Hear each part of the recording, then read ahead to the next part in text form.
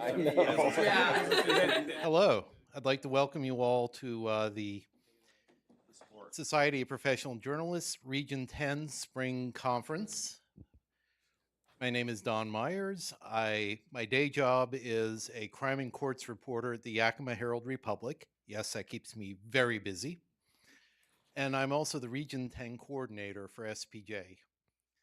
And I just wanted to welcome you all here and also thank our gracious hosts, the University of Oregon, especially for putting up with me. And I'd like to turn some time over to Andrew to welcome you here on behalf of the university. Thanks, Don. Yeah, just really quick, just wanted to welcome y'all on to University of Oregon here in Portland. Obviously, our main campus is in Eugene, so I don't know if you guys have heard when the opportunity for the University of Oregon to be able to acquire this property. That was the former Concordia University. So we just moved in there. So it's brand spanking new. This room is probably like 6 months old. It's probably one of the very first conferences that's been held here. So again, welcome. I'm Andrew DeVigal. So I teach in the School of Journalism and Communications. I also direct the Agora Journalism Center, which is really focused on local news and community engagement. So I will have a session at 4. So I'll talk a little bit more about what I do and some of the things about engaging with communities and also listening to your audiences. In addition to that, I'll just tease in, I'm going to bring in some ice cream. So make sure that you stick around for some really special, it's called kulfi, which is a Indian-based ice cream. So we'll be picking that up from a local vendor here in town. So again, welcome to the conference. And should I hand it over to Don or here we go. Sorry, your mouth's full. Don't choke. No problem. Actually, I'd like to turn it over to basically our keynote program, the Google Newsroom Initiative. Yep. Hey. Okay, your mic's working. Yeah, I'm on this, so I can have hands. Hey, everybody. My name is Dan. I'm going to spend the next hour or so talking about various Google tools and trends. I've been a trainer on digital tools and Google tools for something like 7 or 8 years at this point. I should note, first of all, I do not work for Google. I actually am the head of audience strategy at ProPublica. I'm based in Denver, so this was a short flight last night. But I've been doing some version. I'm like one of roughly a dozen of us that go out and talk about these things. The nice thing about this is that my team uses these tools for all sorts of things. So I'm here to give you like sort of real world examples of how we do this and what we do. And so I'll go through just a couple things today. Google Trends, a little bit on just some advanced search stuff, and then a newish tool called Google Pinpoint that I think is actually pretty cool and exciting, and that again some of our editors use. So If you have like questions for Google, I can point you in the right direction, but I do not speak on behalf of Google. Like I am much like all of you sitting in this room. Like I use these tools because they're valuable and my team finds them valuable. And you know, I'm excited to be here. Can I just get a quick show of hands? How many people are reporters in the room? Okay, and I realize some of you probably wear multiple hats. How many of you are editors in this room? Okay, how many of you are students? Students, okay, like a couple. All right, yep, including some people. Welcome, welcome, find a seat. How many of you are not students and not journalists? Okay, and what, I'm curious, what do you do? Journalists and professors. Educators, gosh, I should have asked, so this is good. So how many of you have ever, we'll just dive right in. How many of you have ever used Google Trends before in your life? A few of you once. I'm curious, what did you use it for? Or do you recall? Yeah, just as we make decisions about which stories to follow, to kind of get a sense of what people are looking for. Great. Journalism educator, yes. To teach pitch generation, like get pitch ideas. Okay, yep, that's one potential way. Any others who have used it before? Okay, well, if you are not familiar with it, let's dive in. So Google Trends is kind of what it sounds like, which is this sort of massive database of what people are searching for on Google all over the world. And so, and actually before I jump further into that, a lot of times I'm asked, you know, hey, can we have these slides afterwards? And the short answer is no, and partially it's because these tools will update, they'll change, like there'll be some new enhancement, and what we want to avoid is having an old deck out there that 6 months later or 3 months later is suddenly out of date. And so the place to really go is g.co/ or if you just search for Google News Initiative Training, you can go right in here and you'll find like all these trainings. And so I mean, there's like a ton of stuff in here that we just cannot possibly get through in an hour. And there's sort of like course-based things, like the fundamentals, some of which we'll cover today. Again, don't have time to cover it all. The trainings for specific tools. So, you know, if you wanted to say, you're like, I don't really understand what that guy up on the stage was talking about with Google Trends. Like, let me go back and do this. You can do that. What's nice is that you can actually sign in with your work Google account or your personal Google account and track your progress. You can get downloads of PDFs if you want to print those out and use them. And you can just see like there are like 4 different modules just based on Google Trends here that are a mixture of you know, videos and how-tos and some test cases. And again, this is just one of them. There's tons of stuff here. So if any of you ever want to go back and visit this, just search for Google News Initiative Training and you'll be good to go.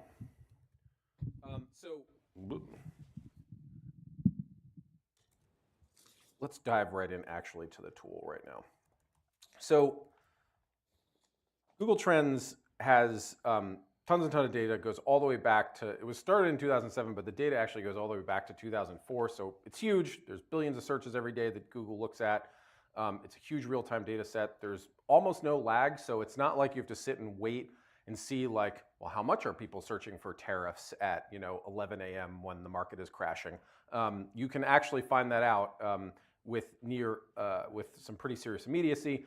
It is a reflection of what a large group of people, not only in the United States, but around the world are interested in. And you can, again, the big thing, and we'll walk through some examples, is that you can see how a topic, like a single topic is trending, like what does it look like over, say, the last day, the last week, the last 12 months, the last year, the last 20 years, and compare that all sort of at once. You can see trending queries in real time, which I'll show you after this. And so there's a whole separate area for that. Journalists, of course, use this a lot. I will give you some examples of how we just recently used it. Researchers, businesses and professionals, and then consumers as well. So let's go through some test cases. So as I said, I work for ProPublica. We published a story a couple days ago, yesterday. Time, what is time these days? Yesterday, and the question was, the story basically was about like, everyone's sort of aware of this measles outbreak, but in fact, it's not just measles. Actually, whooping cough is going. And so, like, there are actually two ways that you can talk about whooping cough. It can be called whooping cough, and it can be called pertussis. And so, we might say, okay, I want to look for, like, how is trends for whooping cough going? And this is like sort of what it looks like right now. I'm not quite sure. I mean, maybe not totally surprised, but searches for this in the middle of the night were pretty non-existent. This is just in the United States in the last day. If I back out like the last 12 months, now I sort of see this like general, smoother trend line here. And I might say, well, okay, pertussis. Am I going to spell that right? Yes. And I might say, okay, well, should I use the word pertussis or should I use the word whooping cough in my headline if I'm writing this? Well, this at least is an indication that more people are searching for whooping cough, even though it's two words, even though it is longer. Now, you may think like, well, that's like not maybe the most surprising thing, like sort of like in conversation, I might assume that's the case, but maybe you don't know that. And you might just be curious, like as you do this, like you sort of have some intuition about what people might search, but to actually see the data can be really helpful. So we would make a decision here and say like, if we have this story about whooping cough, we are going to use the phrase whooping cough. We are not going to use the phrase pertussis in the headline. Does not mean that we aren't going to use that somewhere in the story, but it does mean in order to ensure that the story and the information and the stuff of our investigation are found. As I lead the audience team at ProPublica, so our whole job is to figure out how do we get the journalism and the findings in the hands of people. Like this is audience first thinking. It is how do I ensure that the words that people are looking for are reflected accurately in our headlines, in our social copy, so that we can deliver valuable and important information. Now, let me just interpret this chart a little bit. So this is just searches in the United States only. And what you can see right here is that December 22nd through 28th, 2024, like we have whooping cough at 100 and pertussis at a 20. Sorry, maybe a little hard. Let me scroll up a little bit so you can see that a little easier. A 100 and a 28. You may be asking, like, well, what does that 100 mean? It does not mean 100 searches a second or 100 searches an hour or 100 searches a minute. It's an index. And the reason that it's an index that basically just says, like, over the 12-month period that you're looking at here, this week, December 22nd to 28th, was the peak search interest over that year for whooping cough. We don't know. It could be that there were 10,000 searches a minute. It could be that there were 100,000 searches a minute. It could be like, we don't know. And I'll explain a little more about why that's important. But like one way that you can look at this with these two numbers is, okay, this was whooping cough was at its peak search interest right here. Pertussis at the same time period was a 28. So what's a way to think about that? Searches for pertussis in the United States in that week were 28% as popular as that of whooping cough, okay? So in other words, if I'm making a decision here, like more people are searching for this other thing. On the left on this chart, you can see that there are average differences here, like on average, whooping cough is getting a 41 and pertussis is getting a 20. Like just generally speaking, like I'm doing this live, so I haven't looked, but I'm sure if I were to go back and look, I'd see something about potential news interest in these topics that might be a result of these spikes. Like, maybe there's, health departments are putting out information that's leading to people to go search. It may also just be that people like suspect that, a child or somebody in their family has whooping cough, and so they're searching. And so that's often what you see with these sorts of things. And perhaps no surprise, like where is a lot of this like really spiking over a year? It's like, well, like the fall and winter when disease typically spreads. If we go a little bit further down, and so now like this is the last 12 months, if I go the last 5 years,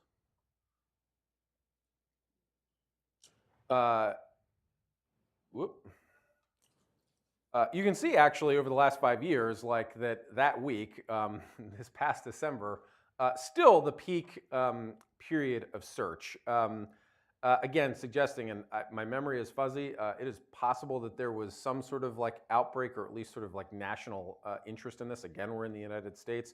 But you'll notice now, like, so we still have sort of our like 128, but some of these other values have changed. If I go all the way out to 2004 to present, here we go. So now my graph has changed again. Now I'm looking at 20-ish years of data here. Now it was actually like May 2012 was the chart. In this chart is the peak search interest over this time, and our 2024 number here is only a 79 on the chart. So relative to the last 20 years, like yes, December 2024 was really big. Turns out it wasn't as big as whatever is going on in May 2012. But again, you can see the pattern sort of continues. Like if I'm trying to answer the question, like what are people searching for? Like when this seems to come up, like whooping cough is what it is. Now the other thing that I'll do, I want to showcase here too, is that you'll notice when I type in the word whooping cough here that I've got two choices. I've got whooping cough search term and whooping cough disease or whooping cough topic. Whooping cough search term is exactly that. Like you are searching for that exact phrase, like in that order, like nothing else. Whooping cough topic is much more broad. It might include, I don't know, but I would guess it would include searches for pertussis. I would guess that it would include, misspellings. Not a guess, it does. It would include misspellings. So Google knows, like, I know you're looking for whooping cough, but you missed a letter. You added an extra letter here, so I'm going to roll that in. It includes like other languages. So if somebody's searching for whooping cough in Spanish, it would be lumped into that. Disease is a little bit more narrow. Like, I'm trying to think of it. Like, think of the topic as slightly broader than like the disease, but still like broader. So like in order of like broadness here, like search term under here, most specific, that exact phrase. Disease, a little bit wider. I don't know if there's a whooping cough topic that wouldn't have something to do with disease, but let's pretend for a second. This is the most broad, okay? I could do the same thing here. Donald Trump, the search term. Donald Trump, the 45th and 47th president of the United States. And you can see lots of stuff here. I generally say that when you are doing this, like this is a very specific example where I want to compare search terms to each other. Generally speaking, I would suggest using the topic designation because it's just going to capture more overall activity than the search term. But in our particular case, like this made the most sense, largely because if I went over to pertussis, you see what it was doing here. It was saying like, oh, you must mean whooping cough, like here, like this is what you're suggesting. But I was not interested in comparing whooping cough and whooping cough. I was interested in comparing these two specific search terms. Okay, and you can see some other stuff in here. Pertussis vaccine, Tdap vaccine, and a few other things. You can compare up to 5 topics, okay? And you can get really, really specific. So I'll give you another example here. Like this is, I spent a lot of time prior to my time at ProPublica at the Denver Post doing digital and other things there. And this is a little bit of an election example, but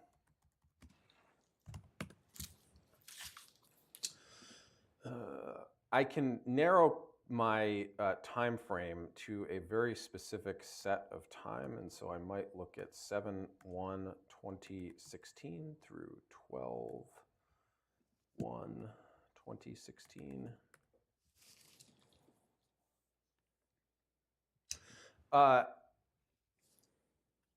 This is U.S. search interest, but I can actually go even further than that, and I can say like, give me just interest in Colorado. Realize it's not an Oregon example, but bear with me, like the ideas sort of all translate here. In 2016, there were a whole bunch of amendments that had everything to do from like cigarette taxes to, I'm like not even totally remembering now, some other stuff as well. Colorado at that point was like 2 years into being an all-mail ballot state, so everybody gets ballots in the mail. What is the situation in Oregon? Just because I don't know, same thing. Do people get mail ballots here, or like you have to choose, you can show up? Okay, so this is maybe relevant here. Well, it turns out that when you have a situation like that, lots of people, whether like absorbing through news coverage or other stuff, like start to become aware of like ballot measures or other things that maybe don't have the most like detailed explanations. Like I'm telling you, like today I could not remember what Amendment 72 was about. And I guarantee you at that time, a lot of people also did not know what Amendment 72 was. So what do they do when they don't know something? They sort of en masse like go to the Google machine and start asking like, what is this thing? I want to look up information about this. And you can very clearly see like what's happening here. As we are getting closer to the election in 2016, search interest for all of these things spikes, and then literally the day after, all right, a little bit of fall off because everyone wants to know what happened, and then nobody cares after that. But this, what was helpful about this was a couple of things. One, when you observe a trend like this, we are obviously in 2025, so this is an off-election year, but 2026, you might start observing patterns like this where, if I were prepping, say, ballot explainers or other things that can explain the key candidates who are running for mayor or running for, statewide office or attorney general, whatever it is, that I might want to look at just based on patterns like this, and this is fairly consistent year to year, that I might start publishing these things in like mid to late September, so that when people are going to start searching for this information, you have met their need, you've met their information need, and you're there to explain everything right here. My fear is that you publish something in like early November and it's too late by then because you missed all this search interest that is like led up to this. And the other thing that's worth noting is like, okay, well, what exactly like should I use in the headline? Like, well, it turns out that if I have a choice between Amendment 70 Colorado, pick whatever it is for Oregon, or Amendment 70 in Colorado, like that's the more searched for thing. Like that's what people are looking for, and that's therefore what I might use in my headline, what I might potentially use in like a subheadline or something else like that. But it's also like helpful to just know like what are other people like searching for in here. You can see like people searching for results. The one thing I want to note here, this breakout thing, just means that relative to the prior, in this case, let's call it 5 months prior to this 5 months, that search interest in this term is 5,000+% more than it was before. So it just suggests like there's a huge surge in interest. I mean, you can obviously see that from the graph. And so if you want to look at like rising terms, which is what that is, versus like top terms, like this gives you more of the traditional index that you're sort of familiar with, okay? So this is how I might compare multiple terms in an election scenario. I'll stop there. Any questions? Yes. This is an incredibly nerdy question, but I will try my best. But I guess theoretically, you could have a situation where, like looking at the 20-year historical data, where you've got a 5% increase in searches, but maybe a 10% increase in population, which would mean the interest is actually less. So I guess, does Google factor in population? Yep. Yeah. Great question. And I sort of glossed over that, but I will answer that now. So the whole reason that here, let's just look at this. I'll give you a sort of real-time example that sort of shows this real-ish time. So let's take brunch. I'm a little hungry right now. There's great food in the back, by the way. You should get some. So this is a 20-year look at brunch and searches of brunch. Now, our astute journalist has pointed out, like, we start this on January 1st, 2004. Does some of you in this room may not have been born by then? I don't know. Some of you will recall then, but we used to search the internet, not on this supercomputer in my pocket, but on this sort of big hulking thing, and you'd like sit down at a desk and you'd type stuff in the machine, and then when you were done, you'd like go out into the world, and you would not have a supercomputer with you. So, and compare that today, it's like I must have used Google 17 times just to make my way to this campus.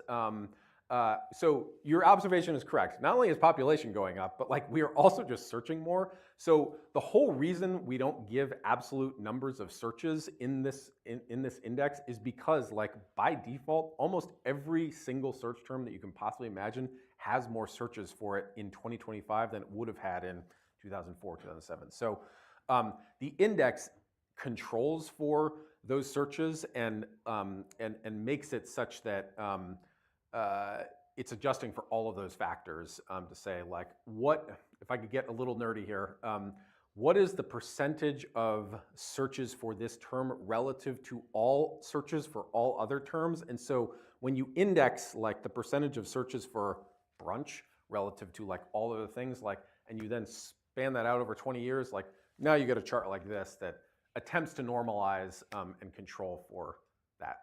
Very good question and observation, but if you have questions about that, you can talk to me afterwards, but that's the whole goal. You can trust that what you're looking at like is, let's look at this particular example here. You'll notice that this is, and then I'll go to the question in the back. You'll notice that there's this sort of like sine wave here, like every year it seems to spike and then go down and then spike and then go down. And all these spikes seem to happen in like April and May. Any guesses what might be happening in April and May for searches for brunch? Mother's Day is one, Easter is the other. And then we had something happen. The cosmos came together in December 2016. No one's going to know this, but I'll ask it anyway. What do you think happened in December 2016 to see this massive spike? Brunch Village? No. It turns out that, and again, haven't really seen this since, but it turns out that Christmas and New Year's were both on a Sunday. And so if you imagine that most people are going to brunch on a Sunday, like, okay, I'm already probably around family and friends around that time. So what do people want to do? They want to go out and do that. You may not be shocked to learn that when was our trough here? If I can get it just right, there is April 2020. 8% as popular as it was back in December 2016, and then up and up and up again. Now, what is like also interesting here that, again, I've been doing this a long time, so it's just been fun to like come back to this example year after year, but like, what do you think is happening over the last 4 years? Like, what's the general trend that you're seeing? Still doing its thing, but like the slope of that line is like generally going down. And so I don't know if brunch is just becoming less cool, like, people are not spending money, which is what you hear in like economics and business news right now. But it's interesting, like people are not searching for brunch as much as they are. And now we're of course entering our cycle right now. It is April 2025. We will see what the next couple months hold. Yes, question. So does Google Trends take in consideration economic data as well?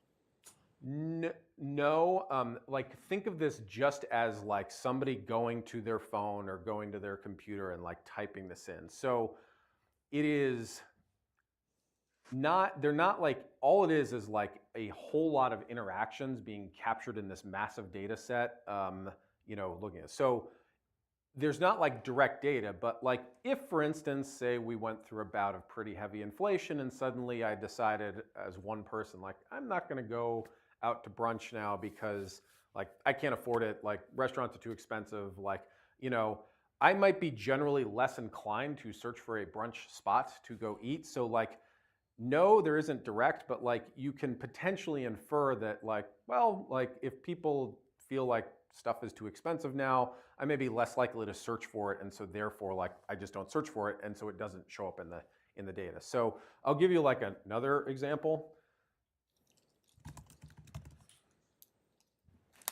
This is what's also makes this very interesting. So let's look at the topic of foreclosure.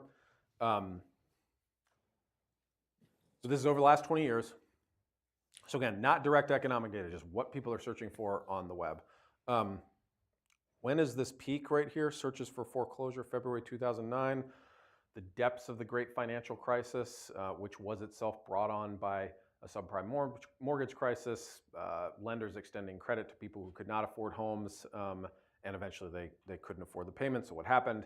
The homes were foreclosed on. And so every time like, you can hear like economic data about foreclosure, like I will often just go and watch this and see like, I'm really curious if like searches for foreclosure are up. And you'll see they've like gone up a little bit here in the last like couple months, but we are nowhere near the level of search interest for foreclosure that we were in the middle of the Great Financial Crisis. Okay, so now that said, like if you go back to, I mean, 2007 was when things like really started not getting great. But you could see one great thing about this data set is that, you know, it's not somebody talking about TikTok or talking to TikTok about something. I mean, not that that's valuable. I have people on our team who actually do this work. But had you been paying attention to this data, like you would have seen search interest in this start to spike. You know, because this is an example of something that, you know, a lot of people may not post on social media about. It's a very traumatic and difficult event, of course. But you'd start to see it potentially in search data because people are like, I don't know how this process works. Like, let me look up more about it. There's more news coverage about it, whatever it might be. And so, again, it's in the same way, like I would not say like Donald Trump is getting more searches than Kamala Harris, like therefore Donald Trump is going to win. Like I don't want you to like walk away thinking like, oh, I can sort of predict the future based on like outcomes and things like that. There are whole betting markets that attempt to figure that out for lots of reasons. But so know the limits is the short answer to your question. And economic things can manifest themselves in this way. But all you can do is really infer and guess. Again, if you've got billions of people like searching, it can be really valuable, but sometimes difficult to say, oh, therefore this is what's happening. Yes? How effectively does this look at more hyper-local? Oh, yes, good question. Okay, so let's look at, we'll just stick on, well, let's go to a happier topic. Let's go back to brunch. All right, so let's say, if I knew how to. So this is search interest in brunch. You all are much more all over the place. Like this is just not as clean of a line, but you know, same thing. You had your brunch Super Bowl in December 2016 as well. You can go slightly deeper than that, and you can look at these specifically. We are in the Portland area, so I'm just going to put that in. Now, this is a topic, of course, that's getting just generally a lot of searches. So, you know, this is workable. If you get to like really specific things like, you know, I do not know who the mayor of Yakima is. Patricia Byers. Okay. B-Y-E-R-S. B-Y-E-R-S. Okay, let's try Patricia Byers. I am not seeing, so this is where like the hyperlocal gets in. I'm not seeing anything here. Let me go to the last 12 months. Did I spell Patricia Byers' name correctly? Yes. So this is like an example where there is almost certainly search interest in this. It's not like nobody in Yakima, Pasco, Richland, Kennewick, Washington is searching for this. But what happens is when you get too small of a data set, Google will just say like, I'm not going to show you anything because any of you who have taken like a basic statistics course knows that when you get like really small sample sizes, you can get like really wild variance that can lead you to like misinterpret something because there's just not enough of a sample. So this is maybe a bad example in that like we went with a very specific, I thought relatively popular, but specific term in a very specific area. So sometimes you have to back out a little bit. You know, if I were to go to Jared Polis is the governor of Colorado, and I were to just say, well, just show me Denver. Much bigger, more popular term, like, you know, also like a bigger metro area generally. Where I'm from, you have sort of 3 metro areas, quote unquote, and this should be, but you can see even like Colorado Springs, Pueblo, which is just way less population dense than Denver is, like you can just see even here, like they're showing stuff. It's like, you're telling me there was 0 search interest between June 16th, 2022, and like, no, it just means like relative to where the peak was, there was nothing. So you sometimes will see these things in very hyper-local searches where it's just like nothing, nothing, nothing, back down, and it can get a little noisy is what I'm trying to say. Okay. But, you know, again, there could be some term that you're thinking of, like you do want to track, you know, search interest in foreclosures. let's go and look at something that everybody was talking about this week. And let's go back to Oregon. No surprise, search interest in tariffs in Oregon is at its peak right now over the last 12 months. And if I'm willing to bet that if I go all the way back, so this dotted line just means like we are gathering data and we are not done yet. But by the way, this is likely where we're going to end up. This is likely to be the highest peak on this graph. I've been around for a little while. Like I do not remember talking about tariffs this much over the last 20 years. So I'm not surprised to see this chart. But if you wanted to say, okay, well, I come from the Bend, Oregon region, and I want to just look at the last 12 months. Okay, same sort of pattern. What can be valuable in here? Like, okay, well, more specifically, I don't know if anybody's here from around Bend, and I know we're in Oregon. I know we cover a lot of regions as well. But what are sort of the related queries to this? So this goes to what you were saying, like, story generation and ideas for generation. Like, what are people looking for? Tariffs just generally. Trump tariffs or tariffs Trump as a breakout term, US tariffs, Canada tariffs. We're obviously close to the Canadian border, like close-ish to the Canadian border. So that might be a more salient search term in a place like this in Washington than say down in New Mexico. So you really do, it is valuable to sort of look at like these related queries, like what are people looking for? And then you see stuff like this. How do tariffs work? Okay.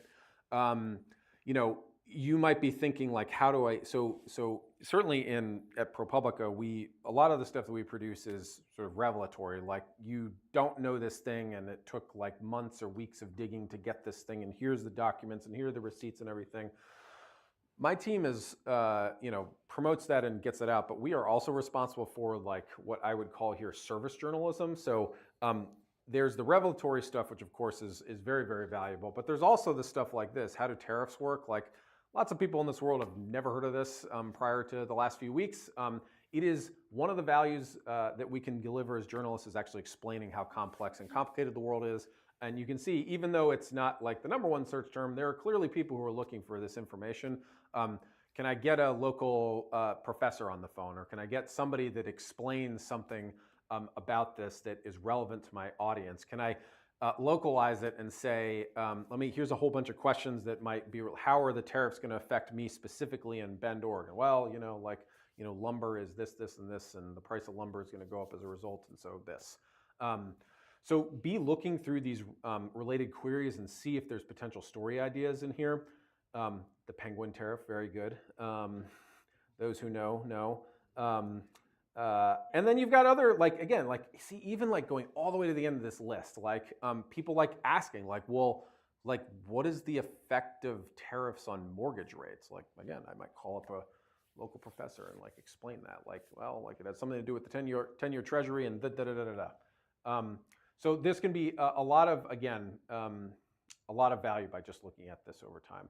And this is when you strike while the iron's hot. Like, this is when the interest is. Like, let's compare this to, say, another thing that was a big deal like a bit ago. This is search interest in USAID. And you can see already here, I'm not terribly surprised by this, but search interest in tariffs is way bigger. So there's lots of news the Trump administration is generating. This is where it can be helpful to know, how big a deal is this relative to all the other things that this administration is doing?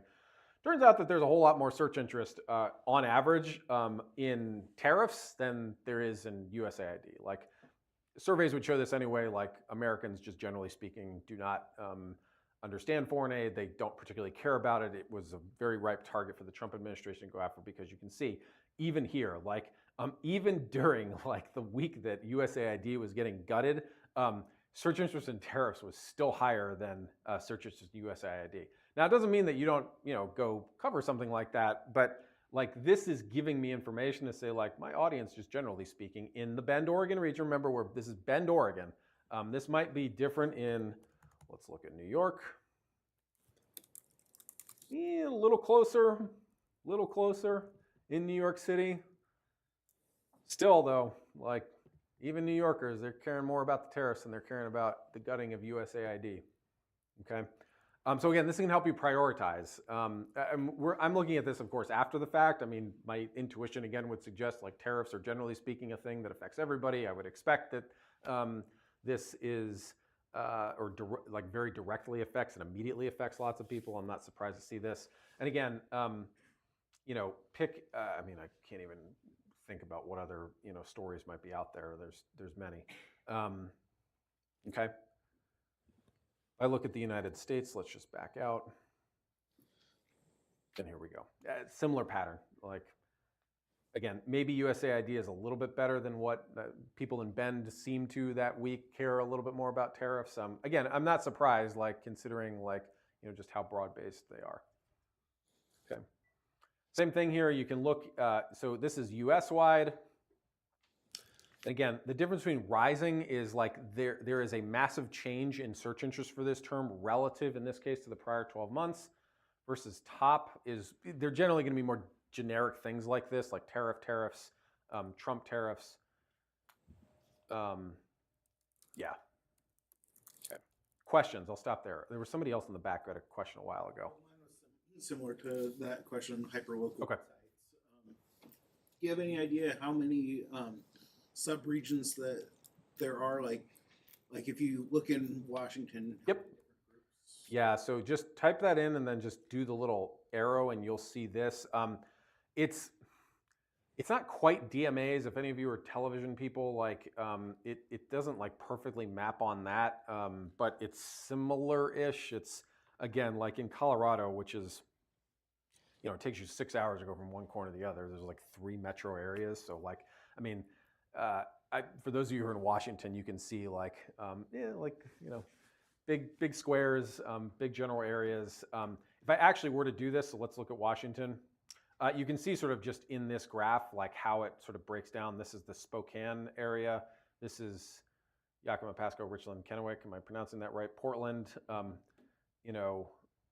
You can see even here like that they're putting part of the Portland metro area like up in what, again, maybe not the most surprising thing in the world, and then Seattle, Tacoma sort of looks like this. So I'm not going to sit and tell you that this is particularly logical, but it's sort of the general way we go. And I should note too, again, this is broken down by metro. You can go down to the city level sometimes, especially with big terms like this.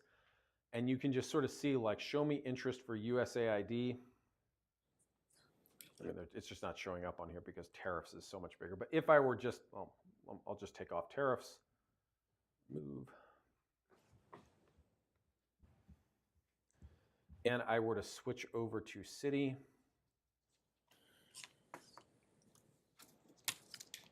Don't know why, kind of curious, but apparently Kapalas Beach is very interested in USAID.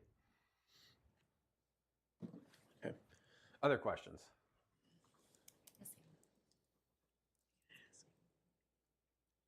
All right. I do not think I need to frankly go through all of this. We talked about all this. Oh, the last thing I'll just say is like, so a lot of times we get the question, what is trending in a given area? So this has been overhauled in the last 6 to 12 months. No idea why that is trending this morning, but okay. You will often see this, by the way, is that like, I don't know how many of you are football or soccer fans, but like, you will just, yeah, few, great. It is Saturday morning, the Premier League's happening. I will tell you, even on a Tuesday though, like you'll often see like sports at the top of these things. Really, I've done this in so many places, almost without fail. Lots of people are really interested in sports. You can see, of course, right here, this is Manchester City versus Crystal Palace, I think is what is maybe the thing that is driving this, and you can sort of see this right here. Here's the search term, and then you can explore, search it. And they've got news headlines here if you're like, why is this going? Why is this doing this? Couple other things in here as well. I mean, it's a lot of like, I mean, in some ways, like not surprising. It's sort of like things that are broadly sort of popular interest, the Masters, like the basketball game, LeBron James, I guess, let's look at Washington.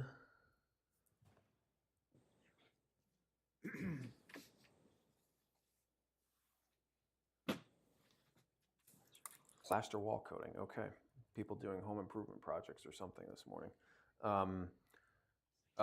Lots of the similar stuff. So I would say too, this is the last 24 hours. You can go all the way out to the last 7 days. You can say, okay, show me, things in a particular place. So maybe I want to limit this to like politics. And so here's the stuff in politics in Washington State over the last 7 days that people are searching for. Again, another place that you can potentially go find stories as well. And if you're really curious, you can export all this and analyze it further if you want. The last thing on the homepage is that you'll sometimes get these sort of special breakouts that they'll do. Like, so Major League Baseball is just starting up again. They'll do something like this where they're looking at search interest over the last week in Major League Baseball.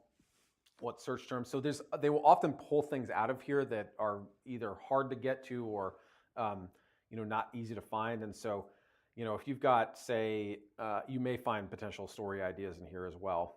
Again, in my role, I don't really dive in here because they're typically not like at ProPublica, we're just generally not tracing the news cycle. That's just not how we work. For other people, this may be very valuable.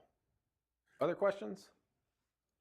Does any of this data include YouTube searches? Or? You can filter down. So let's go. I'm just going to go back to you. Well, let's be more current.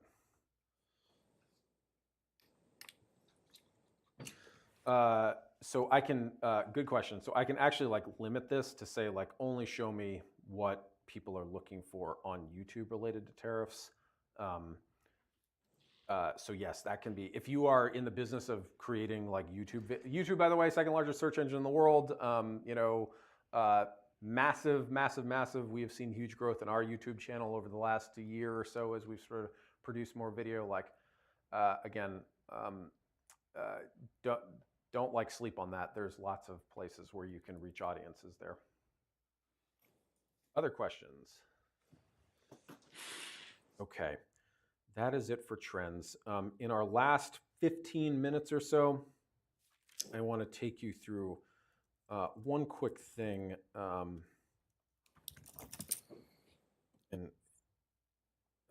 Okay. So I think this is we're living in a world where AI is changing the ways that, we see things. And in fact, it's becoming increasingly more difficult to look at something and ask yourself, is what I am looking at real? And I'll give you this example right here. Some of you may be familiar with this picture.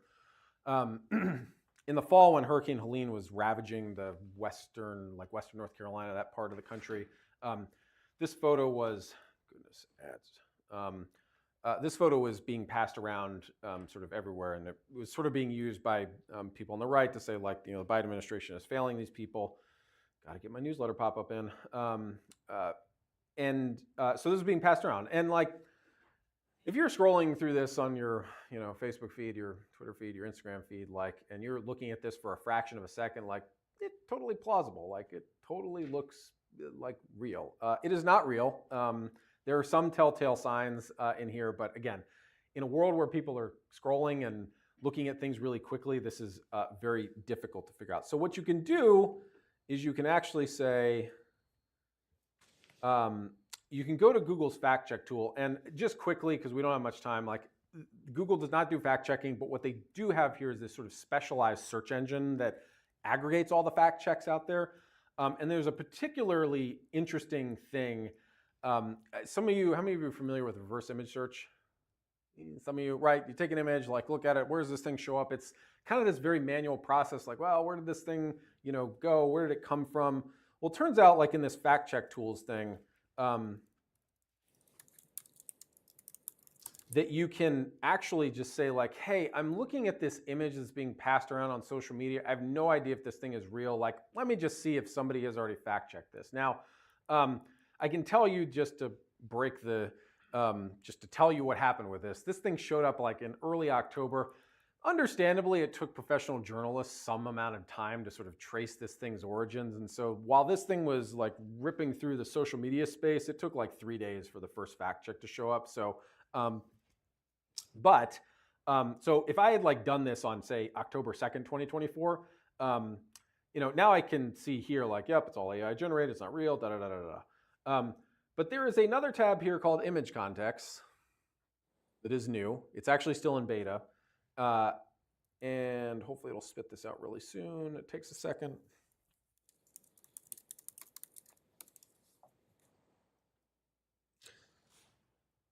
We'll come back to this, but you actually have to request access to that thing. So if you go to FAQ and you go to why don't I see the context tab on the Fact Check Tool Explorer, you should click on this sign up form, and there's actually a sign up form here. Fill it out, say I'm an educator, I'm a journalist, I want to get access to this, and they'll approve you in like 24 hours. Yeah, really quick to fill out.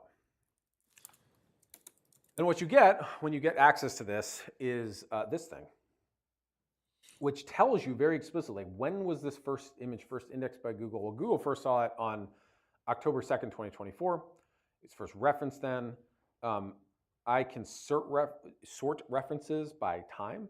So I can sort of see here like, well, this thing appears to have maybe possibly started on Facebook, maybe, and then made its way to X and then sort of moved through Facebook. And now it's like, now it's starting to, now you can see like, and so this is like a whole, like, this is like 5 days, which in like social media time is an eternity. But you can sort of see like the evolution, like somewhere over here is where it was starting. Here's some of the tags that this is. And then you see just like, okay, the 7th through the 10th, lots of other stuff. You can see like sort of like what they're, live demos. Okay, here we go, 404 Media. So this is a column on this.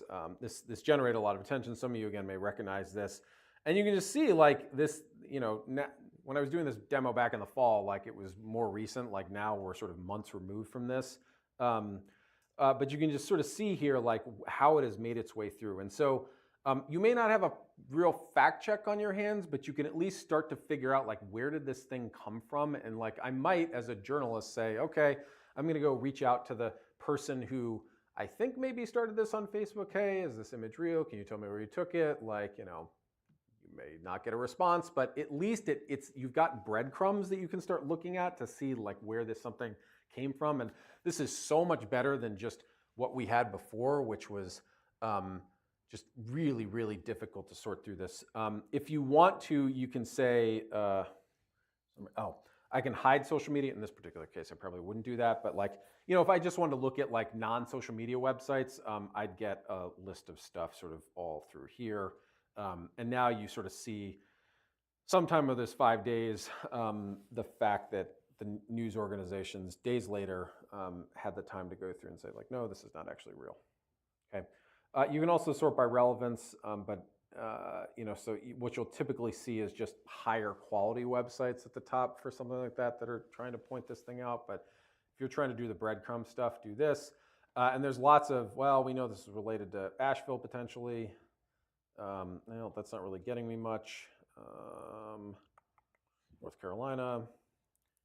And I can at least like sort of narrow down what I'm looking at based on subject as well. I don't know why the Soviet Union is in here, but sure. The internet.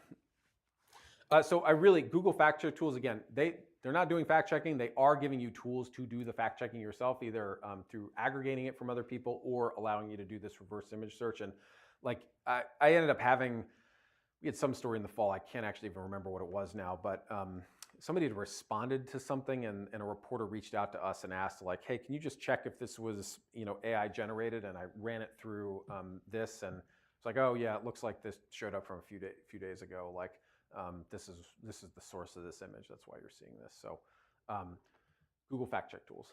Okay, in the last few minutes, I'm gonna like quickly go through the last thing, which is Google Pinpoint. How many of you are familiar with this, Google Pinpoint? Or a couple, yeah. So this is legitimately like really interesting and exciting. So, hold on. Yeah, okay. So let's say you have a whole lot of documents, and in the olden days, 10 years ago, you'd have all these documents. It'd be like sort of given to you maybe on a hard drive or leaked to you in some way, like given to you in the mail, like something like that. And let's say they're like police arrest reports or something like that. And you might have, had you gotten this document dump of stuff, you might have like fanned it out through a newsroom and said like, okay, you look at these like 20 pages, I'll look at these 20 pages, I'll look at these 20 pages, and you sort of like go through it like by hand, like take your notes, and then all come together and say like, okay, this is what we found. You can actually do this now through something like this. Like Document Cloud is sort of like one thing. This is the ability to like take all those, say, hundreds or thousands of documents and upload them all at once. What Pinpoint will do is it will start to comb through those things using AI and optical character recognition and sort them. Like, here's all the mentions of the police chief, and here's all the mentions of these various people, and here's all the mentions of the mayor, and allow you to organize that. It is not just like documents, and by the way, it's not just like clean PDFs where like you can highlight and you can see it. It's even handwritten notes. Now I can't claim that every handwritten note is possibly transcribable because some people have truly terrible handwriting. But theoretically, it is not just like typed out, clean looking documents. It includes audio and video files. You can use structured tables and like pull that stuff out of like say a long report and turn that into a Google sheet. And then using AI to get insights about your documents. So you upload those directly from your computer or your Google Drive. Forms, handwritten documents, images, email archives. So if somebody's dumping you like something like that, that's valuable. And it will sort it. Here are all the supported files, sorry. Okay. You can transcribe audio and search through that. I will tell you that it's not as good as Otter AI is right now. Any of you use that? Like Otter is like super great about like identifying voices. This is, I have no doubt it's eventually going to get there, but it's just not there at this point. So I do not think that this is a replacement for that. But in the context of a broader project, it can be really, really valuable. I mentioned that this, by the way, it's private by default. So let me just jump in quickly in our last couple minutes and just show you what I mean. So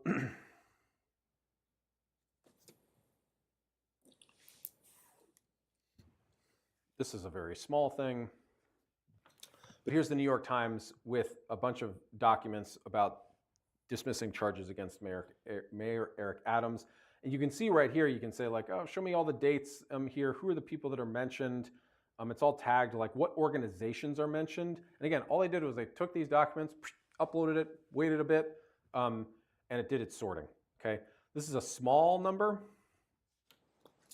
but there are examples of many, many more documents. And again, these are the ones that people, okay, so here's one.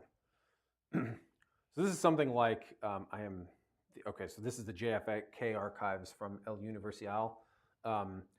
And they're uploading like all these things up here. And again, like this is not like journalists going through and manually tagging these things. It's the machine like going through and scraping, using optical recognition, AI to sort all this stuff. And this allows you to then go up here and search the documents, search through the people, adjust the dates. Okay. So these are private by default, and again, I don't have time to go through all of it, but if you look at this, for example, you can, again, I don't have time to show this, but you can take a table like this in a document and like, rather than you sitting here and like typing it all out, you can highlight across the thing and say, okay, these are the rows and these are the columns, and it'll allow you to export it directly to a Google Sheet so that you know, you don't have to risk like making a typo as you type in 5,273.9. Okay. So this is all about like, how do I work more efficiently with large amounts of information when I have fewer resources in my newsroom and you know, I don't have time to sift through read 1,000 documents in my spare time. You should all have access to this. If you, the generative AI features, so this is sort of what you might imagine, like, okay, like start asking questions about this document. You do have to, much like the fact check thing, apply for access. Same idea, just apply on the Google form and you should be able to get access. But again, use this for analyzing large amounts of, whoops, not that one. Large amounts of information. You can share and collaborate this with your other colleagues. I'm not going to go through that. And yeah, I'll stop there. It's 9:59. Oh, I've got one more thing. Please, if you don't mind, everybody in this room, scan this. It is really important for us to just get a record of how many people here. It will take you 30 seconds to fill out this form. And just tell me that you were here. You can give me feedback and say I was terrible. That's totally fine. But if I could just have everybody scan this and just give us this feedback form, it'll take 30 seconds of your time, and it just helps us know like how many people were here. Like I cannot possibly count all of you, so I'm going to try that. But if we wouldn't mind just taking just our last minute here filling this out, like I said, it'll take just a minute to do, and I'd greatly appreciate it. I will be here for a little bit longer, so if any of you have questions, let me know. And Don, I will hand it back over to you.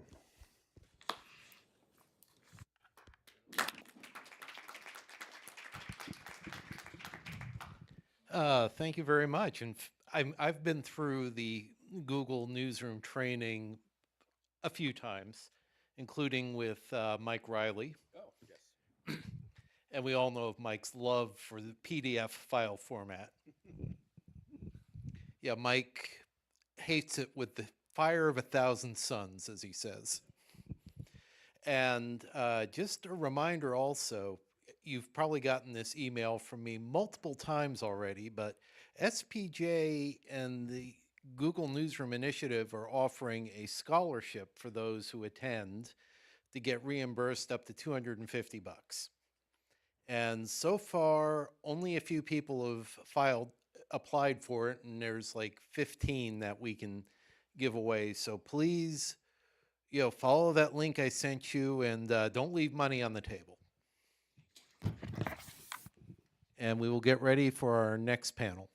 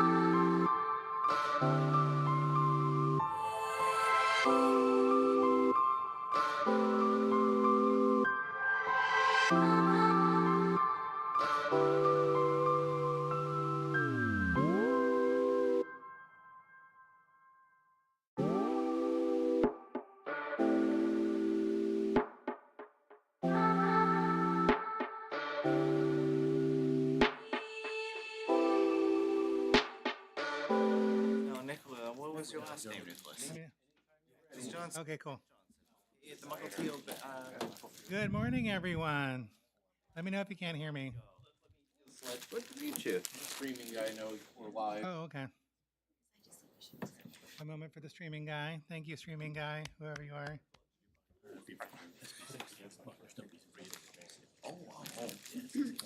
Okay. Excellent. My name is Renee Ricchetti. I'm the publisher of the Seattle Gay News. Thank you all for coming here this morning. Our newspaper celebrated its 51st anniversary last month, and we're the third oldest LGBTQ newspaper in the country. Of course, being the publisher, I brought a couple editions back there. I have my cards back there if you're interested. There is a couple objectives that we were hoping you would walk away from the panel today on covering trans issues, and those are hopefully gaining a better understanding of the language, context, and framing of what represents and affirms the trans experience while avoiding the common pitfalls and harmful stereotypes. And also, hopefully, you'll learn how to engage trans sources and communities ethically, equitably, and with a focus on long-term trust rather than transactional storytelling. Awesome. There is a few housekeeping items I wanted to go over today. And as you know, the transgender community is kind of receiving intense attention right now in this political landscape. It's increasingly complicated, and we understand that. There's a lot to know. There's a lot of terms that you may not be familiar with. We will be sending out a sort of a Trans 101 worksheet after the conference. It will also include guides developed by journalists such as yourself for you to use in the field. It'll also have like Trans Journalists Association, other LGBTQ Journalists Association contact information for you to use in your work. So be sure to take that handout and keep it on you because you will run across it probably.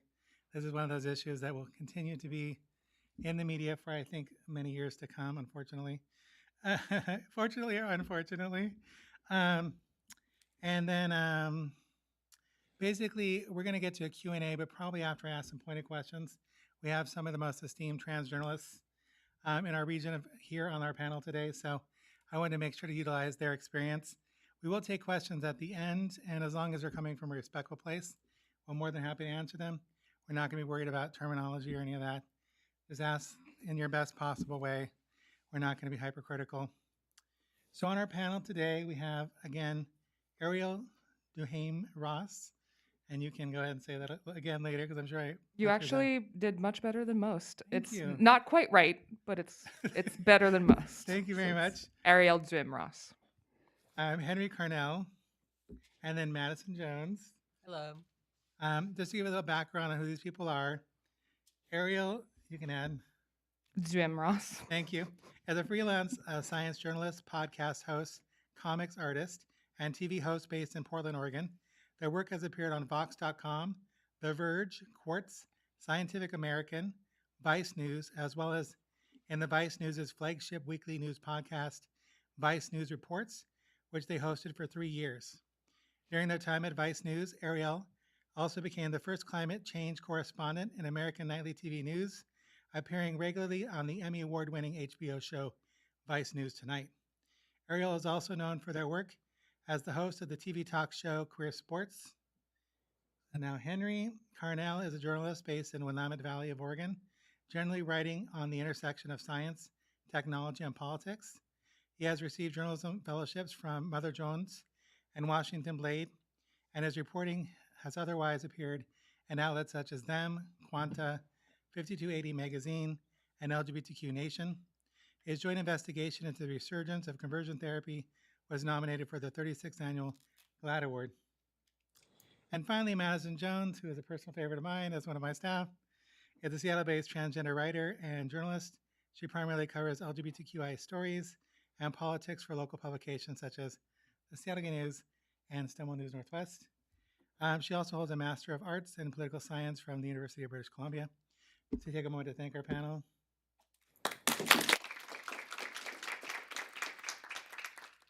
Now I'm going to begin with Ariel. A lot of advanced local reporters have run into controversy surrounding trans athletes this year. Some major headlines nationally have ranged from policies that restrict whether or where trans athletes can compete to the harassment or outing of young trans athletes. What are some of the most common mistakes journalists make when they cover what the Trump administration is doing to trans athletes? Diving right in. I mean, this is a big subject. I'm sure that there are other journalists who would add to what I'm about to say. But here are some basic principles that I think I would try to follow if I was one of you. And the first thing would be just to really examine what am I actually covering. Am I covering an elite athlete playing at the international level, or am I covering an elementary student or a high school student? Right? The term trans athlete is actually deeply, in some ways, very misleading. Right? I think you hear athlete and you think adult. You think money. You think power. You don't necessarily think elementary student, right? What are we actually talking about here, and what is the principle behind it? Are we talking about somebody who, is again playing at the elite level, or are we talking about a kid who just wants to participate? So that's the first thing that I would try to think about, and then from there, you can go in a bunch of different directions. But I think the second thing to really understand is that when we talk about laws that ban trans athletes, a lot of these laws don't actually do that. They do a lot more than that, potentially, right? They will be based off of sex testing that is being proposed for elementary school students and high school students. Do you, make sure you know what that means. Do you know what that means? Right. So is it hormone testing? turns out that hormones are not very reliable when it comes to determining someone's sex, whatever that is, frankly, because science doesn't actually have a very clear question on that, very clear answer on that. So somebody who is assigned female at birth might have a very high level of testosterone, and somebody who is assigned male at birth might have naturally very low levels of testosterone. And actually, if you look at elite athletes, there have been studies that have been done on this, there's actually no link between sports performance and testosterone levels at the elite level. So what are we actually talking about? And do not get me wrong, testosterone does stuff. It helps you grow muscle. There's real, like, we're not pretending that it doesn't do things. But when we talk about sports performance, it's not clear cut. So what are we actually talking about? So if we're talking about sex testing, most likely we're actually talking about asking all female students to be examined, to have their genitals examined by an adult against their will. Does that sound good to you? I think it's okay for us to say that it doesn't sound great, right? These laws end up harming a lot of people. And if we're doing it based off of hormone levels, then you're probably going to end up cutting out some people who were assigned female at birth from the very beginning, right? Because maybe this person has PCOS, a condition where they might have naturally high levels of testosterone. Maybe this person has an intersex condition that they might not even know about. There are very big consequences to the things that are being proposed. So when somebody says sex testing, ask them what that means. Ask them to explain what that actually looks like in practice, right? Our job is to actually ask questions. The other thing is that I would try to, one, try and talk to the athletes. If you can't do that, if it's a kid, try to talk to their families. Try to get, as much as possible, try to get, their experience. Try to talk about what it's like for them. And I would also urge you, when you get comment from an expert, really look into their affiliation. Are they actually, if it's a doctor, many doctors are not actually able to talk about this stuff. They don't understand it either, right? So is this person capable of talking about these things? What are their affiliations? Do they actually have the credentials necessary? And actually, are they secretly funded by some organization that's also anti-abortion? Because there is a very definite link between what is going on with these trans athlete bans and anti-abortion laws and the push. The money comes from the same place, which should also make you ask questions, because the source of all of this is misogyny. It just is. The idea that any person who is assigned male at birth would be able to beat any person who is assigned female at birth in any sport under any circumstance is misogynistic. I played on, sports teams with women my entire life. As a person who was assigned female at birth, I find that to be deeply insulting. And every female athlete should be deeply insulted by this entire debate. So I think, really look into who is giving you a quote, which groups are they affiliated with, try to talk to the families, try to really understand what you yourself are writing about. And then also try to put this in context. How big of an issue is this really? How many athletes are we actually talking about here, right? Is this gonna, are we actually gonna have trans athletes take over women's sports? Is that actually a thing? It's not. I think that's worth talking about. And when people suggest to have a third category in sporting, which some people are in favor, whether they're trans or not, or non-binary or not, some people are very much in favor of non-binary categories. When they suggest having a third category for all trans athletes, okay, are those trans athletes going to have people to compete against? Is that actually a thing? Most likely not, right? Because we're not talking about a very large number of individuals here. This has been blown out of proportion. Put it back into context. That's our job. Yeah, I think And then I don't know, I would urge you to hire trans journalists to cover this stuff if you can. I know that we're not always super easy to find, but there is a directory. The Trans Journalists Association, actually, you can look us up by location. So we're around. And then the final thing, which is actually a larger, I'm stepping outside of bounds here. I actually am I'm not a big fan of the term trans issues. I actually really dislike it. And I did, no shade to the people who named the panel and all of that stuff. But we're talking about trans rights. We're talking about people with rights. Trans issues is just like, it's a really, really annoying term that I've heard on the New York Times, I've heard in Washington Post, I hear it everywhere. It doesn't mean anything.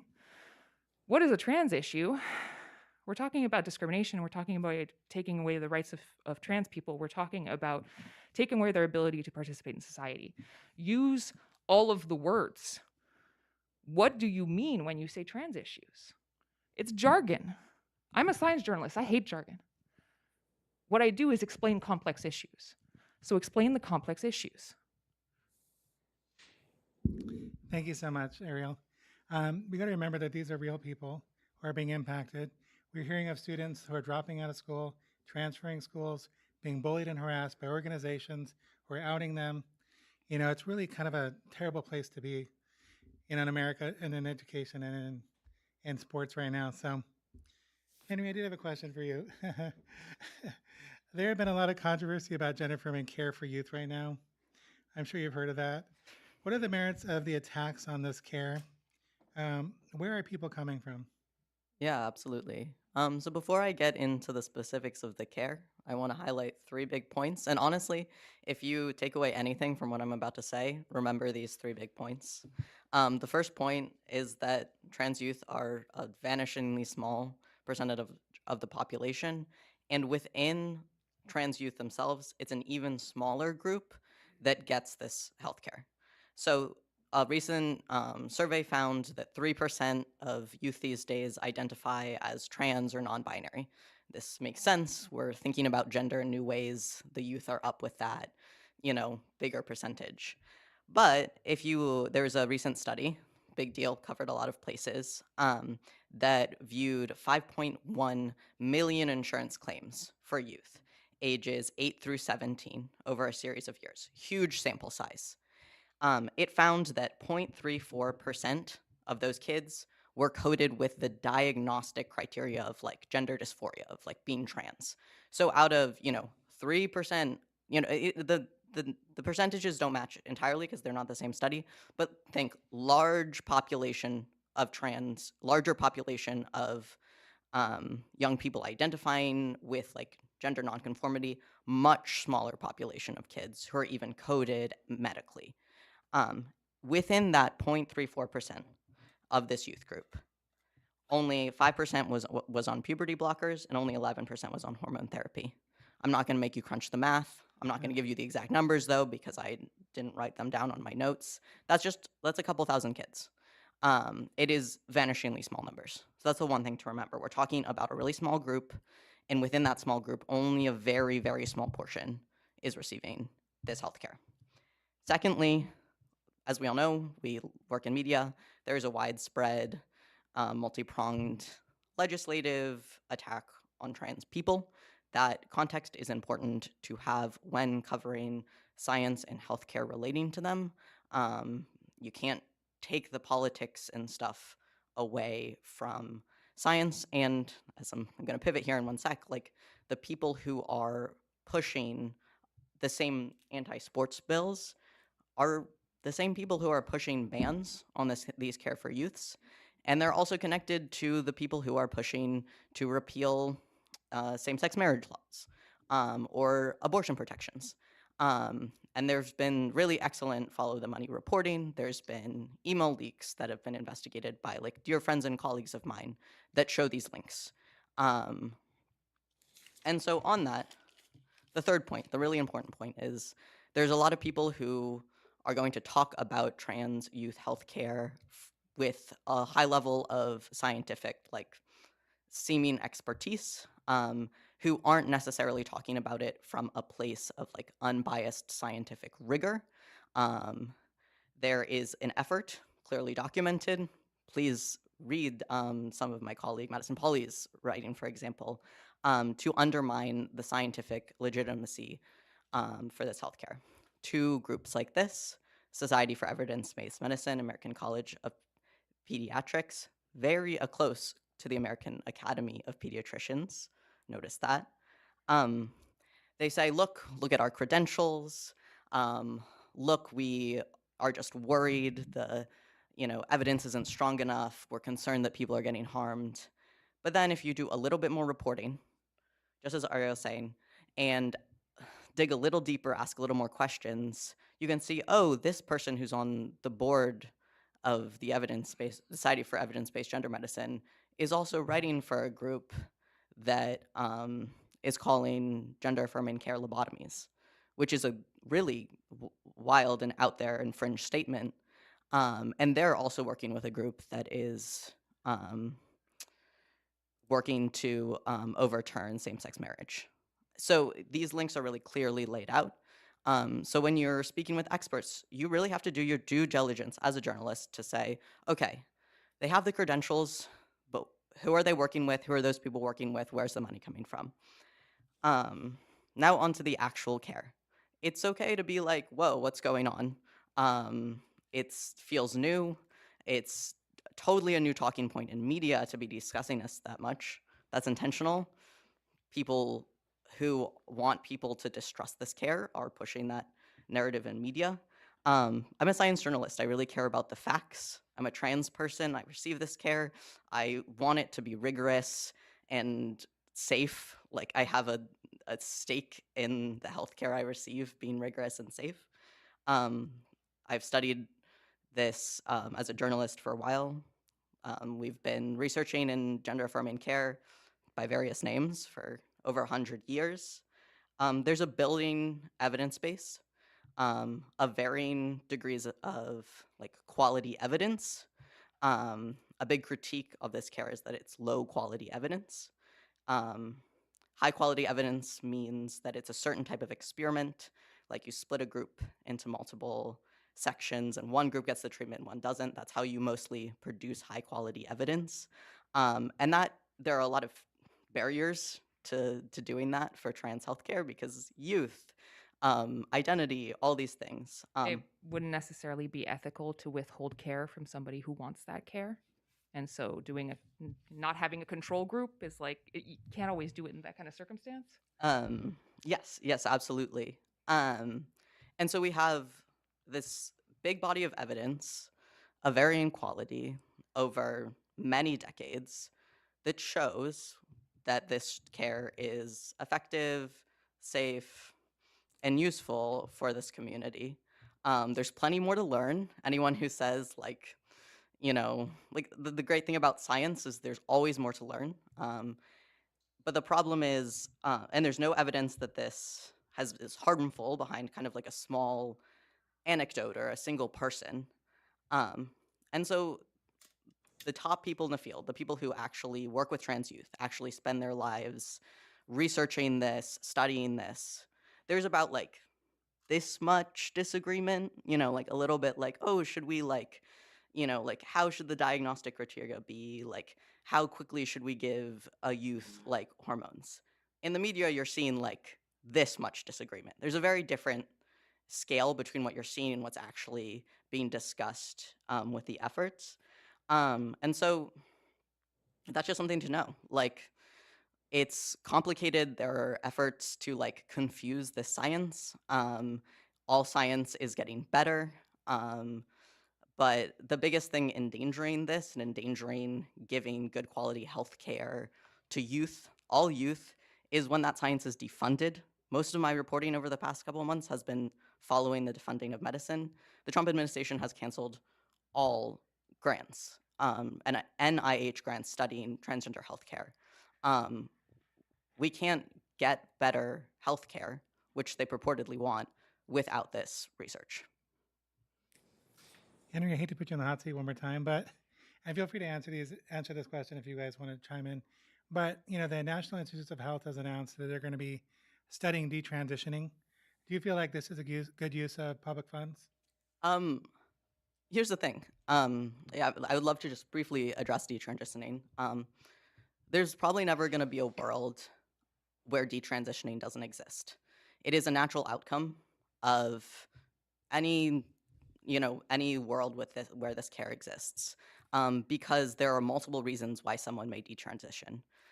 There's some researchers who study this extensively, and they find some people detransition because they realize, oh, actually, I'm not like a binary gender. I'm not actually like fully a woman. I might have felt that way because I felt so dysphoric as a assigned male at birth, but it's actually more fitting for me to be non-binary. So the detransition into another gender identity.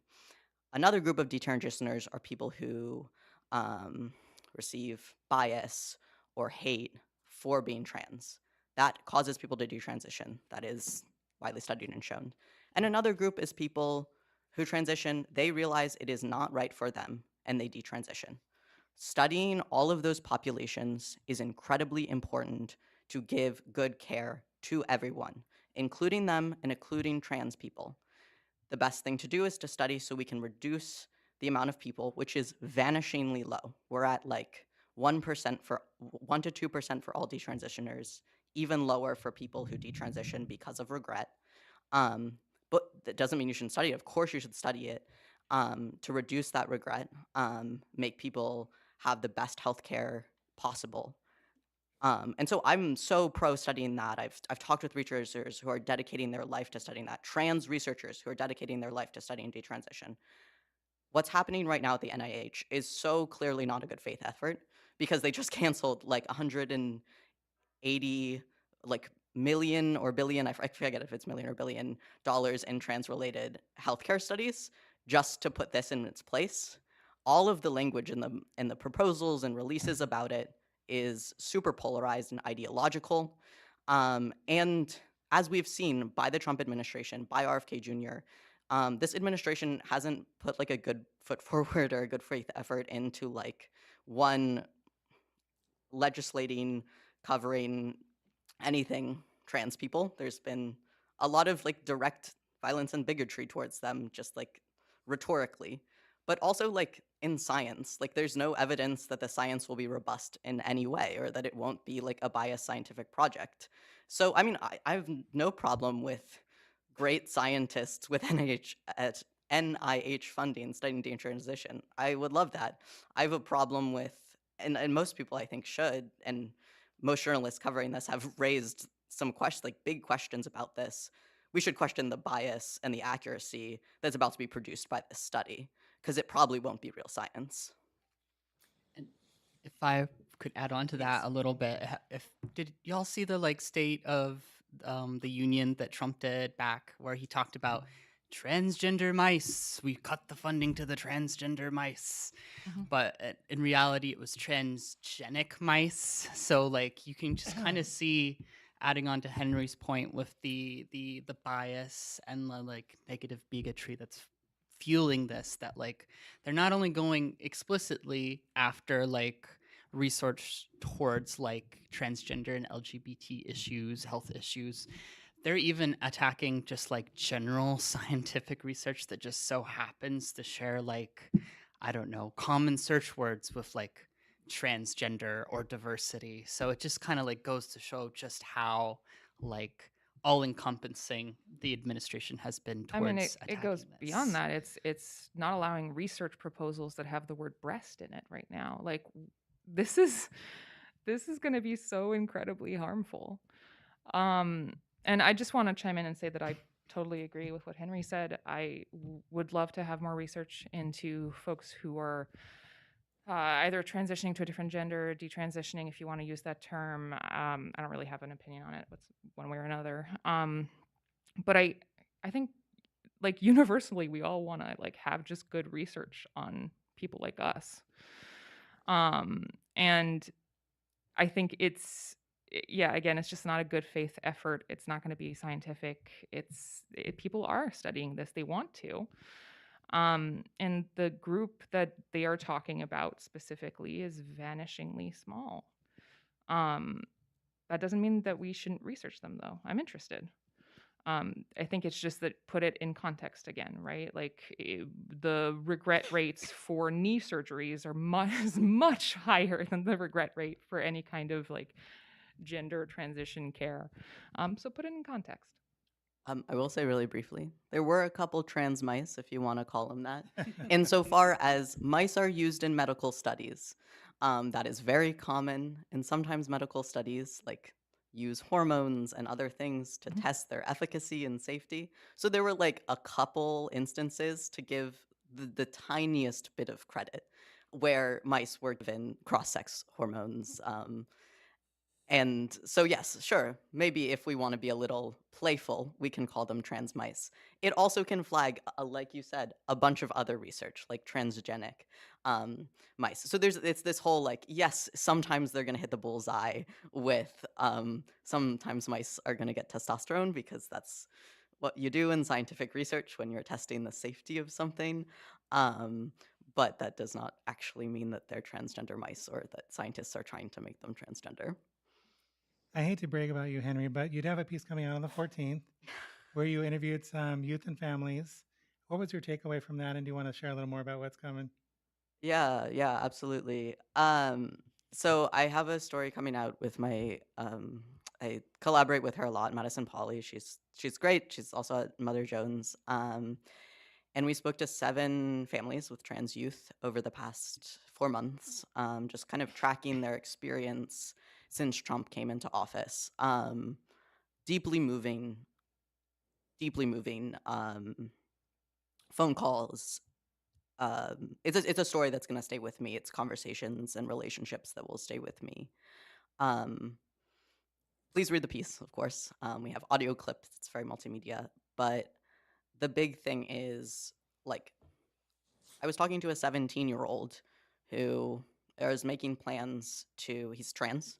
He's making plans to leave the country with his boyfriend, who is also trans, because they are so frightened. Not necessarily because of losing access to medical care. They live in Connecticut, has some pretty good sanctuary state laws. They're like almost 18, and obviously there's some hiccups around that because they're kind of targeting 18-year-olds too. But they're feeling pretty secure about the medical care for themselves personally. But they're so nervous because of the increased rhetoric and violence against trans people that they're saying, no, like, we're not going to college. We're not going to college in person. We're going to go to Canada, and we're going to figure out how to live there, because he basically said, if I go anywhere outside of my town, like, I am genuinely worried that the wrong person will find out that I'm trans. And this is a 17-year-old kid. I can't, like, I was trans at 17, but I was closeted, and it was a different world.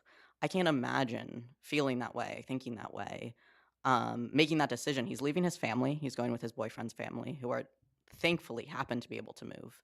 And it's that story, but like times 7, not necessarily with moving, but with other huge life-changing decisions that these families are making. All because not just of like legislation, but because of rhetoric and people getting riled up because of misinformation. And that's the biggest thing for me. Like, we're journalists. We share information. It's our job to share accurate information. And many people are getting like riled up and like saying and doing harmful things against the transgender community because of like misinformation shared by the media. So I think it's like a really important responsibility to think really critically about like what information we're sharing. Like, we share accurate information, but like really do your due diligence in a way that I think is like, just like be a really, really good journalist, Yeah, thinking about impact, I think, is important. I've talked to a lot of older trans women specifically, and they'd always tell me the same thing, that some of them miss the 90s. They miss not being on anybody's radar, that life was safer actually then, to a certain extent, right? Public life was safer. That doesn't feel good. I don't think anybody should feel that way right now.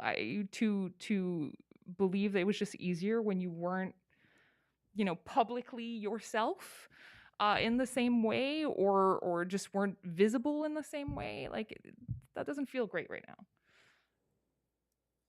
Me and Madison just got back from New York City where we visited the Stonewall Monument. This is where Trump tried to erase transgender and queer from the website for the monument.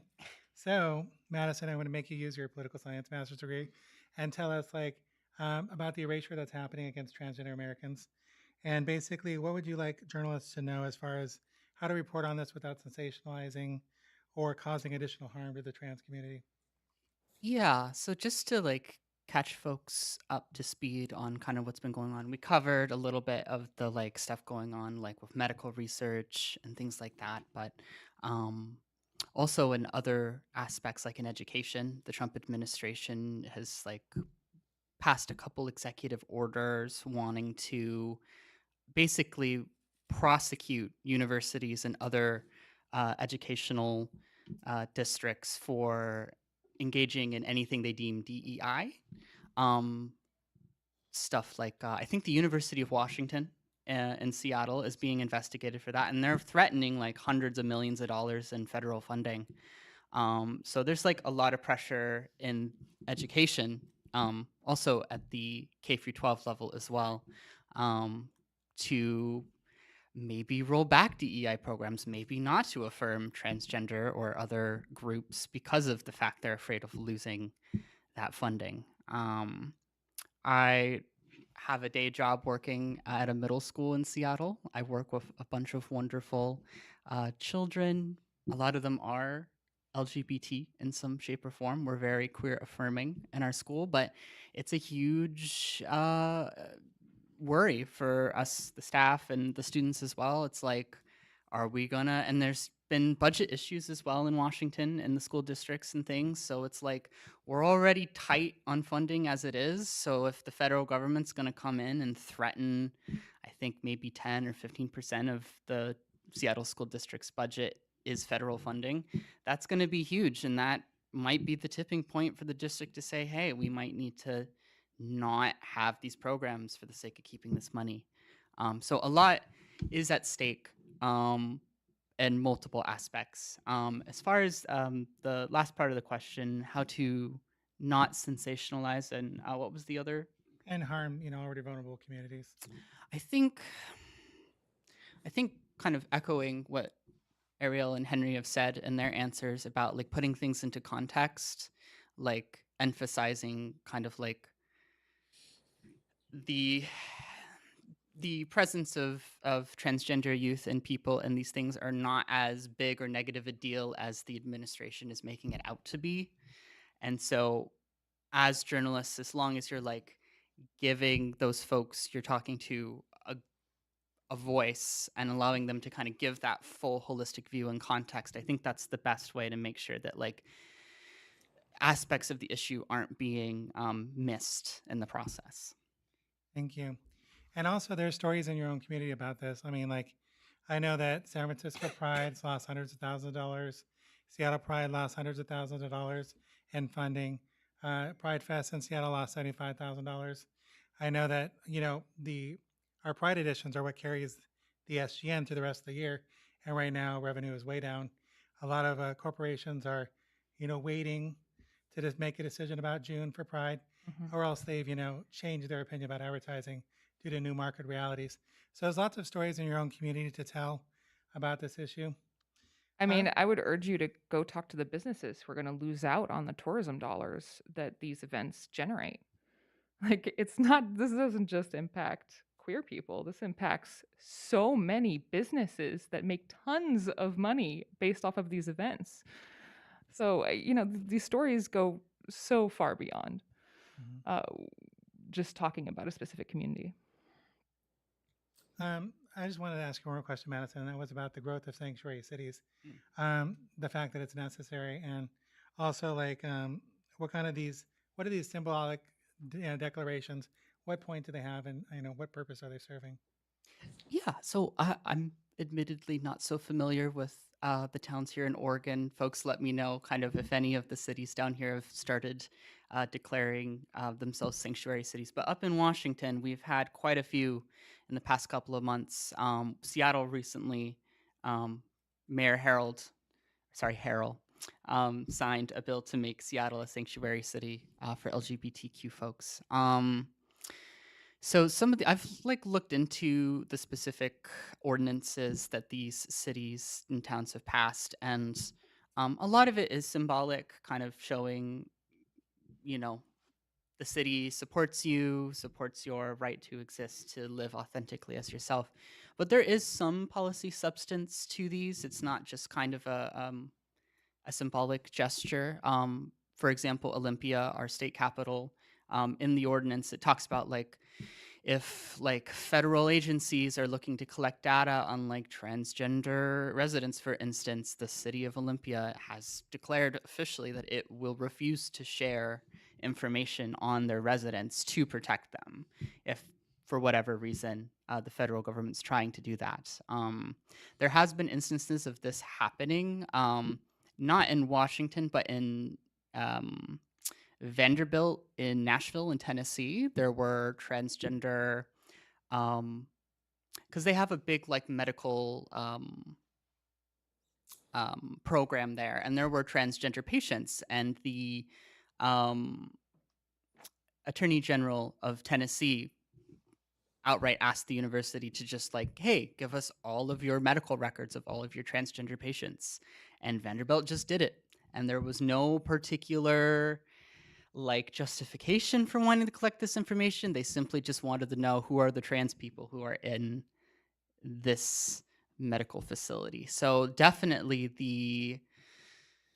the threat is there. It's definitely happening in places across the country. So as far as like the justification for these cities, it makes a lot of sense to say like we are actually going to make sure that if for whatever reason the Trump administration tries to start collecting data, we're going to like do everything we can to slow or stop that process. Now I'd like to give you an opportunity to ask some questions of the panel.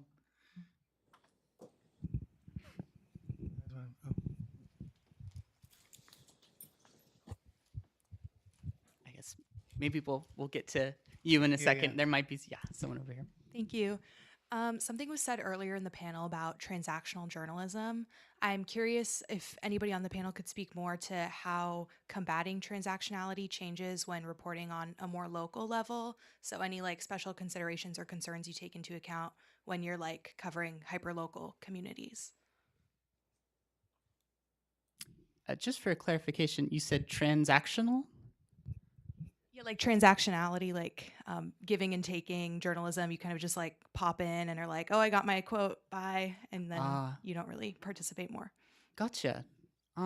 Just to give my thoughts, I feel like, especially with marginalized communities like trans people, it's important that like as journalists, as folks with a platform, you're able to offer them something more than just extracting, you know, the information you want and leaving them to hang to dry. You know, whatever you can do. If there's like, I don't know, a local organization or something, we have a lot of like PFLAG chapters in Washington or something to like make sure you're like bringing attention to the issue and showing folks who might be sympathetic, oh, hey, here's an organization that is supporting these, you know, the transgender folks in our community. Maybe we can volunteer or donate money, things like that, I think would be more beneficial. I think that one of the most important principles for me, as you know, having been in this business for more than a decade now, is that I approach sources differently than I used to 5 years ago. I approach sources differently than I did 10 years ago. When I recognize that I am talking to somebody who is part of a vulnerable community, I do reporting on disability as well. I am disabled. I try to explain what journalism is, what I am actually doing before the interview. And I found that can really, really, really help smooth things over. I'm not going to be, you know, I'm probably am going to be kind of parachuting into your life and parachuting out. And that can feel icky. But I'm going to try and explain to you what the rules are, what the parameters are, what, you know, you don't, first thing I tell sources is you don't have to answer every single question I ask, right? Especially if I'm talking to a family and a kid. You don't have to answer everything. And I will remind them throughout the interview, you don't have to answer this. Then I will ask the question. It is about realizing that you are trying to, some of these questions, like there are consequences to asking some of the questions that we're going to be asking, right? And I want people to understand they don't always understand what journalism is. They don't always understand the impact. They don't always understand what off the record means or on background means or on deep background, God forbid. Explain the words before the interview so that you can feel good after you leave the interview. I don't know. I just listen, I could go on a really, really long rant about objectivity in journalism and the way that it's being used now. The view from nowhere. Is it real? But I will say that I think explaining the parameters before the interview can go a long way. I just also want to briefly add, I think one of the best ways to respect any source, marginalized or not, but I think especially marginalized, is to respect them like as an expert in their own experience and community, just as much as you might respect like an award-winning like economist you're interviewing about economics. There is no one better or more suited to talk about attacks on trans youth than a trans youth receiving those attacks and their parents watching them experience them. And so something that's really important to me is to never go into a conversation like I'm an expert.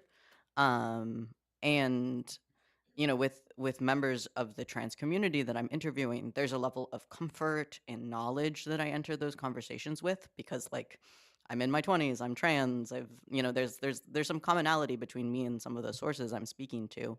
But I'm not an expert on what it means to be 15 right now as a trans person. That is a very unique experience. And so I think one of the values of journalism is that it gives people a voice to express themselves when it's done correctly. It gives people a voice to like, you know, say their piece. Like we're getting quotes to share information. And so, you know, I echo all of this, you know, explain everything about the interview, all the consequences, but also respect your source as, you know, a knowledgeable expert, even if they don't have like the accolades that you're used to. Like if they're a kid, doesn't mean they're not an expert in something. And also know that like the questions you're coming in with might not be the right questions. I come up against this so much and I cover this a lot and I'm trans that I'll join a conversation with a trans family, and I did for this story I've been working on for months, is that I had all these prepared questions and I had to throw them all away because actually the concerns were not the ones that I predicted in my research and my preparation, which is important. Do your research, do your preparation, but is actually something entirely different. And so I also always leave time at the end where it's just like, I've asked all these questions, we've had this conversation, but what am I missing?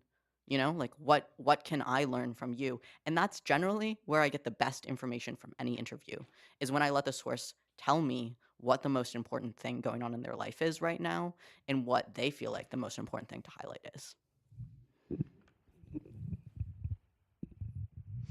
Thank you. I feel like my question is going to merit the same answers. But in terms of, you know, we're talking a lot about the political landscape right now, and especially with at least our journalism, we've been struggling a lot with anonymity requests, and I'm wondering how you guys are dealing, or your thoughts on anonymity, this fear that seems very real and continues to get more scary, and in just building relationships, and yeah. Do you mind if I ask a question? What is the struggle that you're having with that request? Not really struggles. We just had a lot of anonymity requests, and it just keeps. So getting, a higher, just yeah, like generally just- like a higher volume yeah. of requests for anonymity. Yeah. Okay. Yeah. Deletion as well. requests, yeah, deletion requests as well. Deletion? Requests for a deletion, like post-publication of a source saying, I don't Mm. want my quote to be attributed to me anymore, or I want it deleted entirely. Even sources asking for entire articles to be deleted, or anonymous bylines. Anonymous bylines, interesting. That's where explaining the parameters of the interview. When I leave this room, you know, what you say in this room, I can quote anything that you say in this room unless we agree that this is off the record. If you have concerns after the interview, you can email me and I can talk to my editor, but I can't make any promises. All of this is fair game. Explaining before the interview so that they know going in what's actually going to happen and what is possible and what is not possible. And then also as a publication, having very clearly your ethics, your guidelines posted on your website and making sure that it is accessible to people, that they understand what your policies are, right? Sorry, it's against policy. I'm talking about taking care of some of the most vulnerable people. When I say that I remind people you don't have to answer this, like, I don't need to say that to a politician. They already know. Like, it's not like I'm doing that all the time. I'm doing that for very specific cases. You've never been interviewed before. Okay, let me explain to you how this works, right? I'm going to let somebody else jump in for the anonymity stuff. But yeah, I think just trying to, if they have never been interviewed before and they are somewhat vulnerable, they're asking for to be anonymous, I would make sure to explain to them what is happening here, right? You're talking to a journalist. This is what this means. Yeah, so my upcoming story is mostly anonymous. And that's a decision we came to, like, speaking with my editors, gauging risk, talking with sources. I would say we spoke to 7 families, and 2 decided to go by their first names, and the rest opted for anonymity. And we decided, like, we thought that this was like a real safety threat. Like, we thought it was warranted. And I think that, like, that is like a conversation that is fair to have for upcoming stories, especially around trans youth. I think that is okay and appropriate to have those conversations. Sometimes in our job, anonymity is warranted. I think when speaking to, like, experts and, you know, often like adults who are not in like a more vulnerable position, you know, you have to have a higher bar for that.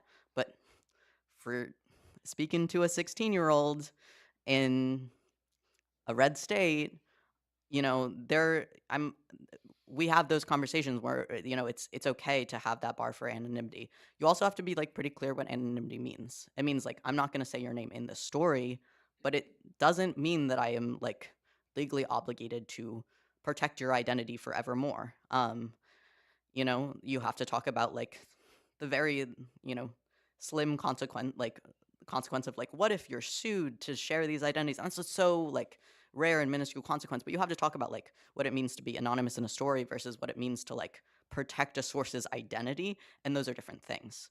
And those are conversations you have with sources. Like, I'm not gonna share your name in the story, we're gonna use a pseudonym, versus it's very different than if you're, like, you get a leak from someone, like, in the federal government who, like, you have to, you know, work with your lawyers to protect. You know, it's just, like, different ranges of things. So yeah, I think that's entirely appropriate, depending on the scenario, and talk with your editors. If you're an editor, talk to your reporters, make those decisions, be ethical. For deletions, I also contribute to the Washington Blade, which is a queer newspaper in DC. They've gotten a lot of deletion requests going back years. I think people are really worried. And honestly, like, I don't think anyone quite knows how to handle the situation yet. Like, people spoke openly with the media, you know, in the past 10 years, thinking that there was a level of protection that no longer exists. And now they're really scared. I don't have an answer for that. I think going forward, absolutely share, you know, what it means to speak to a journalist, what it means to be on record, what, you know, having your name out there means. That's part of our job, to be clear about that. For stories in the past, you know, the landscape has shifted. honestly, that feels a little bit above my pay grade to figure that out. So, Was your question answered? Okay. We're running out of time, but I'm going to give you one opportunity.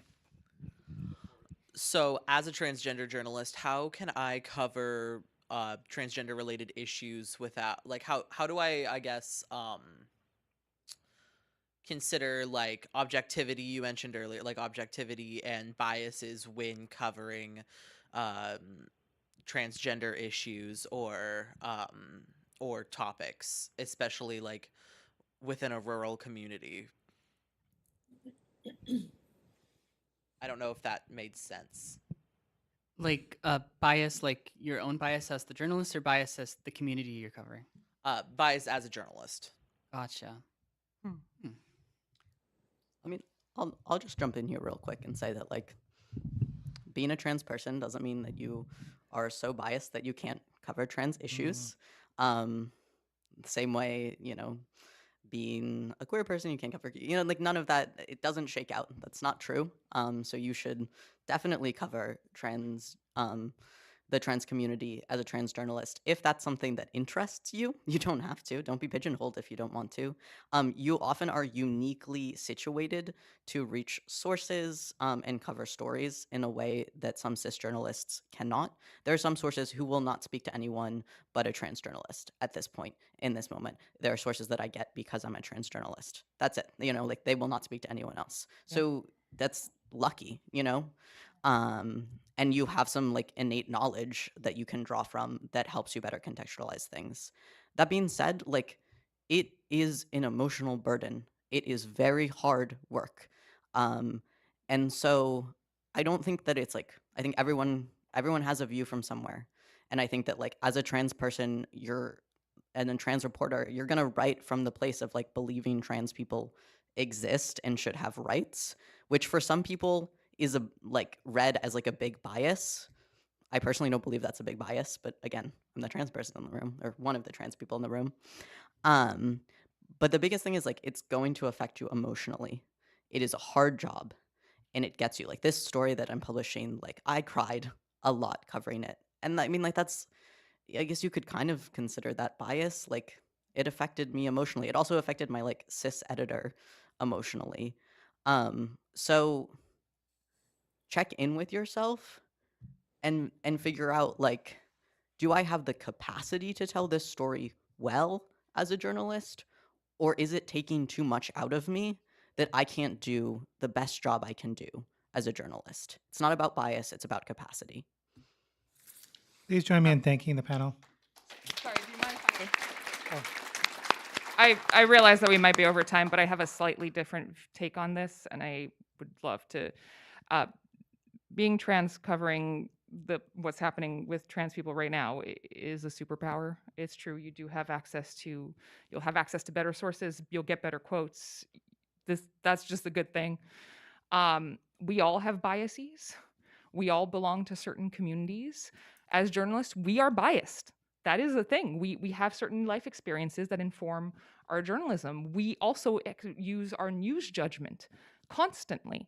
We decide what story is worth telling or not, right? That is something that right there, okay, who gets to decide, right? What is your life experience? What is your background? Is it your white dude editor, right? Like all of these things inform. I would rather have a Black journalist cover the Black community. I would rather have somebody who speaks Spanish going to South America. Why wouldn't you want to have a trans journalist covering what's going on with trans folks right now? It just makes sense. You have an expertise. Use that expertise. That is good. That is a good thing. While taking care of yourself, sure. And I totally, by the way, I totally agree. Don't, please, I would urge you to have I'm going to say it, a diverse newsroom, because it will make your newsroom better. But yes, we don't have to make trans people cover whatever's, trans rights constantly. We can cover a lot of other things. I don't cover just simply trans rights. Frankly, I don't cover it a lot at all. And, we're all biased. Everybody, all of us. it's time that we stop pretending. And I would urge you to read the book The View from Somewhere, which has an excellent take on all of this. Thank you again.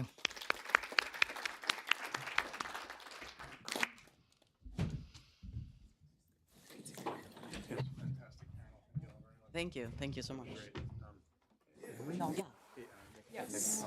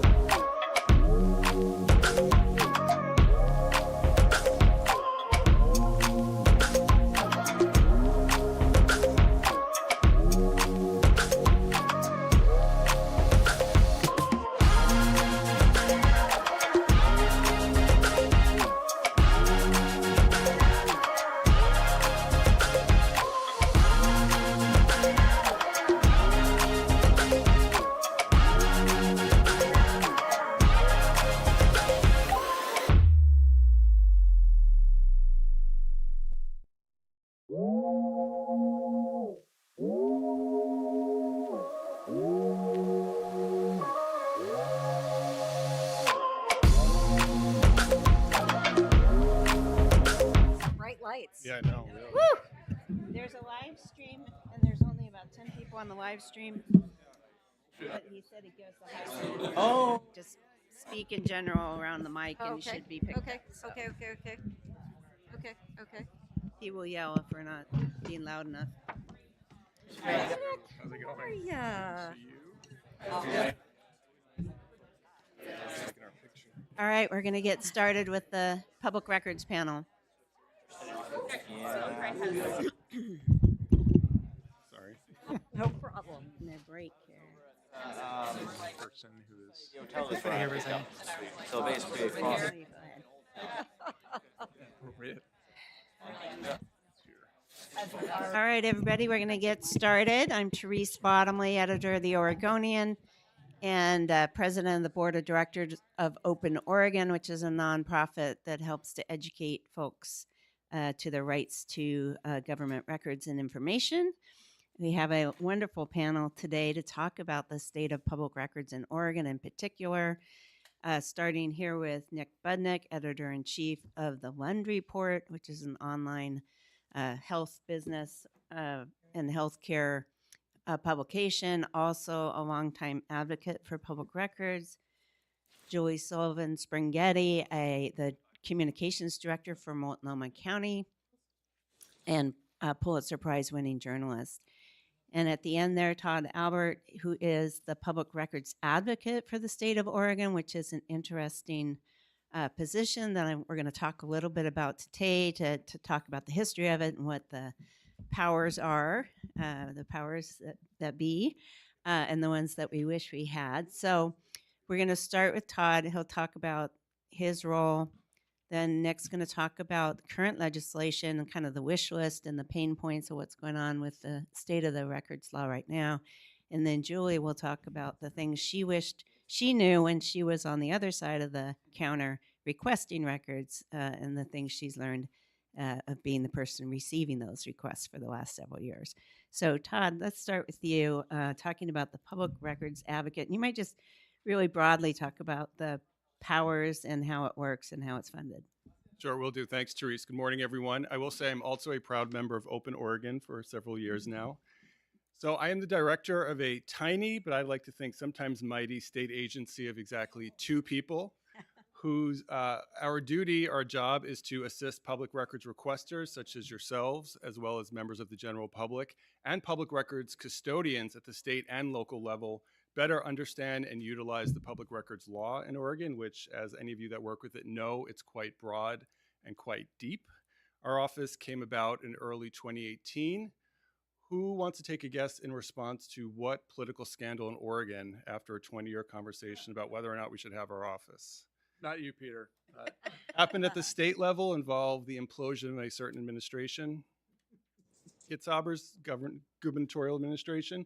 Well, that happened largely around public records, and it helped fuel this conversation, like I said, that had been going on for about 20 years in Oregon about whether or not we needed this position, and not quite ombudsman type position that assists others dealing with the public records law. And so we do that through mediating disputed public records requests, helping public bodies develop their policies, providing trainings to public employees and members of the public, as well as serving as the executive director and voting member of the Public Records Advisory Council, which is a deep bench of public records experts and utilizers composed of state and local government, the media, the public sector workforce, and the public, and we vet and propose reforms to the public records law. So one of the interesting things about the public records advocate is it is state agencies only, not city or county. So it's kind of like, let's see how it goes, and maybe it will be expanded. So it's a little bit different model than in some states. And the Public Records Advocate Office has also not been immune to tensions, political tensions, and there was concern about independence. So can you talk about how the position is chosen, who gets to choose the advocate, and then how it's overseen or funded? Sure. And, you know, our statute is really interesting because the only sort of authority or I have or anything approaching authority exists for state agencies in the executive branch. If they choose not to involve themselves in our mediation, and I believe it was in bad faith, I can make a finding of bad faith against them, or the requester actually, that can then be used in court. Beyond that, I like to think our office exercises soft power, shuttle diplomacy. It's kind of like the Columbo model of policing. You kind of show up and just confusedly ask questions and hope people will respond. So we do that with all governments in Oregon, whether it's state or local. I like to think we have the ability to stick our nose into these situations, try to talk through the issues, get you answers. So even though it's really only state agencies in the executive branch that have to answer my questions, I do find that most are happy to have an interested third party talking to them about their public records issues. And one hallmark of our success, in my opinion, is if I've contacted a public body because the requesters reached out to me, and the next time it's that public body reaching out to us for help, I know they understand why we're here and what we're here to do. But oh yes, and so our office, yes, was created and opened its doors in 2018. I got to be the first deputy public records advocate in Oregon and came on when the office was a few months old under a very ambiguous, like 3-sentence job description, because no one really understood what this office was or what it was supposed to do. And so unfortunately, early in the term of the first public records advocate, there was a great deal of tension between her and the governor's office about what it truly means to do this work and how independent are we. And so after she left, we helped, the council and I helped shepherd through a statute that made it clear the office is an independent state agency within the executive branch, which means no one really knows what to do with us at all, to tell you the truth, in terms of services, contracting, et cetera. But we're working on it. And so now the governor's office and the legislature have no say in who's chosen or continues to be the public records advocate.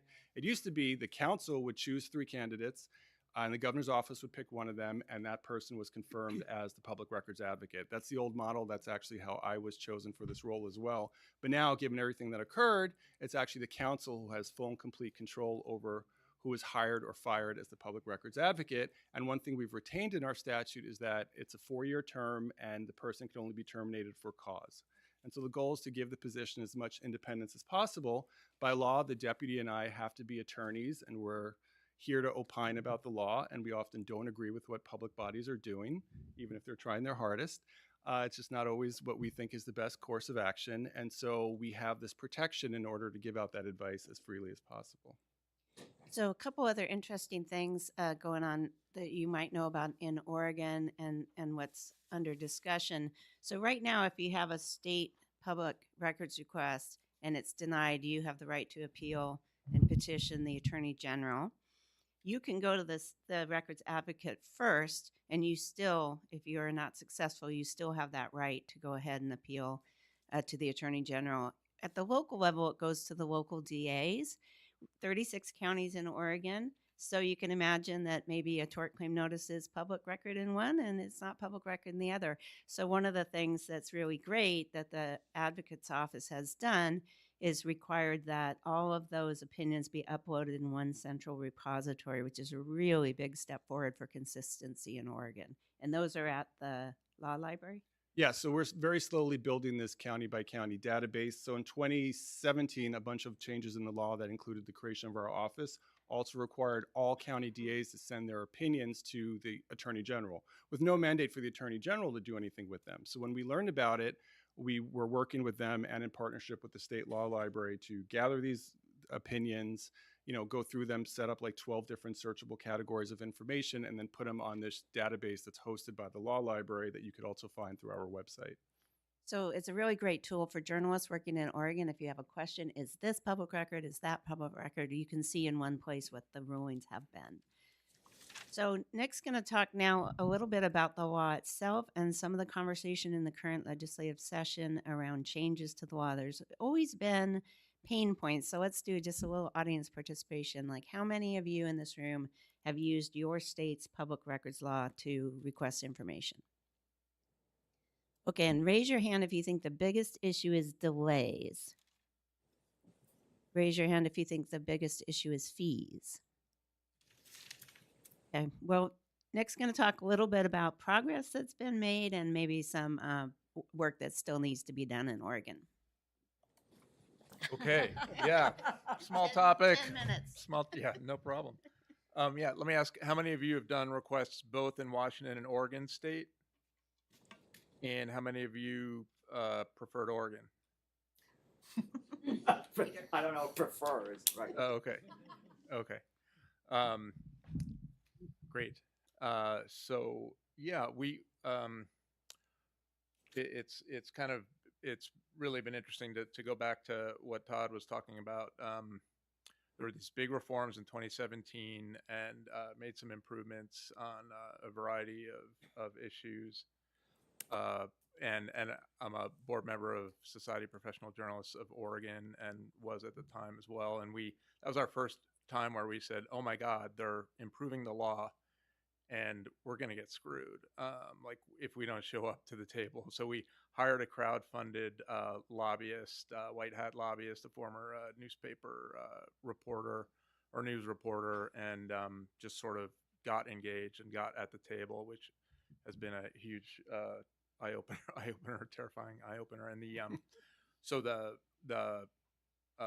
basically there are all these improvements, and to get to where we are today, it's triggered sort of a modernizations and coincided with a kind of a flood of new requests. You have what already was a problem, which was the use of onerous or excessive fees to discourage transparency. Agencies, from what I hear, are more increasingly using records fees to sort of manage their workload and essentially make people go away.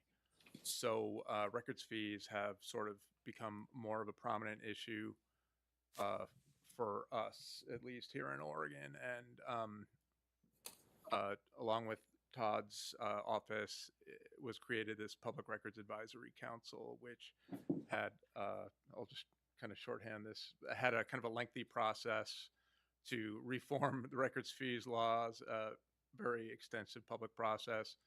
Government members of the PRAC, the council, then immediately after voting for it, fiercely opposed it in the legislature and in 2023, and essentially the bill went nowhere. So this effort to kind of improve the law. Now we had another lengthy process, another work group. It's been highly traumatic, I think, for everyone involved, but it really gave a lot of insights into where government's coming from. So this records fee bill, due to some mysterious kind of I don't know, glitches or whatever, it's finally about ready to be introduced. So you can look for it for those that are interested in at SB, I think 1067, is that sound right? 77. 1077. And it's not yet been introduced, but it aims to essentially improve the ability of people to appeal records denials as they pertain to fees. And it also pretty significantly, how many of you filed an appeal in Oregon? And so you know that we have you appeal local agency requests to the district attorney, state agencies to the attorney general. This bill would move them all to the attorney general, which in the past made a clear, tremendous sense because our AG for more than a decade has been very pro-transparency, and we're not sure where the newly elected AG is going to come down. But in any event, all those local appeals are going to go to the AG as a matter of efficiency. So it's a pretty complicated bill, and it was kind of a brutal work group, and a lot of nasty things were said, and so I don't know if the bill is going to move or not. It's I think we're all sort of like, oh my God, hoping. Who knew there was such passion around public records legislation? Yeah, But it's yeah. true. So in Oregon, you can recover actual costs of the government body can recover actual costs. Other states have other, I would argue better systems. Like if you have a PIO for your agency, a public information officer, then the taxpayer is already paying to inform the public. So you can't charge, or other states might say you can charge for the actual copying, but you can't charge for the time spent locating the record. So it's there's lots of different ways to do it out there. I would say, and Todd can speak to this maybe in a minute after Julie speaks, but because I'm sure Julie will touch on this, we requesters don't always do ourselves the biggest favor. I think we asked once for every dredging record for the Port of Portland for the, time immemorial, and that was turned out to be a lot of records. So, so I would like to say one other thing about appeals, and that is that the ultimate, step, if everything's denied, is you can go to court. And a lot of times we're told, well, you can go to court, you have that option, but that has become so expensive now that it really, I would argue, is no longer an option for most journalists in Oregon. So tell me what you think here. How many people think an attorney at a downtown Portland law firm charges between $200 and $300 an hour? How many between $300 and $400 an hour? How many think it's more than $500 an hour? Oh. Yeah, it's more than $500 an hour. In some cases, quite a fair bit. So they also say, well, the law says you can recover your fees, but the problem is it often becomes a bargaining chip. So maybe the journalist wins and they have $150,000 in legal fees, and the agency says, guess what? We won't appeal if you cut the fees in half. So, there are things that Nick and I could work on for decades, and Nick's done the bulk of the work, but it's very complex, and arguably there are still many hurdles to getting information to the public. But we have Julie here to talk about one of the ways public bodies do help journalists and average citizens get information about their government, and that is having a professional, fully staffed, or at least well-staffed public information office. So over to you, Julie.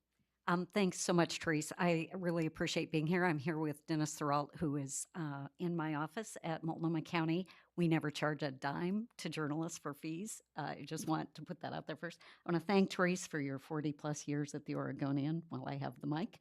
I also want to thank Nick Budnick, who I think I just much respect for really a lifetime, no matter where he's worked. He has been at the forefront of public records. We have had absolute drop-down, dead fights about public records between me as a PIO and Nick as a reporter.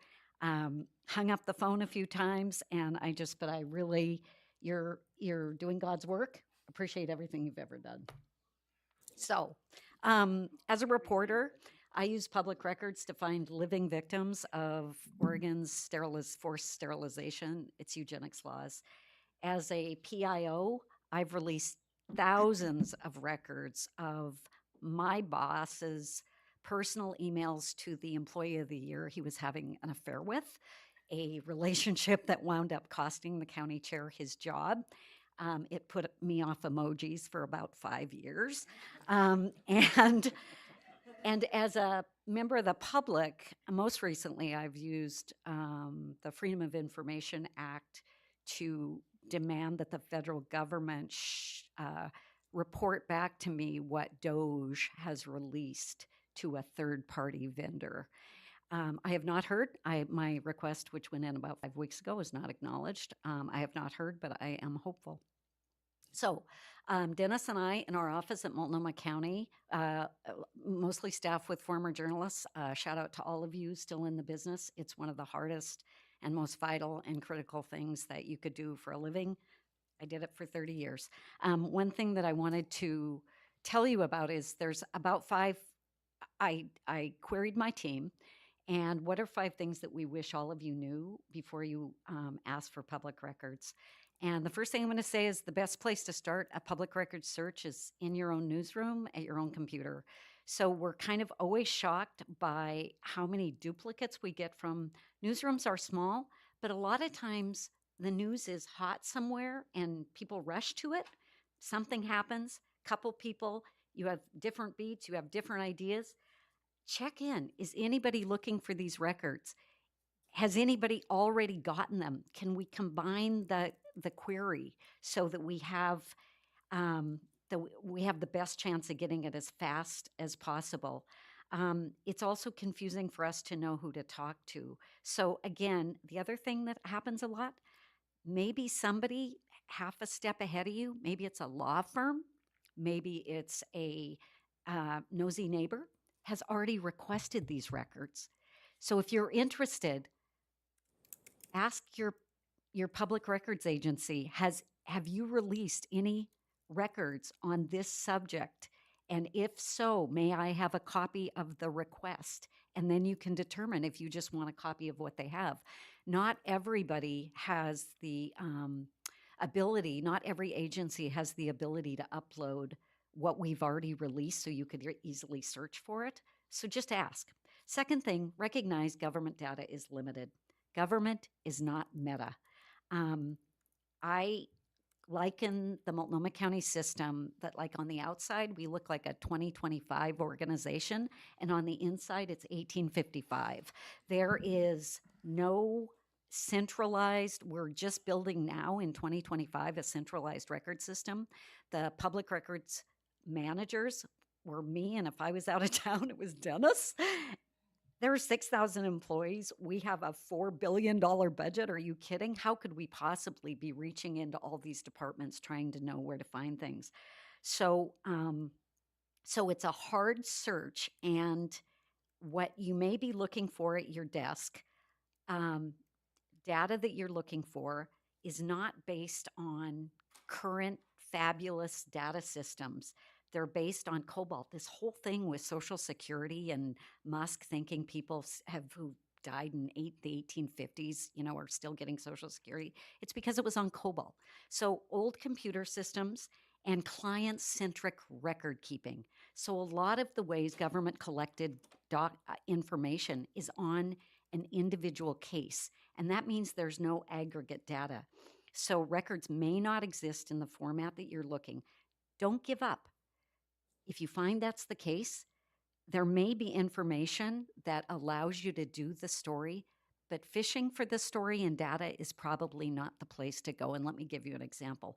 Say you think that there's a transitional housing where a lot of people have died, or maybe it's for fentanyl, maybe it's because of severe weather like heat waves.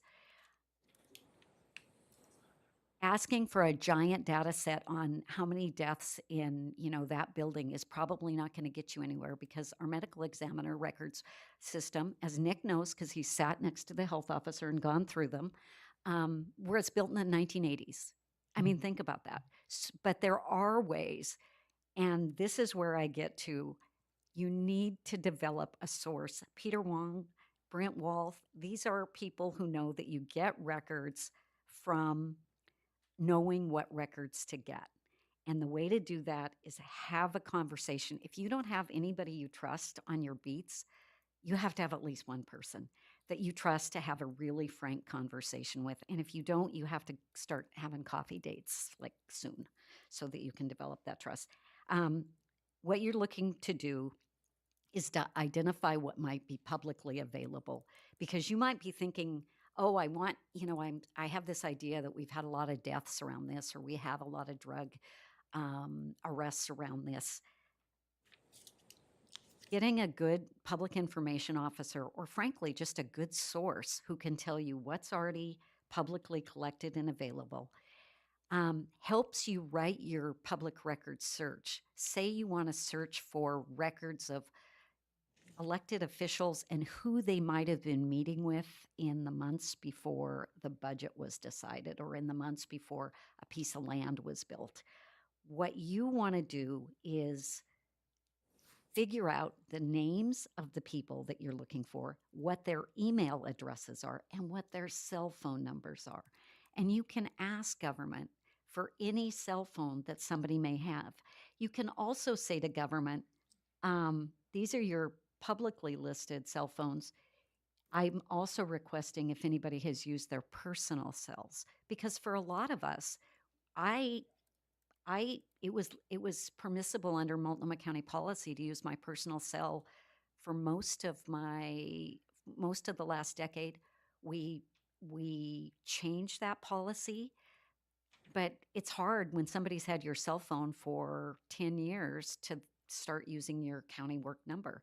So you should always also think about asking, especially elected officials, I'm just going to be frank, think about whether they're getting calls on their, I mean, somebody's had a cell phone for 25 years.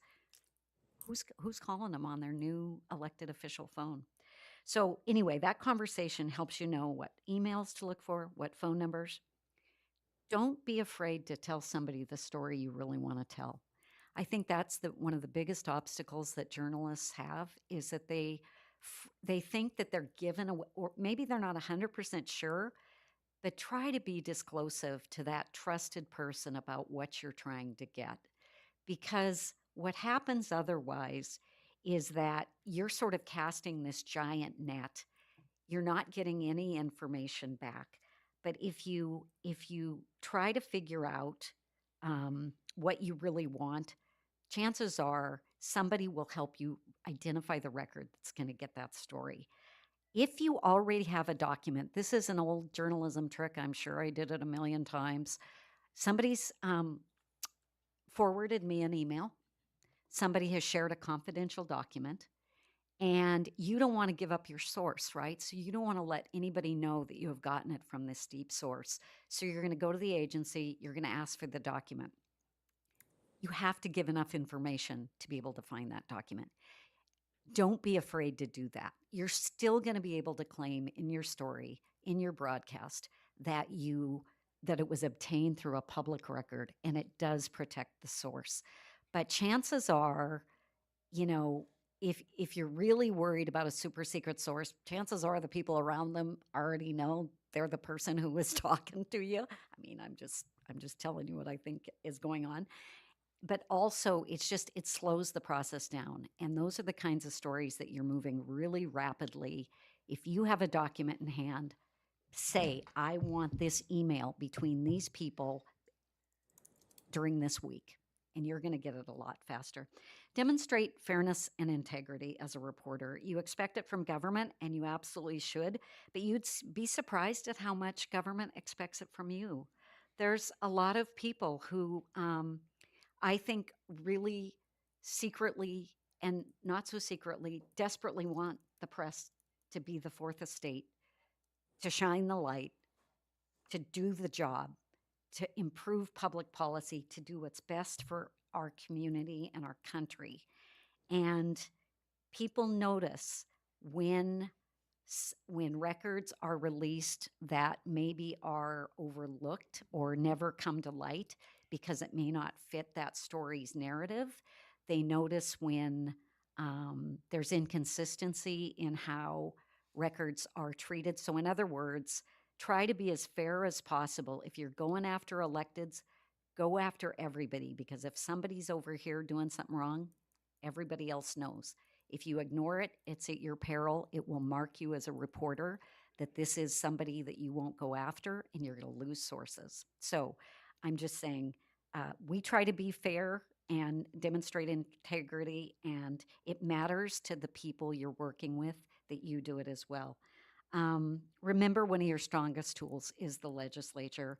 We're constantly disappointing reporters because we cannot share the cause and manner of death. A University of Portland student disappears. 1,000 people are out looking for them. Most people would argue it's in the public interest. If the medical examiner believes it's not, we can't release that. Somebody dies. If somebody dies outside, they've been living outside during severe weather, you want that information. Cause and manner of death is only released during states of emergency. Why? Because of the law. The law is ambiguous. The law is confusing. And I would just say, checking in with Nick and supporting Nick, you really do have the power to change that. Thank you, Julie. Todd, do you want to pick up on that theme of more things you wish requesters would know, whether it's narrowing requests or being polite? We do on Open Oregon, we do open-oregon.org have tips. I have a booklet with tips, and one of the main ones is to be nice, be polite, be specific. It's a records law, not an information law. Sometimes people call up and say, I want a list of this. Well, if that list doesn't exist, the government, if they're going to try to help, they'll try to help, but it's a records law, not an information law. So there might be things that you've seen where journalists could help themselves a little bit more. Well, I think we've definitely hit the high notes. I think when it comes to the public records law, where the law itself says it's one of disclosure, not confidentiality, we're taught, just as members of the public, we're taught to think these are our records. So it almost feels like a natural right. But the truth is this right only exists because the law says members of the public, including the media, are entitled to receive records under certain circumstances. And I mean, although that right existed in case law prior to the creation of like FOIA at the federal level and Oregon's public records law in the early 1970s, both in response to a different political scandal, Watergate, it's not as inclusive or not as open as people think for the very reasons we've discussed. The law is one of disclosure, not confidentiality, except the 600 plus times in Oregon. It says you either cannot or may not disclose records. It's one of disclosure, not confidentiality, except public bodies can recoup up to their actual costs of providing records. And that actual cost, other than saying it has to be reasonable, isn't actually well defined in the law either, because for the same record, one public body could charge an employee's hourly rate to provide that record, and that's been deemed reasonable. Another public body with almost the exact same record, with an employee at pretty much the exact same level of pay, can charge that employee's hourly rate of compensation and their wraparound or holistic benefits, like health insurance and stuff. So even the notion of, well, okay, I'm entitled to get these records if I pay actual cost is not set. And so I think, when requesters come and ask for records, they do so at differing levels of like authority and knowledge and trust in technology, the law, and the government. And they don't understand that it's actually really circumscribed. And as much as, in my personal opinion, I think we should be entitled to more records at lower costs. And I think there are ways to do that won't break the bank for governments. That's not where we're at now. And so often, in a lot of ways, my job is educating requesters about that, and in some ways kind of helping them, I want to say like lower their expectations, but maybe that is it, lower their expectations or understand that they have a role to play. It's a conversation. Well, yeah, you do have to tell the public body with specificity what records you're looking for. And yeah, if they have a publicly posted policy that says they'll only accept records through A, B, and C channels, you can't submit it through X channel. And that, yes, if you really want these records, you have to pay if they choose to charge. And that public interest, unfortunately, currently doesn't mean that you're indigent or that it matters just to you. It has to have this greater meaning that's like been developed through case law, that who's going to read that or know that ahead of time. And most public bodies don't put that information on their website. And so I think it really is for requesters, as important as these issues are to them individually, it's about helping them manage their expectations about what they're entitled to or what they could get if they're willing to sort of meet the public body where they are. Great. I think it's time to open it up for questions. I know we're between you and lunch.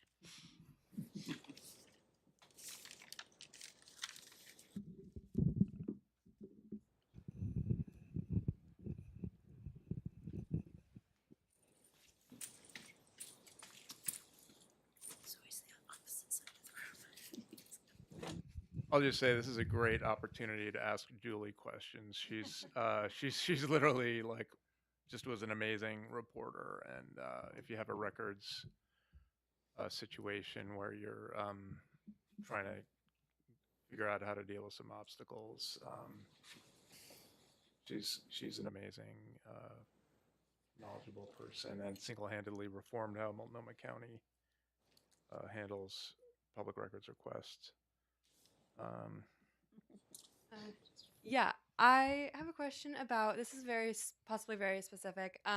But you mentioned earlier about how the appeals at least in Oregon, go directly to the Attorney General, and that they are the person that make those decisions. I'm curious about what happens when you ask for records from the Attorney General's office itself, and like what kind of recourse can you have when trying to get those records? I could start that off if you Yeah, I'll go ahead, and then I'll give what happened to us last month. I'm interested to hear about that. Well, yeah. So at the Attorney General's office, they have a public records counsel. That is the person that adjudicates the appeals. But then they have their advice attorneys who actually assist the individual agencies with public records requests. And so normally, but there can be interaction between those two when DOJ gets a public records request. Often the line attorneys will talk to that public records counsel for information. I used to work at DOJ in the trial division, and I would get public records requests sometimes, and I would go right to that person for information. But should you request records from DOJ themselves and they deny it, or you in any way want to challenge it, because the district attorney, or the attorney general rather, is an elected official, they are asserting that privilege and requiring people who want to challenge those denials to go to court now. I feel like in the past, DOJ was more open to adjudicating appeals against themselves first, but with this new attorney general, I'm finding that that's no longer the case. They're saying they're an elected official, or the law allows them to assert custody over other records within their agency that are not like in their direct control. And either way, that still requires you to go to court to challenge their actions. Bingo. That's exactly what happened. The Achilles heel of Oregon's public records law, in my opinion, is one little phrase in the many, many, many words, and that is that if the record is in the custody of an elected official, or it's a record that they assert their control over, the only recourse is to go to court. And we just talked about that, right? It's not such a simple thing. I wanted to go to Clackamas County Court to just get a look at a sealing order that sealed the case. I just want to see the order. I didn't want to see the whole case. It was going to cost between $5,000 and $8,000 just to have one hearing on the sealing order. So it's the fees that the agencies might charge are prohibitive, but the court, unless you have a lawyer who's willing to do it pro bono or at a discount, which they do exist, but it's very expensive. And that is the experience we had with the new Attorney General for Oregon, which was the assertion of, I'm a public official and you can take me to court. These are things that settle over time, and these are things that often lead to long conversations with elected officials about what they want to be known for and what they want their reputation to be, and why they're taking that position, because there are things we don't understand sometimes about the problems with releasing records, or the unforeseen problems, not the least of which may be attorney-client privilege and waiving of that. So the other thing that I would point out about the system that we find time and again, and I think Brent probably remembers this, you guys have heard of Portland Polite? Right? We're very passive-aggressively polite to each other. Well, the statewide version of that is Oregon Nice. So what we see over and over again is we ask for a record, it gets denied by the state agency, we go to the Attorney General, they make a phone call and say, you're going to lose, cough up the record. They send us a note saying, oh, the agency changed their mind, they're going to give it to you now. But we don't get the order that has the weight of precedent. So we have to fight every fight starting at zero. Other questions?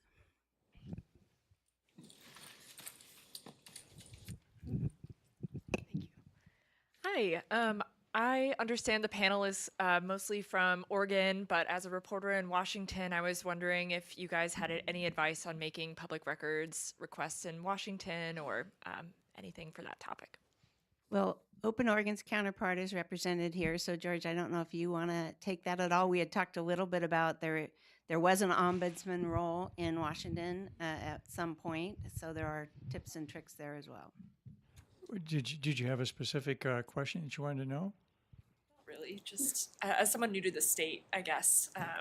Legislative privilege, you could talk about that. Yeah, that's for sure. We don't have enough time in this. Yeah, we don't have enough time. Heck in this conference. Let's talk afterwards about your specific situation. Okay, so I can talk big picture in Washington State. So the biggest concern that we have in Washington State by far is that the Washington State Legislature has come up with a reinterpretation of the state constitution to claim that an existing speech and debate clause that's been in the state constitution since the 1890s gives legislators the ability to withhold any record for any reason. And that's how it's existed through 2 trial court judgments so far. We filed suit to block it. Another party filed suit to block it. We both lost. in both cases, the trial judges agreed that there is such a thing as a legislative privilege in the speech and debate clause, and it's largely undefined.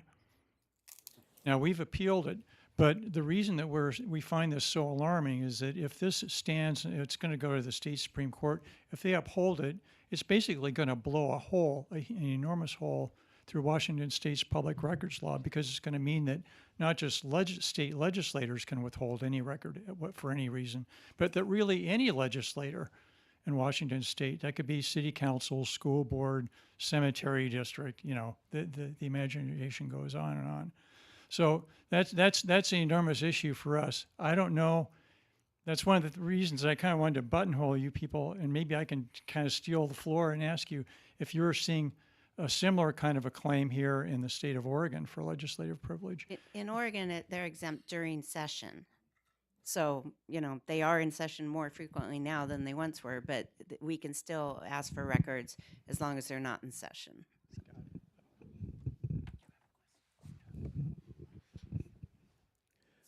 So in following the advice of the panel, I'll ask Julie a question.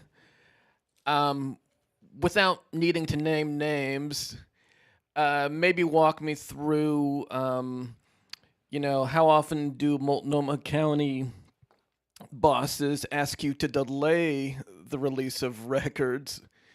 And if so, what's your response, or how do you deal with that? That's a really great that's a great question.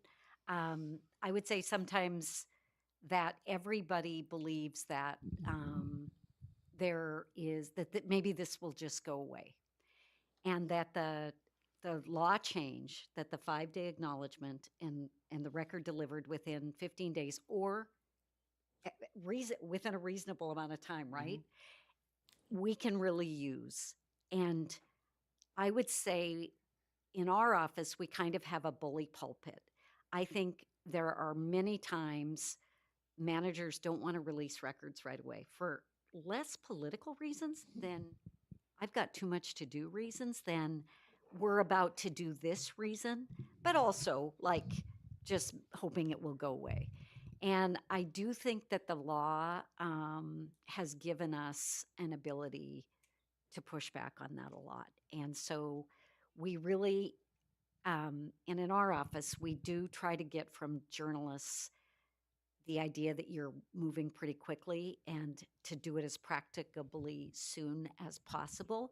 We also know that journalists can ask for drafts of report. Journalists can, there are many, that's what I mean by there are ways to skin a cat, right? You can, sorry, all you cat lovers, but there are ways to,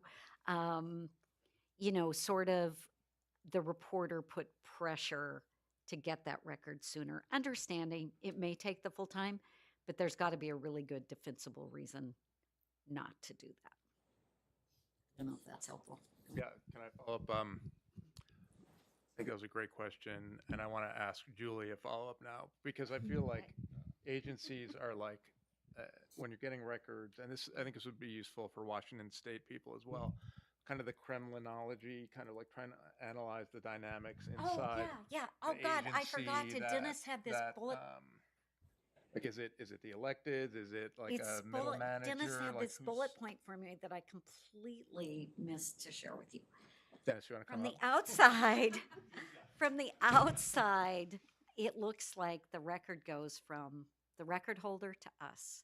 There's actually policy, a place where, because so many records cross privacy laws, privilege laws, other things that the county we're the largest social safety net, so we have behavioral health records, we have all these things. It goes, once the records are gathered, it has to go to the county attorney's office. And that is where the delay, the reality is the amount of time it takes for, we would never do redactions in our office. We would never say, yeah, somebody's personal information shouldn't be in this record. We need to take a marker and black that out. No, that would never be something the PIO would do. This has to go to a county attorney, and they are dealing, I don't know if you guys have checked the tort claims lately.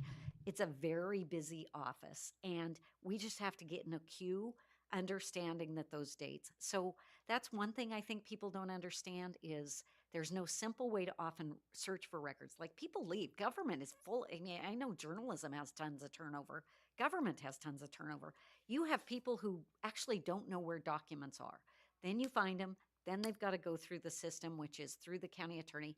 Typically, the elected, unless it's really their information, and even that, we don't go to the electeds for their information. We go to IT and ask them to pull that information. So having IT and the county attorneys involved kind of slows things down. And that's a reality. That's another tip I would mention is Julie talked about personal devices used for public business and always asking for any records that might be on those. But we discovered that a major university was not checking deleted emails. And there are retention rules, but if somebody doesn't follow them and they're deleting all their emails off their personal cell phone that relate to work, you may not get them if you don't specifically ask in your request that they also search any deleted emails. Texts. And texts. So, yeah, I mean, I just that was helpful. Thank you, Julie. For me, like I used to deal with Portland police a lot, and you know, the records people were like always. It seemed like they were always saying no, and there were always these delays. And over time, I started to realize like the records people were like on the public side and wanted to help us get police reports out that showed what was really happening. But of course, this was never said out loud. You know, 6 months after filing a request that you thought you were going to get a denial on, it would burst loose showing this, you know, sex abuse by a cop at a Halloween party. And you realize that the records people have been fighting to get that out for 6 months without ever talking to you about it. So I guess it's very easy to conflate that records gatekeeper or the spokesperson with the people that are saying no. And so I guess my advice, if I were to give advice to me as a younger reporter, is like, don't make that assumption. There's all these different layers. There'll be middle managers who don't want records to come out because they don't want their boss finding out. It could be that the state agency head is like, really wants to see what your records come out because they don't know what the hell's going on. They probably know less than you do about what's happening in their agency. So just encourage you to figure out the dynamics, do that reporting that you can to figure out where the resistance is, and that'll help you figure out how to frame your requests and how to sort of apply pressure to get those records released. So there's a risk to agencies not complying, and every attorney who works for them knows it. A lot of people who, if somebody's dirty laundry is about to come out, there's not a bunch of people standing there to protect that dirty laundry. I can tell you that. The risk to government is that if we're not transparent, I mean, look at it, the cover up is always worse than the crime, right? And so, and the public, and people actually get that.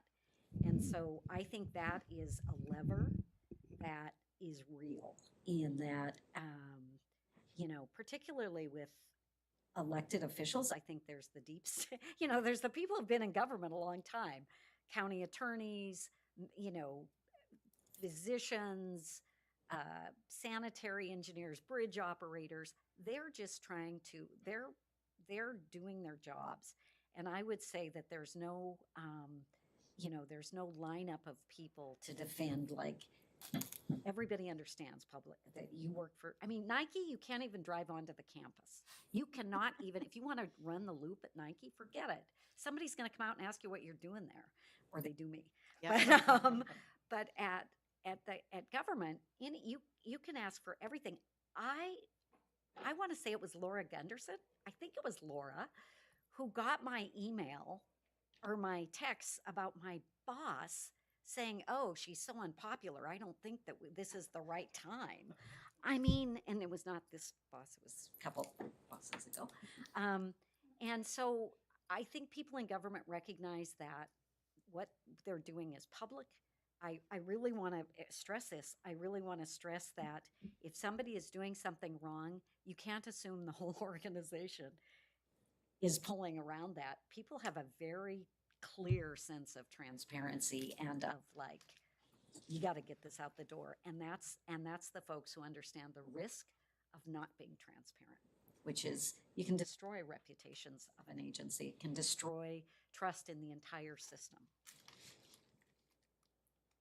Any last question? We have maybe time for one last question. Peter. Maybe Therese or Nick can speak to this, but I have encountered reporters with, let's say, less experience who, once they get the record, they desire what they think they get. They think that's the end of the story. I don't know. I mean, I've learned better that that's actually where you start doing your work after you get the record. But I think there's an expectation from some reporters. We got the record. This is the end. This is the end, and they don't do anything more with it. I know that probably would not have at some place like the Oregonian, where you have other people involved in whatever it is that you're doing. But I know I've worked in too many one-person shops where, or even large shops where they don't have a lot of other people, assisting reporters, thinking that once they get something, that's the end. That's what they go with in their news accounts. So how do you impress upon people that? And I'm not talking about necessarily big data dumps or something like that, but Yeah. it's specific. Yeah. But I do think especially big data dumps. I mean, we've seen lots of times when people misinterpret data, they don't understand the data is dirty, and haven't really turned to the experts in their newsroom or elsewhere to interpret that. I would say every record has a context, and part of the journalist's job is to understand that context. So seek that context. One of the most important things I ever learned from a veteran journalist was every other word out of his mouth was, I want to get this right. It was, I am pestering you and asking numerous follow-up questions because it's really important to me to get this right. I want this to be accurate. And that goes a long way in reassuring people. I'm not trying to be the enemy here. I'm trying to get it right. All right, I'd like to thank our panel for their time. They're here for questions if you have any.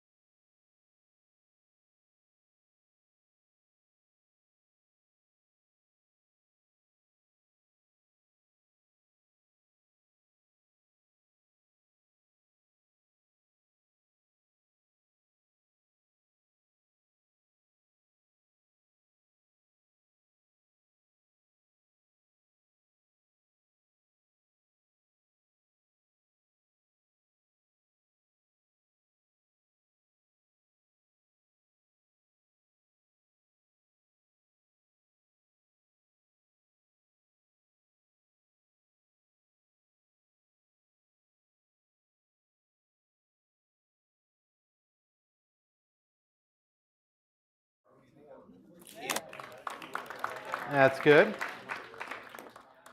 And I want to thank our very generous sponsors, the Oregonian, the Society of Professional Journalists, the Google Newsroom Initiative, and the Kiplinger Program for Public Affairs Journalism, and also the School of Journalism and Communication at the University of Oregon. And we're going to do the Mark of Excellence Awards. This is for the college students. And do we have any of our finalists here? Okay, would you mind standing up and everybody give you a round of applause?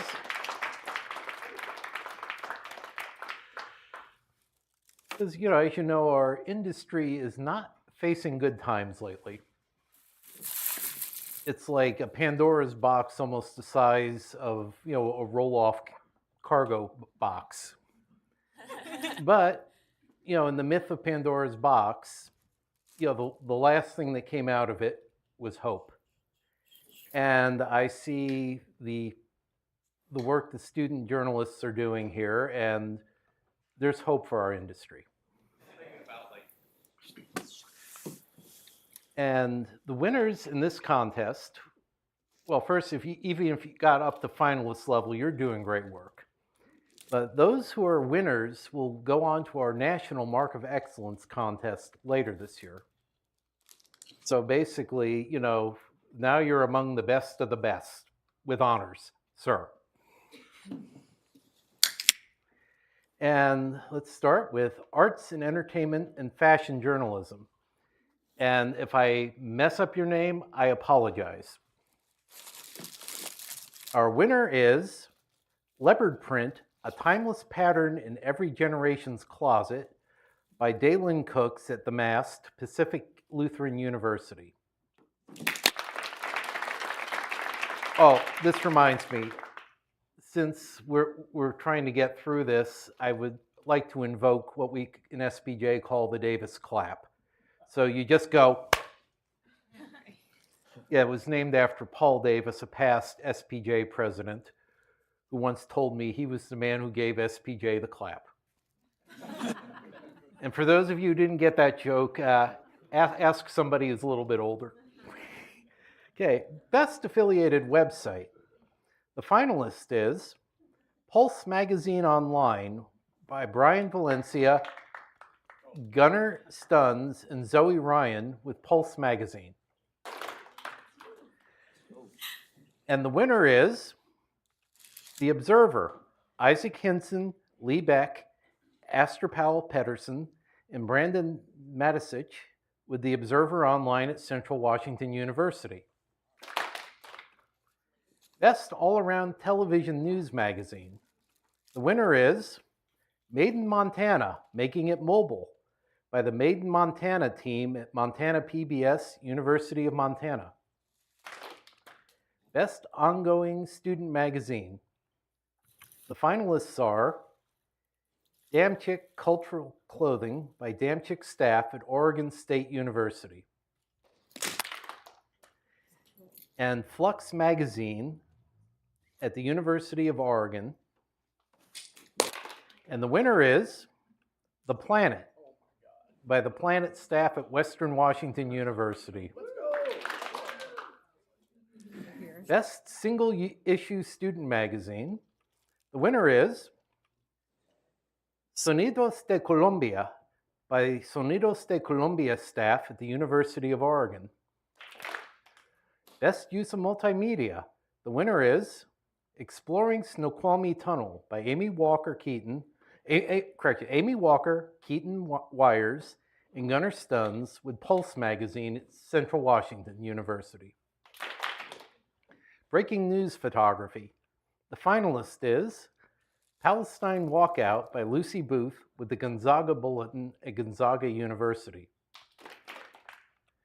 And the winner is A protester sits outside the north doors of Kerr Administration Building by Taya Etzel with the Daily Barometer at Oregon State University. And breaking news reporting for small campus.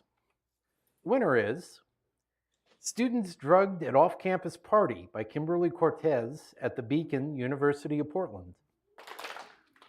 In campus reporting, the winner is Losing Steam by Elgar Garrity, The Planet, Western Washington University. And the Corbin Waltney Award for Best All-Around Student Newspaper in the small division. The finalists are The Mast at Pacific Lutheran University, The Observer at Central Washington University, and the winner is the Gonzaga Bulletin at Gonzaga University.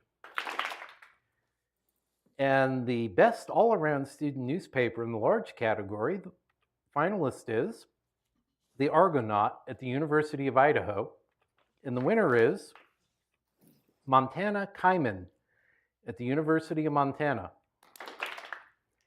In cultural criticism, the winner is Essays for Align Magazine by Claire Conger at the University of Oregon. Editorial opinion writing. The finalist is Columns by McKenna Johnson, Clayton Murphy, and Claire Bernard at Montana Kaiman, University of Montana. And the winner is Opinion Pieces by the staff at the Argonaut at University of Idaho. In feature photography, the finalists are Beekeeper by Coral Skulls Coburn at the University of Montana, Rodeo Queen by Maddie McCuddy at Montana Native News Project, University of Montana, and the winner is Student Hunters by Diego Hernandez at Montana Kaiman, University of Montana. In feature videography, the finalists are Brewing Peace by Spencer Arps with Clipson Magazine, Western Washington University. And Family Run Business, Appleway Florist and Greenhouse and Flower Delivery, Alexandra Schoel, the Gonzaga Bulletin at Gonzaga University. And the winner is Never Give Up by Ethan Jamba at Native News Honors Project, University of Montana. And in the small feature writing category, the winner is Malika Andrews Returns to the Bluff by Maggie Dapp at the Beacon, University of Portland. And in the large category, the finalists are Blue Whale Skeleton to be displayed at Hatfield Marine Science Center by Lucinda Boyle with the Daily Barometer at Oregon State University. And for Volunteer Hairstylist in Moscow, More Than Just a Haircut by Jaden Tamborelli with this writing for the Spokesman Review from Washington State University. And the winner is Anchored in Community by Cindy Long and Malia Fass with Flux Magazine, University of Oregon. Food Restaurant Journalism. The winner is Crab Shack by Adam Duran and Marina Marquez at OR Magazine, University of Oregon. In general column writing, the finalist is Election Year by Clarin Kirk, the Gonzaga Bulletin at Gonzaga University. And the winner is The Superstitious Statistician by Josh Candy, the Daily Barometer at Oregon State. In general news reporting, small division, the finalist is UP Changes Protest Policy by Kimberly Cortez and Juliana Pedone with the Beacon, University of Portland. And the winner is Oh Dear, Chronic Wasting Disease Comes to Washington by Josh Maritz, The Planet, Western Washington University. And props for the clever headline. General news reporting, large category, the finalists are Frozen Memories by Aidan Seaver with Eugene Weekly, University of Oregon. Diversity, Equity, and Inclusion programs remain open for time being by Georgia Swanson with the Argonaut at University of Idaho. And the winner is Missoula Muslim Community Forced to Adapt as Prayer Space Closes by Sav Chavez with Montana Kaiman, University of Montana. And in illustration, the finalists are The Mascot by Aurora Gregorich, The Masked, Pacific Lutheran University. Death of the Girl Boss by Emma Harris, Align Magazine, University of Oregon. And the winner is Beaver's Digest, The Political Issue by Rita Causer, Ella Masrutecci, and AJ Damiana with Beaver's Digest, Oregon State University. In-depth reporting, small category, the finalist is Increased Financial Aid in Contributing to 7.2% Deficit by Riley Martinez with The Beacon, University of Portland. And the winner is Whitman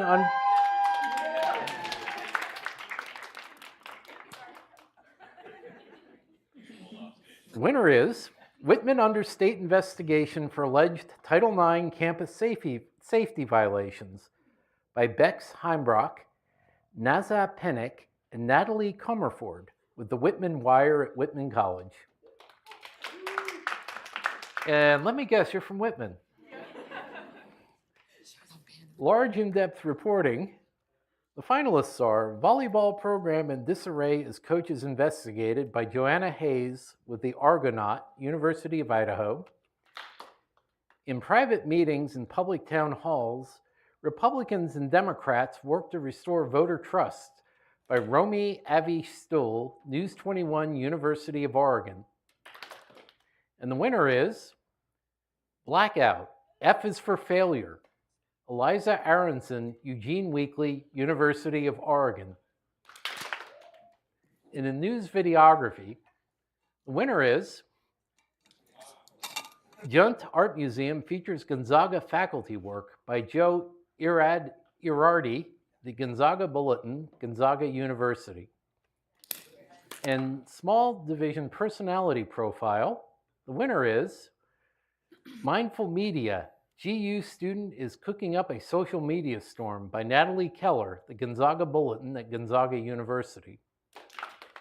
And large personality profile, the finalist is Professor Mark Warner Brings Archaeology to the People by Victoria Kingsmore with the Argonaut, University of Idaho.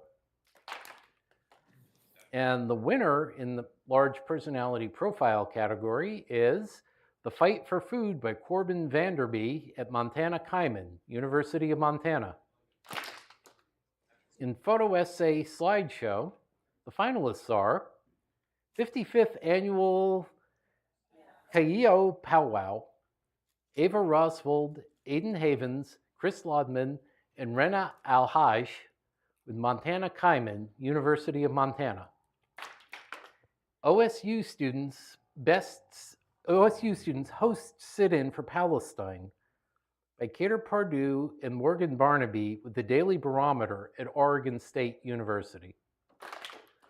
And the winner is A Fight for Change by Evan Susswood at Flux Magazine, University of Oregon.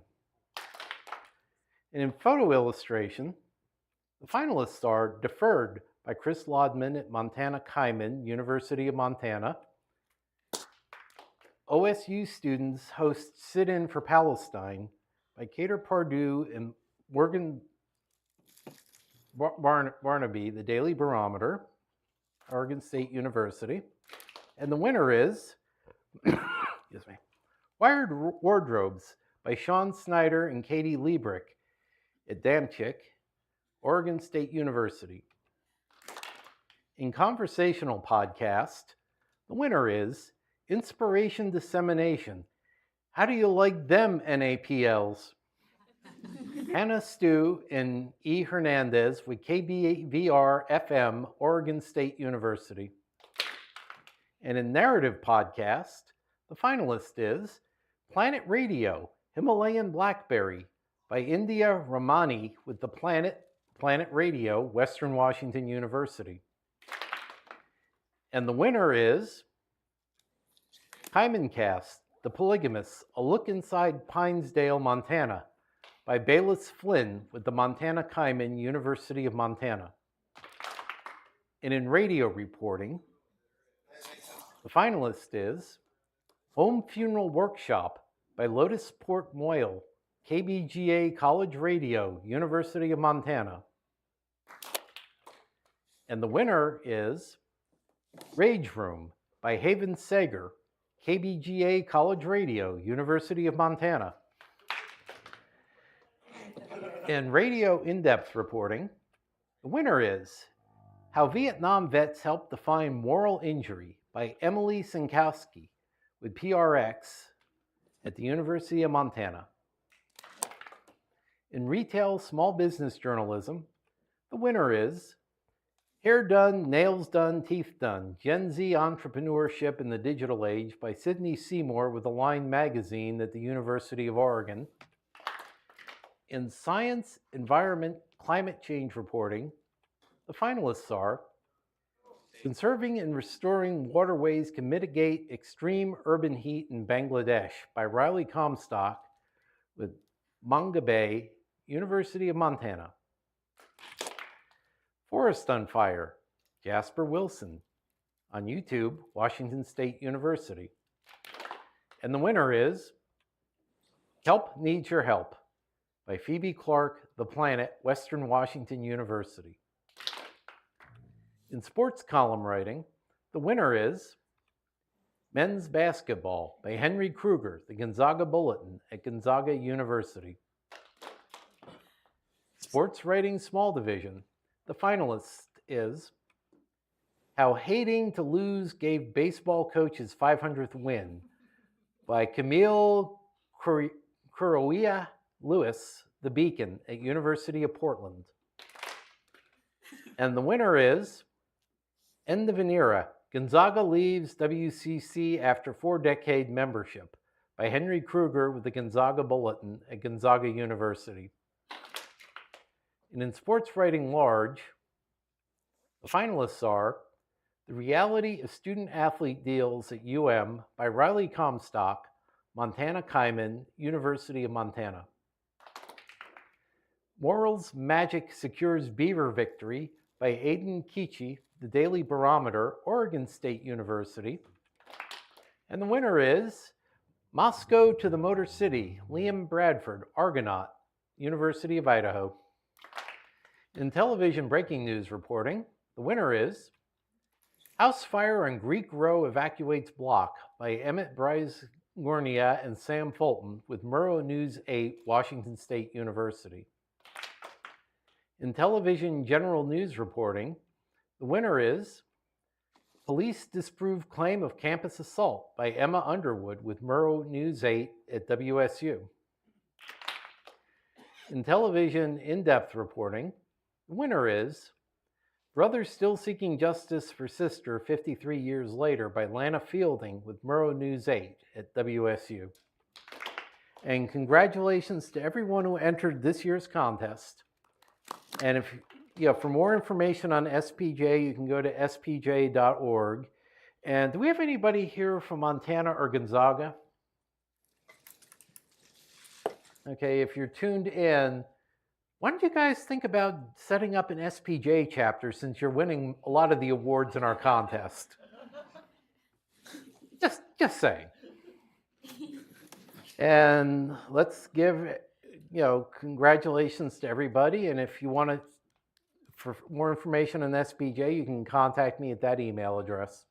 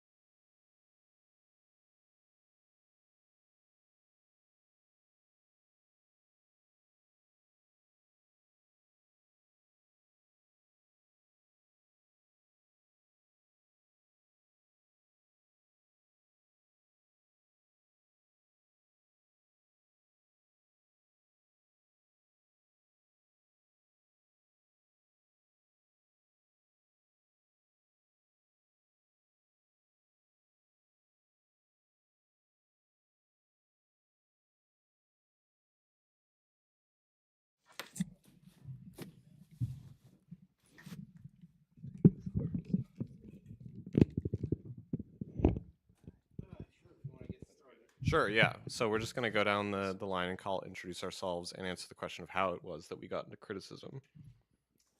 Hey, I'm Bennett Campbell Ferguson. I'm the editor of FoolsWhoDreamMovies.com, and I just want to start out by saying it's an honor to be here, and especially it's an honor to be here with Kathy, because when I was just getting started, Kathy was one of the people who sat down with me and gave me some guidance. And so, if there's one thing I want to impart today, it's this is a tough business. Ask for help when you need it.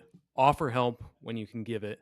And to answer the actual question, I've done this really since I was 13 years old, and I was just scribbling movie reviews wherever I could, and eventually that led me to making some very, very bad films that made me realize that I was better off in the audience trying to understand other people's art rather than creating my own art, and that led to studying journalism at U of O, running the film section at Willamette Week, and now starting my own outlet.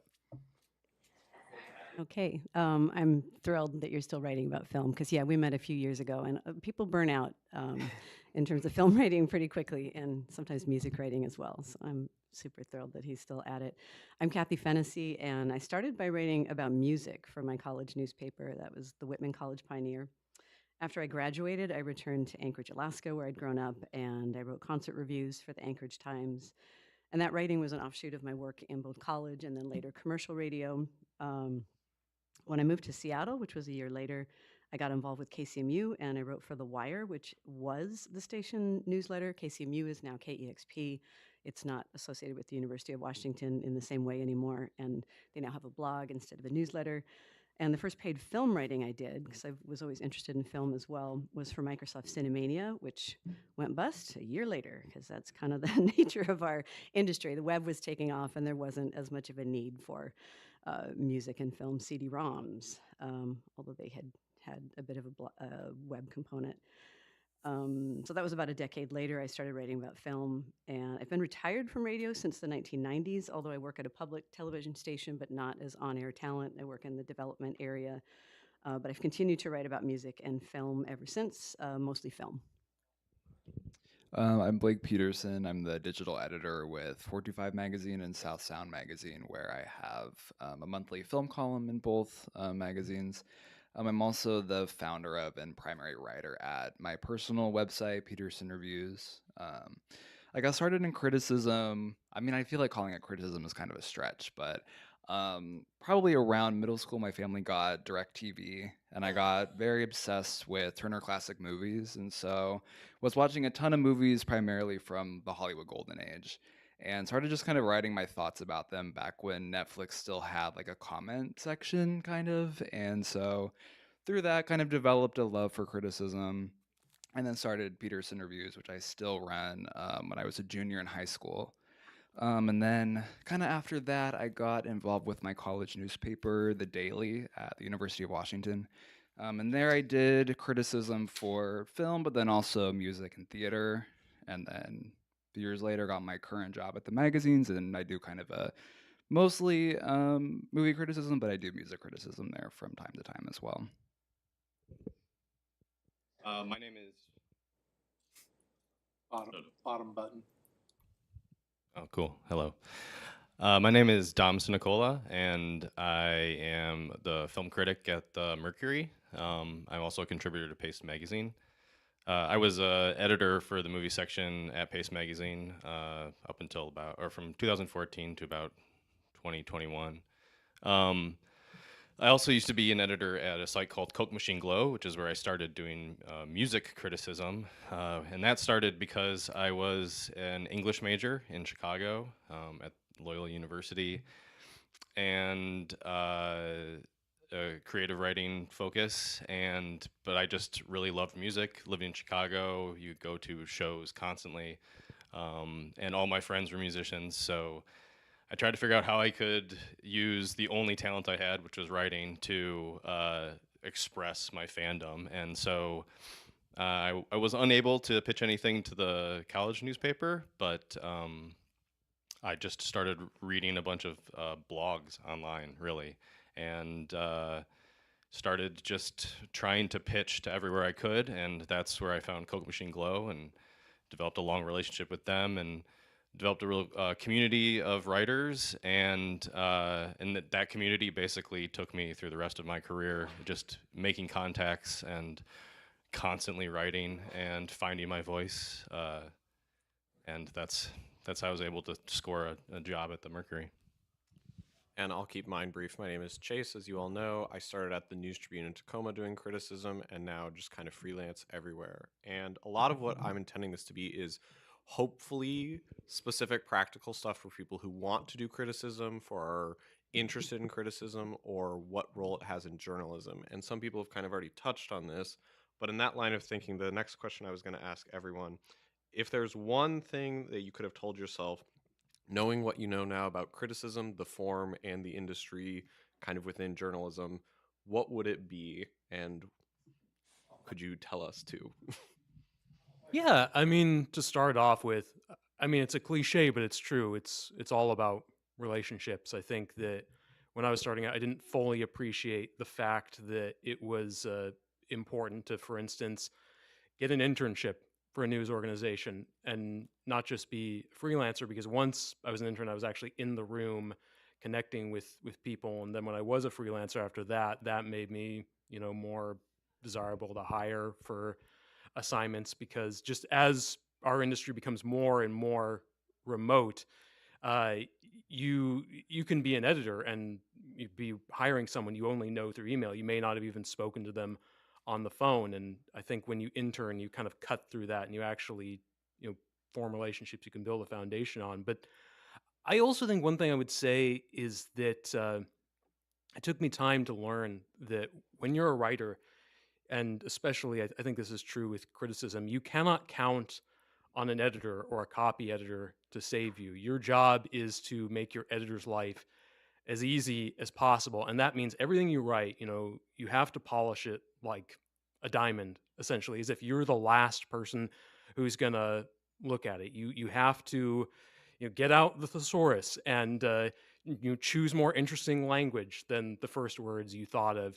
You have to fact check your own work, because the truth is that the editors and fact checkers, they miss things. So if you're kind of like the first line of defense and you're writing as if imagining that you're going to be the last person who looks at it, then that makes the process simpler down the line. That makes people more likely to hire you.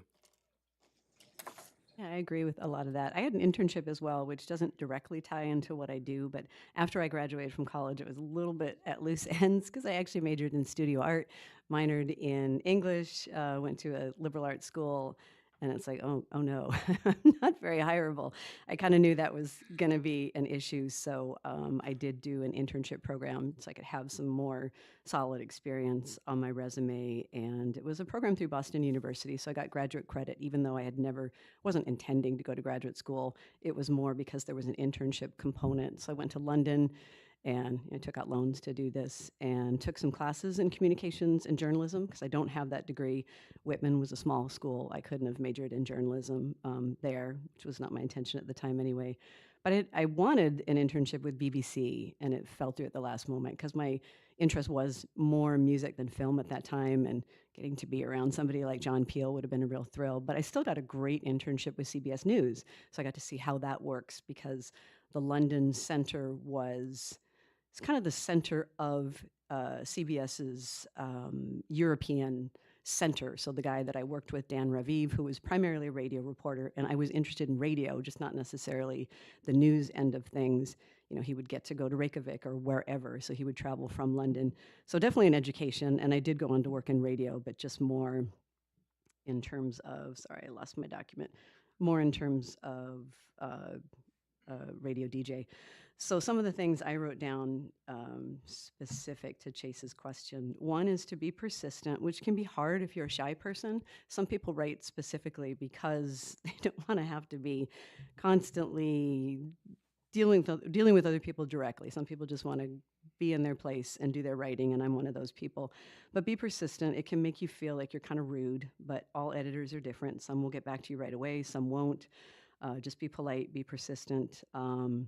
And even if they complain, even if they say, I got 4 emails from you, what is your problem? But if they finally get back to you and give you the answer you need, then you'll know, well, with this person, I need to be persistent. And if they're consulting about it, you know, do what you will with that. But that's just how some people are. So be persistent. Also, do your best. This is easy to say, and some people are a lot more sensitive than others. A lot of people who go into writing, their sensitivity helps to make them the writer they are, and it also helps them to take everything personally. And this is a constant struggle. So, like I say, easier said than done, but try not to take everything personally. And do pay attention to constructive feedback. Never, you know, I appreciate Bennett's perspective. Never assume you have all the answers, never assume you know everything. It doesn't matter who that feedback's coming from. It could be a reader, it could be your editor, it could be anyone. Do pay attention to the constructive feedback. And if someone's just being hurtful, don't, if it's not constructive in any way, sometimes there's something constructive buried in a comment, and, you know, take the good out of that, but don't let the hurtful comments scare you away. There's actually less these days because unfortunately a lot of comment sections have been shut down. So I haven't had to deal with that much, but I kind of miss those robust comment sections where people were having real robust conversations. I think we've lost something there, but definitely believe in yourself and just don't let the people who are just mean and petty, don't let them bring you down. Yeah, I think on a craft level, like one thing I wish I knew early on, which I think is probably should have been more obvious, but I think as a critic, it's kind of easy to get kind of stuck in kind of a formulaic rut because there are kind of certain beats that you know, hit over and over again as a critic. And so I think something I really try to do now is just like devour as much criticism as I can. I want to be always reading like 100 times more criticism than I'm actually writing. And I think it's especially important too to be, obviously, whatever you're kind of specializing in, read a lot of that criticism. But I'm primarily a movie critic, but I would say I read a lot more music criticism, literary criticism, food criticism, just because it's always good to be thinking about all the different ways that you can be critical. Because I think anyone can kind of give just kind of rudimentary opinions about things, but I think what makes a critic special is that maybe you're able to say it in a way that someone else isn't able to. So I think just always be really aware of kind of what's going on in the world of criticism, and also just even going back in time and looking at old critics and seeing what they were doing. I think it's so important to kind of have that education as kind of an ongoing thing that you're doing. Yeah, I absolutely agree with everything you've been saying, everyone's been saying.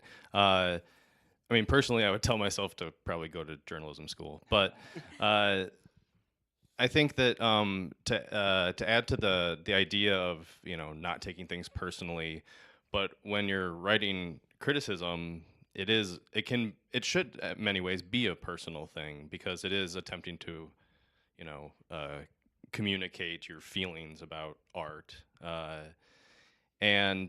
but you also have to remember that your readers are probably also have the same sort of emotional connection to things, and so they will take things personally. And so keeping that sort of balance in mind, while you really just, I mean, devouring criticism is a perfect thing to do because you should devour the culture that you're writing about in order to develop a taste because getting into a rut is such an easy thing, especially if you're expected to just cover everything, you know.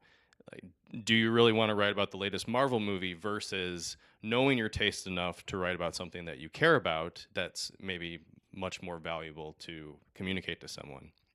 So I think that just trusting, I would tell my younger self, like, trust your taste. Like, it will get more mature, it will get better. Avoid hyperbole, avoid assumptions about opinions and all of that, and just trust that, you know, your emotions about the way that you interact with art is enough to give you something worthwhile to write about. I'll piggyback off of that a little bit and use a phrase that I've heard that I've kind of appreciated. View criticism, especially your own, as the start of a conversation, not the end of one. I think criticism is very much a living, breathing kind of constant engagement with art, and that doesn't stop when you finished a review. I've read reviews I wrote a month ago, a year ago, 2 years ago, and been, oh, wow, interesting that that was my perspective in that moment. How would I revisit it? And there have been times where I've been lucky enough to do that and kind of engage with myself on that way. And I would say that's a really good way to just constantly be reflecting on your own work and being a critic of yourself in some regards. Um, as a next question, in everyone's perspective, and let's start from the other side and come down this way. What is the modern state of criticism? And this can be in our region, it can be in the world. And what value do you think it has in the context of journalism writ large? And what role do you think it plays in culture? Jeez, I know, start with me on this one. I mean, I don't think it's any big revelation to say that, you know, we talked before this that we were going to try to be more positive about things. I mean, I think that it's not desperate, but it is not thriving, is how I'll put it. It's really, really hard to find a job, I think, as a critic, period, which is why most of us have full-time jobs.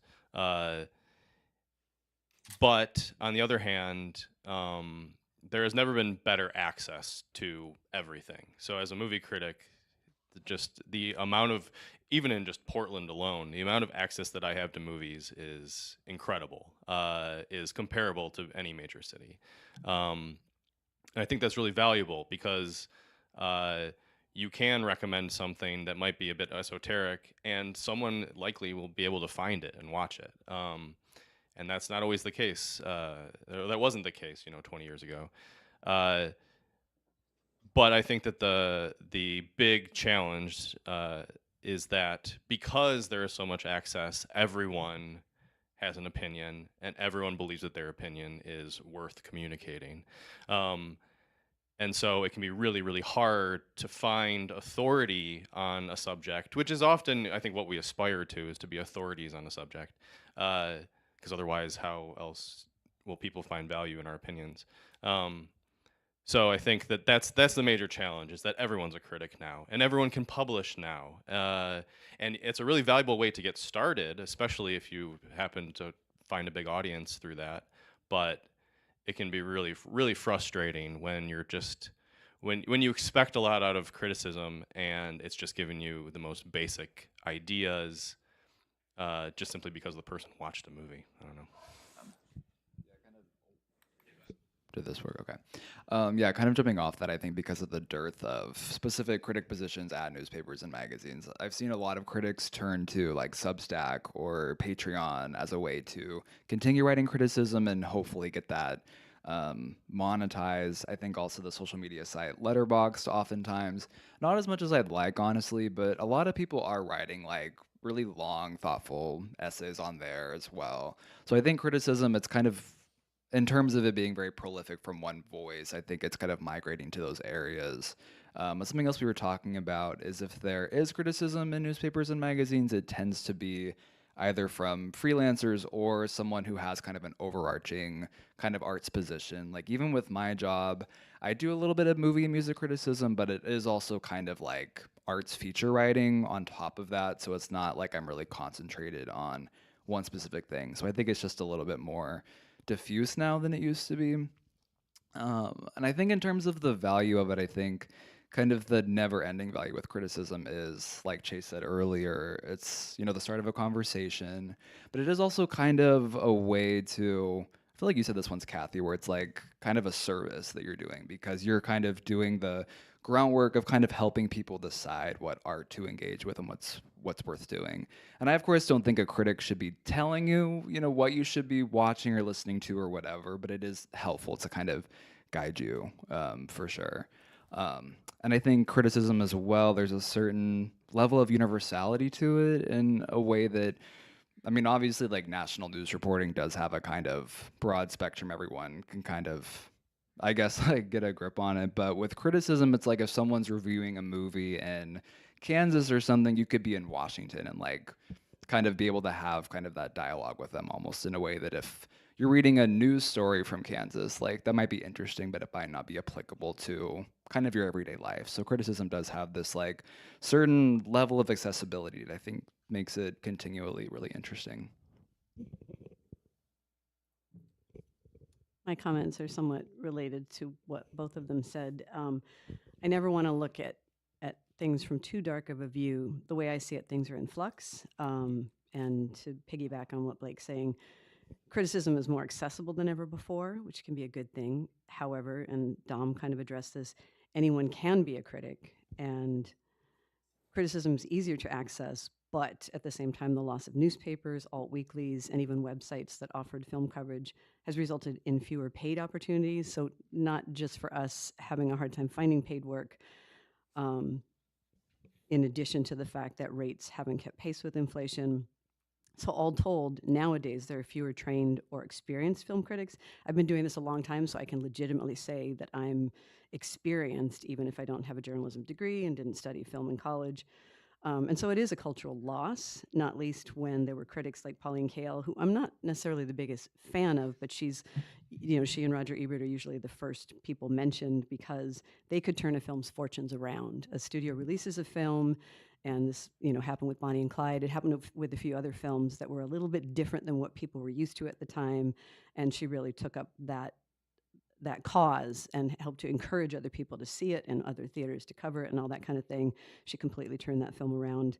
On the other hand, a critic of her stature, and this is something we've missed that's not necessarily a bad thing, and Chase and I were talking about this on the drive down here, from Seattle, that critics of her stature could also harm a film's prospects, and it wasn't always just the Pauline Kael, and I would say more her than Roger Ebert because he tended to be more optimistic, but anyone who was writing at Variety at times when that was the industry leader, one negative review, for instance, of Charles Burnett's Annihilation of Fish. I think that originally came out in 1994. That killed it dead. It didn't matter, who wrote it or what they wrote, but the fact that it was in Variety, it didn't help that it was Todd McCarthy. If anyone's curious, you can look it up. I was curious because I'm a fan of Charles Burnett, and I was curious, what exactly did this critic say? It was Todd McCarthy, who's a very well-respected film critic who does know, he knows film. He's written books on Howard Hawks and people like that.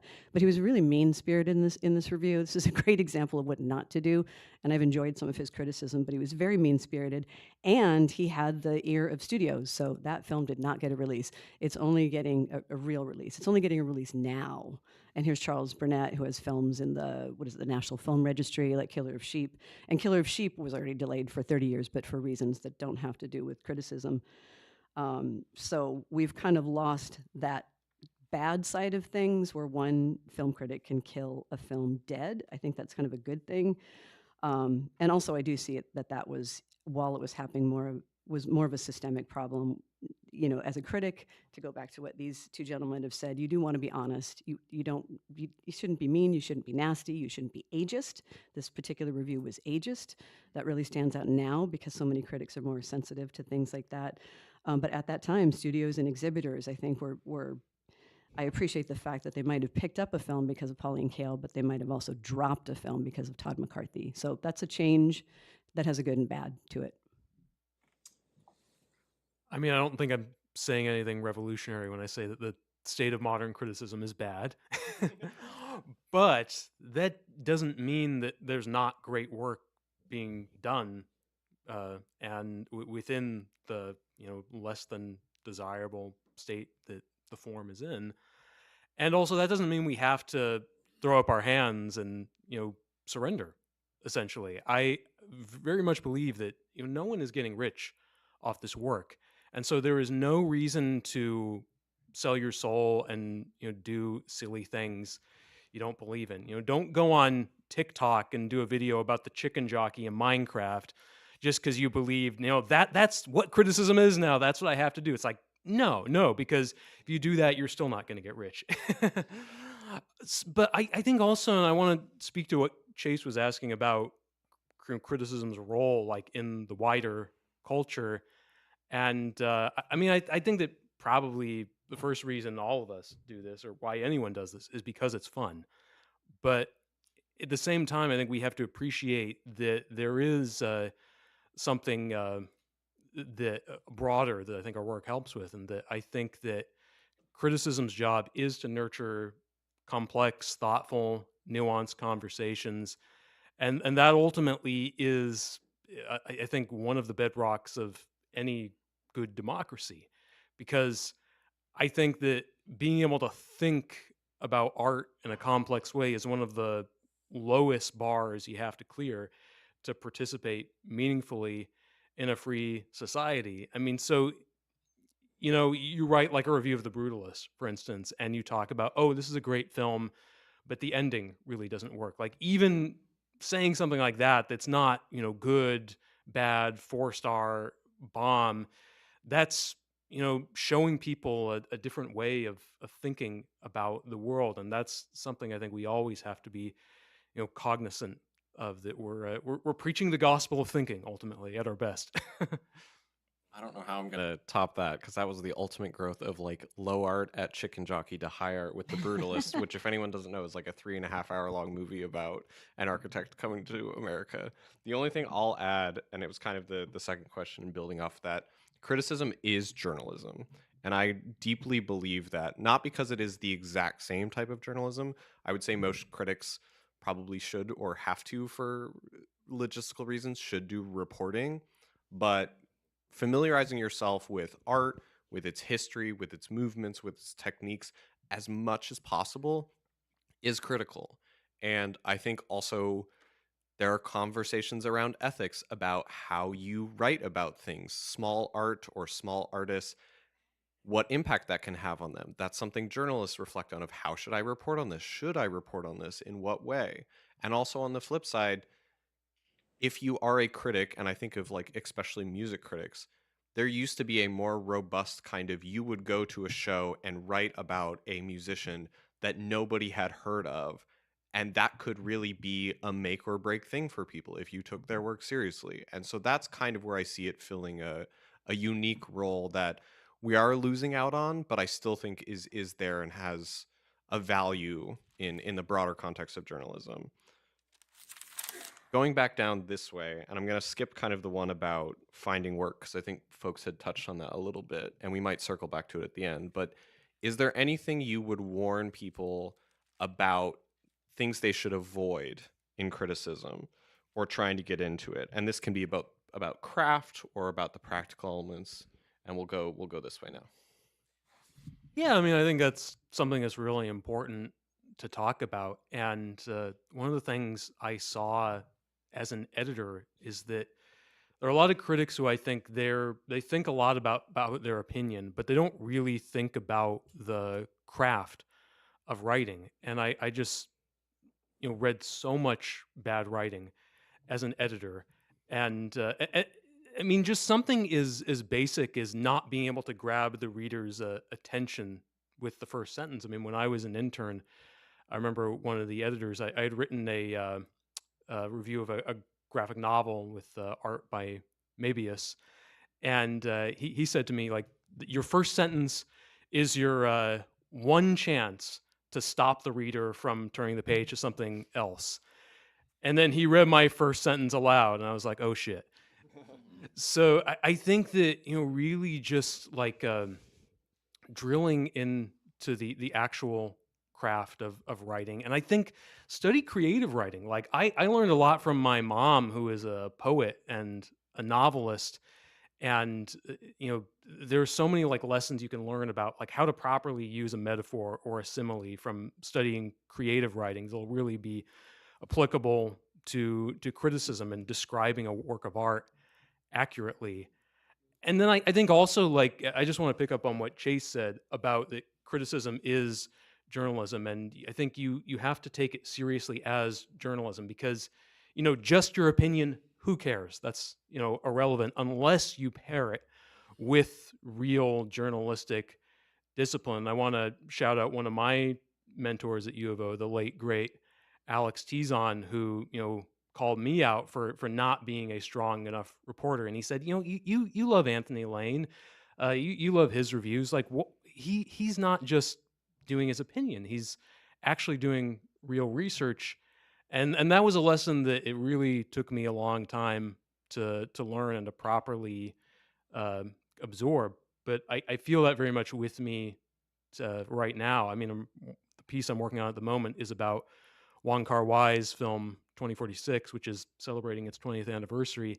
And that's a movie that, if you look at it just on the surface, it's kind of a great sweeping art house romantic soap opera, but really it's a metaphor for the story of Hong Kong itself. It's about more than the individual characters. So as I started writing, I realized, oh, I gotta like actually do the research and learn about the specific security law that China passed that ended the one country, two systems law, that system that obliterated Hong Kong's autonomy essentially. So I think it's important to bring that kind of focus, bring that kind of rigor to your work, because it can't just be I think this, I believe this. Anyone can do that. I wrote, and this is kind of a tricky one, and we are mostly talking about film, and there's definitely been some mention of music as well. But spend more time celebrating the films you like than tearing down those that you don't. And I'm not saying don't be honest. If you don't like something, you should say that, and you should say that. You should say why. You should always try to look for the good in things. But what I mean by that is it can affect you emotionally if you're constantly tearing things down. It's not healthy. It's not good in terms of, like, you don't, a film critic shouldn't be a publicist. That's not your job. And there are a lot of them these days that are. Chase and I have talked about this a lot. They want studios to, ensure that they can always see what they want whenever they want and do whatever they want. And studios want coverage, obviously. But some people just give everything good reviews, and that's not very healthy. So if you can, try to write about things you think you'll like, if you have that option. And you might not, and that's fine. And you don't have to know anything about it. One of my favorite things in writing about film is intentionally choosing, I'm going to write about that documentary or that film precisely because I don't know a thing about it. And I don't believe in fake it until you make it. I believe know what you're talking about, and the way you do that is the way Bennett just said: do your research.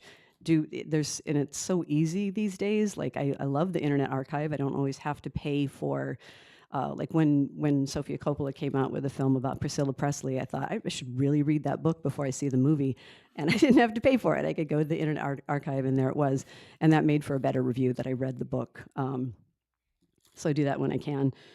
I'm trying to think where I was going with this. Oh, one thing we haven't talked about, which is huge these days, is social media, and that ties into what I'm talking about here. There are people who have built reputations for themselves by being negative. So on Twitter or whatever their social media platform of choice is, they love to tear things down, or of course Letterboxd. There's a lot of these people on Letterboxd, and like you say, there's also fabulous reviewers there who aren't getting paid, and in some cases they are, not for their Letterboxd reviews, but for other things they're doing. But some people have built a reputation for being really mean-spirited, but in a way that some people find funny about film, particularly on Twitter and in their own reviews. And it never seems to end well. So that's where I'm going with this. Yes, you can build a reputation for being the mean guy, but you're just gonna crash out at some point. People are gonna get tired of you. Your shtick's gonna get old. So if you really truly love film, seek out what you think you'll like. And if you don't like it, that's totally fine. But you'll keep doing it longer. So you'll find that some of the really cranky people eventually burn out and do something completely different. Those who really, if the passion comes through in their work, then chances are they'll find a way to keep doing it. Like Blake, I have my own personal site where I'm not dealing with editors, and you understand this as well, where I can write about whatever I want in whatever way I want, but still I do make sure to do the fact checking, and I try to be as rigorous with it as I can. Yeah, the social media has definitely affected us a lot, and negativity really does go viral in a way that positivity doesn't. So that's something I think we all struggle against. One thing I would avoid as a critic, and I think this kind of applies to all creative fields, but I think it's so easy, especially when you're kind of doing a lot of criticism, there always like kind of comes those moments in waves where you just feel like everything you write sucks. You're like reading other critics and you're just thinking about how much better they are than you. And I just think it's really important as a critic to constantly be reading like really great criticism without the mindset of like, I'm never going to achieve that. I'm never going to be as good as this. Because when I think of all of my favorite critics, like not one of them has a similar style. Everybody has such a different style. And so I think it's important to look at your own criticism as you're maybe for someone else, you could be like, you're one of their favorite styles. I mean, you don't want to necessarily have this presumptuous idea of yourself, but I think it's more healthy as a creative person and as a critic to kind of have that mindset as you're continuing to create. Because I think as a critic, I kind of talked about this earlier, it is really easy to kind of maybe feel like you're being really formulaic or really uninspired. So when you kind of have those moments, like try as much as you can to not negatively compare yourself. Is something I still have to do all the time, but it's something that I would kind of repeat to anyone who's kind of maybe trying to get started or is maybe a little bit newer, to just kind of continue to remember that. Yeah, I would just to add to that. I think I would avoid obligation where you feel like you have to write about certain things, whether it's a movie, a piece of music, a book, or whatever, because it's popular, because you think that that's how people are gonna pay attention to you. And this isn't exactly an avoid, but it's related to that. Is I think like really spend time figuring out who your audience is, because as much as I might want to devote a bunch of time to developing, let's say, like a really academic piece about a movie that I know will get me a lot of respect from all the hoity-toity critics, and it might be in Film Comment or whatever. I'm writing a review for the Mercury, which has a much broader audience, and I'm speaking to a much broader fan set. And I think when you look at it from that way, then you see, well, you know, I don't have to feel obligated to follow what I think should be my beat as a critic, and I can instead think about who am I writing to? You know, like my mother-in-law. You know, she's not going to want to read something about I don't know. No offense, Ben, but probably she won't want to read that 2046 piece. Instead, she'll just want to read a review of the new Alex Garland movie, you know, because that's what's at the theater. So I think, you know, figuring out where you fit and where your voice is also really important. I would recommend 2046 to all mother-in-laws, but that's just me. I'm probably going to open it up to Q&A after I answer, so folks get ready to the questions. The only thing I would add, and this is a more practical thing of wanting to avoid, because I think what everyone was saying is correct. Try and be very careful about getting caught up in places, and I won't name them, but people can talk to me afterwards. Places that will take advantage of your passion for this work and desire to do this work. Because there are so few places left, there are many places that will take advantage of you. And they can be big name places that will say, oh, this is for exposure or to get your name out there. And that is a tough thing sometimes. Try to avoid getting trapped in those places, because oftentimes they don't have great editorial oversight or support or resources or care about you. They try and take as much from you and don't really care about you building up your writing or your future. And so just constantly be aware of that and focus on the craft, focus on doing what you need to do, and try and keep as much of your kind of soul of writing for yourself away from that. But yeah, if folks have questions, yes. You had talked about how film critics used to be able to make or break movies. Mm-hmm. You had talked about how you could propel a music artist, I guess back in the day. Yeah. Where do you feel that criticism is now in terms of how it can influence culture? Because I personally wouldn't say that it has like the staying power that it used to, but what do you think the role of criticism is nowadays?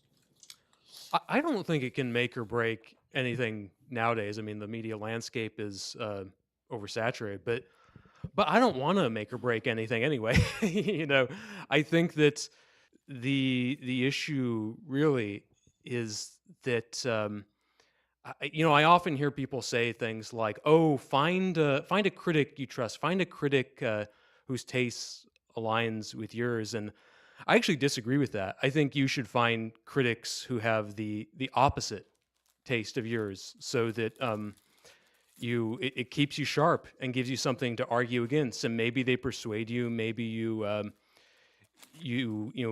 get to think about a work of art in a different way, whether it's a film or a book or a play, but also, maybe it just forces you to up your game and strengthen your own arguments. So yeah, I think that the make or break thing, it's not really possible in the way that it once was. Although there are exceptions. Like I remember, if anyone saw 3 Billboards Outside Ebbing, Missouri, Wesley Morris, almost in the New York Times, almost single-handedly turned the conversation around that film back in the 2017-2018 awards season, where that movie was taken very, very seriously, and his opinion that that movie was kind of a pretender and sort of a hollow statement on American life almost completely shifted the discourse around that film. So it's pretty rare, but there are, I think, kind of unicorn examples like that.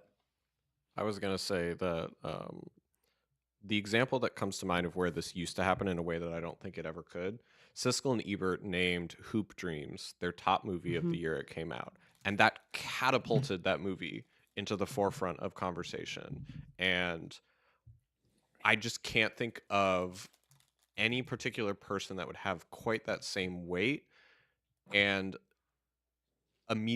as the media landscape has shifted and more people just get their information from different places, no one thing has that weight. And some of that can be that you're going to see influencers, and I have nothing against them, and I was thinking about whether I should even bring this up, but influencers are oftentimes like somewhat paid to promote a movie and are oftentimes like how people learn about movies in the first place. I don't think it's criticism's job to always make or break something, but to engage seriously with that. It can end up still having that weight. Without naming specifically, I have been told that in the case of when I've gone to a film festival, that a review I wrote may have gotten that film distribution. And I have also been told, we're maybe not going to run this review right now because this movie has no big stars. We don't want to just bury it. Thinking about the ethical considerations of, is this good for anyone if we just completely vanish this film? And so it's complicated. When it comes to music artists, I'm not as familiar with that. I think there just aren't, in a similar way, as many music critics looking for new artists in the same way. It still does happen, but the landscape has shifted in a fundamental way.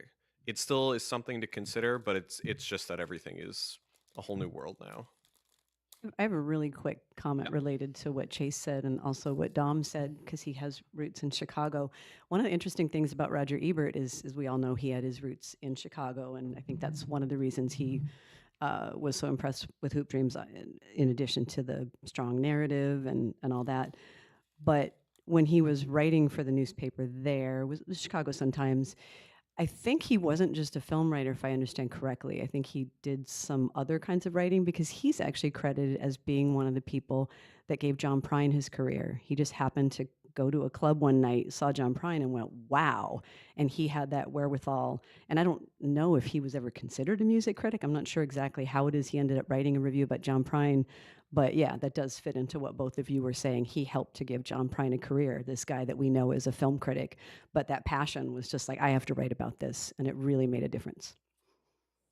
I think there, and then someone over there. So you go ahead first. I was kind of just wondering, with the kind of rise in streaming platforms for movies and music over the past decade, or I guess 2 decades, has that changed your approach and criticism? It seems like now it's not so much whether an album's worth buying as whether it's worth listening to or what to like about it. I'm just wondering if your writing's changed at all in the past decades. I mean, I can say that when I was at Paste as an editor, one of the things that drew so much traffic to the site and that became like a pretty big part of my job was streaming guides. And just by inclusion, you're essentially recommending it from this glut of services. And that became pretty much the sole focus of the editor-in-chief, because it was bringing so much traffic to the site for a few years. And it completely transformed how we wrote about movies, and also like how your work is published on the site, because we essentially created an archive of blurbs that you could just plug into any list you were trying to make. And it was, and you know, it's you are basically have writing by a horde of people, but it's the opinion of the person assembling the list that is taking over. And so I don't know, it felt kind of dirty, to be honest. And it also feels dirty now to that I'm not contributing as much to Paste, that all of my writing is still being used, and I have no influence over how it's being used. I think it, you know, it's like I said before, it's made things more accessible, and so so it's a lot more fun to write about things that if you can discover it and get people to pay attention to it. But it has completely sort of, I think it's sort of it's replaced criticism with curation, and I don't know that that's a good thing. I'm glad you brought up streaming. It's really important. I'm kind of surprised we hadn't brought it up ourselves. So thank you for asking about that, because yeah, it's had a huge effect. There's a good and bad to it. On a personal level, when Amazon first, I was working in customer service at Amazon when they first launched the music and then their movie site. And I was one of the early, not amongst the first group of people, but I was one of the earlier people to start writing movie reviews. And that was a big deal for them. My friend Tom Keogh, for instance, he was one of the very first ones. It was $50 per review. And that first year, right before they launched it, he had written 1,000 reviews. So you can imagine what he made just from writing these 150-word reviews for Amazon, so that when they launched that site, they had all these reviews. And then they expanded that to 250 words. And I did that for 15 years. So I was writing reviews for Amazon, and every single week I'd get a package in the mail. I never knew what was in it. Sometimes it was a box set. Here's the first season of Breaking Bad. This is like obviously pre-streaming. Here's the first season of Breaking Bad. Here's the first season of Oz. I never had cable, but I'd get to review all these cable shows, all kinds of movies, old movies, new movies. It was a really great freelance gig. Every week it was like a thrill. What's in here? Could be something terrible, but yeah, I think that's already been mentioned. Being a generalist, being able to write about all kinds of things, it was a good time. And then of course Amazon Prime came into being, and there were a variety of transitions as the website changed and the whole movie, the whole ecosphere, whatever you want to call it, changed. And then they got rid of all the freelancers. Big surprise. They'd always wanted to have a lot of customer reviews, and now that's all they have. And now they have, in addition to the customer reviews, some of which frankly are good, but now they have these little AI descriptions at the top of each detail page, and that's a whole other thing. But in terms of streaming, there's definitely good sides to it. As a general rule, I don't review streaming only releases. It's just a personal choice. Since I started out as a home video reviewer, I'm still kind of doing that. I write for a publication called Video Librarian, which is, you know, it's subscription only. It's behind a paywall, but it goes to media librarians across the country, and they give me a lot of freedom. Initially, it was a lot of assignments for years. I've written for them for about 13 years, but now they have changed things. I can write about what I want, and largely the way I want, as long as it's, you know, within the right word count. And for my own site, I write about a lot of older movies, and since it's my own thing, I can do all kinds of research. Like I do a lot of like, you know, whether it's Criterion, Arrow, you know, there's this whole thriving world of Blu-rays and UHDs. And some people that aren't part of that world, they think nobody's actually buying physical media anymore. Someone at work said, "Oh my God, people still buy DVDs." It's like, yeah, actually they do. It doesn't look the way it used to look. It's a little more specialized, just like records have become a bigger thing than CDs and cassettes and whatnot. But yeah, it gives me the chance to do a lot of research, which I personally enjoy. So that's, unlike Chase, I'm not generally doing interviews. I'm not generally talking to a lot of people, but I love the research. If I write about an older film and I don't know much about that director because of streaming now, like I was writing about a Larry Cohen film, and I thought, I've only seen Q, The Winged Serpent, but that's not enough to really tell you who Larry Cohen is. So I watched every single movie that was on streaming up until about like the mid-'80s that was relevant to the film I was writing about. And I do love that I can do that. And I appreciate the fact that even somebody who doesn't make a lot of money could still be a film critic. They could still literally just review films that they've seen on Tubi or Plex or what have you. So in YouTube, it's amazing what's on YouTube. So streaming definitely has a good side. It's partly, though, why there are fewer paying jobs. But I love that I can watch so many things so easily. I don't take that for granted. But yeah, definitely I see things in theaters as often as I can. But money is an issue. I can't see everything in theaters.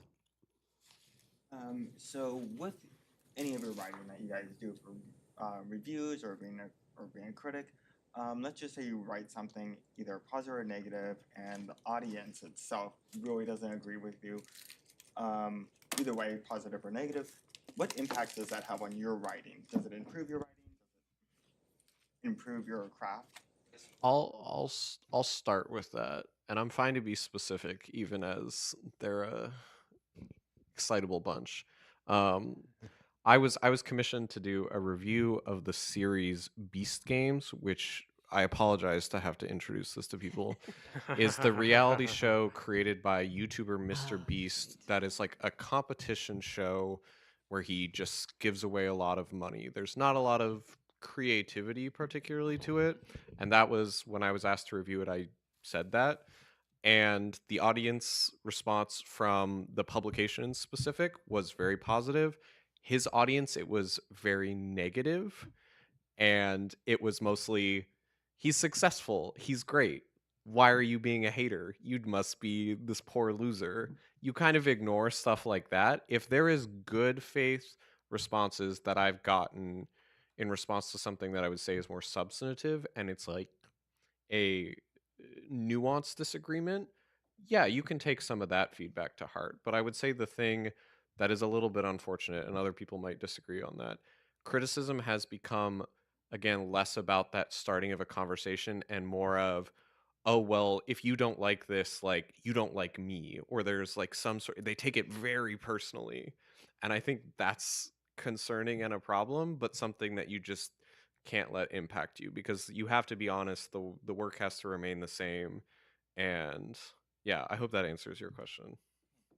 Yeah, I think that's a really good question. It's something we all have to think about. I mean, for my part, it's so personal because, you know, your opinions can change over time, your taste can change over time. I think oftentimes that's not so much about like people responding positively or negatively. Sometimes it's just getting older, and you know, everything we write, it's the, you know, sum of every influence on us in our life, everyone we've ever known, everything that has ever happened to us that shapes what our opinions are, I think. And so I remember one instance I had, you know, where you know, a couple people were very, very mad at me for writing a negative review of Wes Anderson's last movie.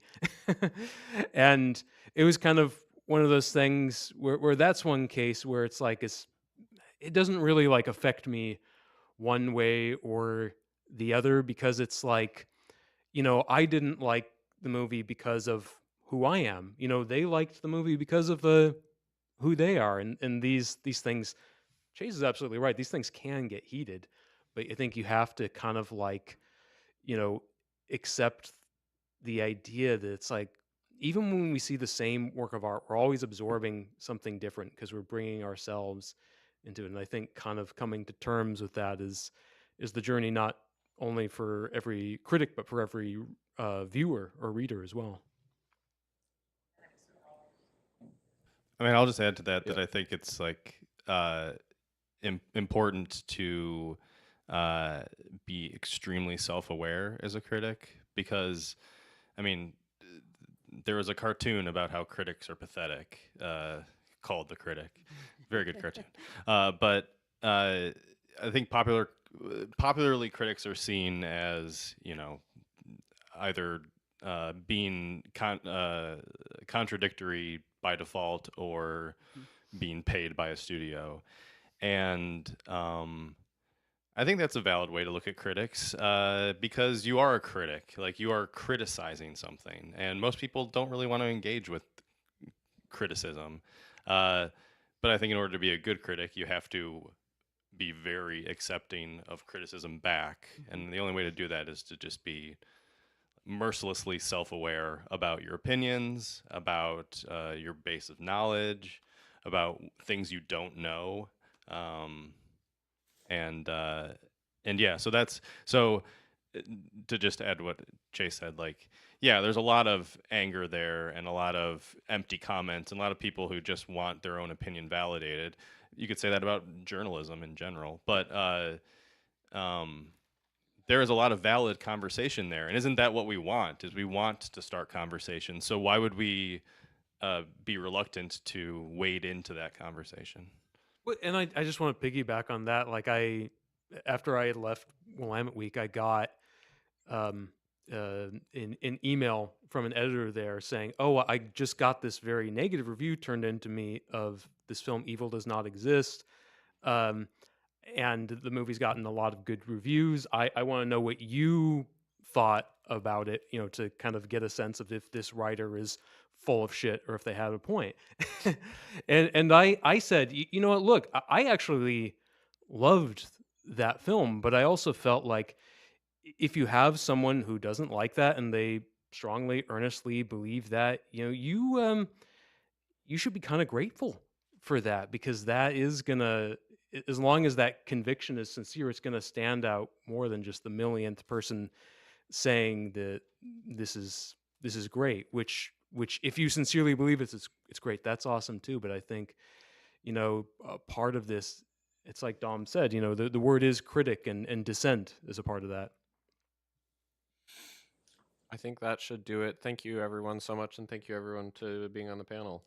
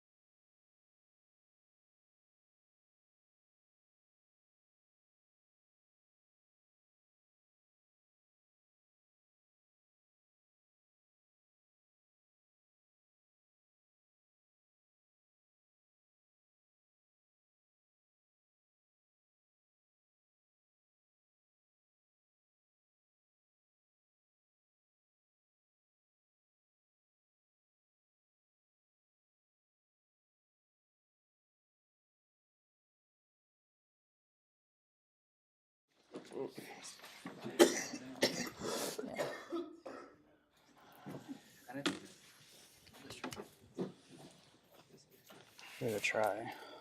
Oh, yeah. The arrow, correct?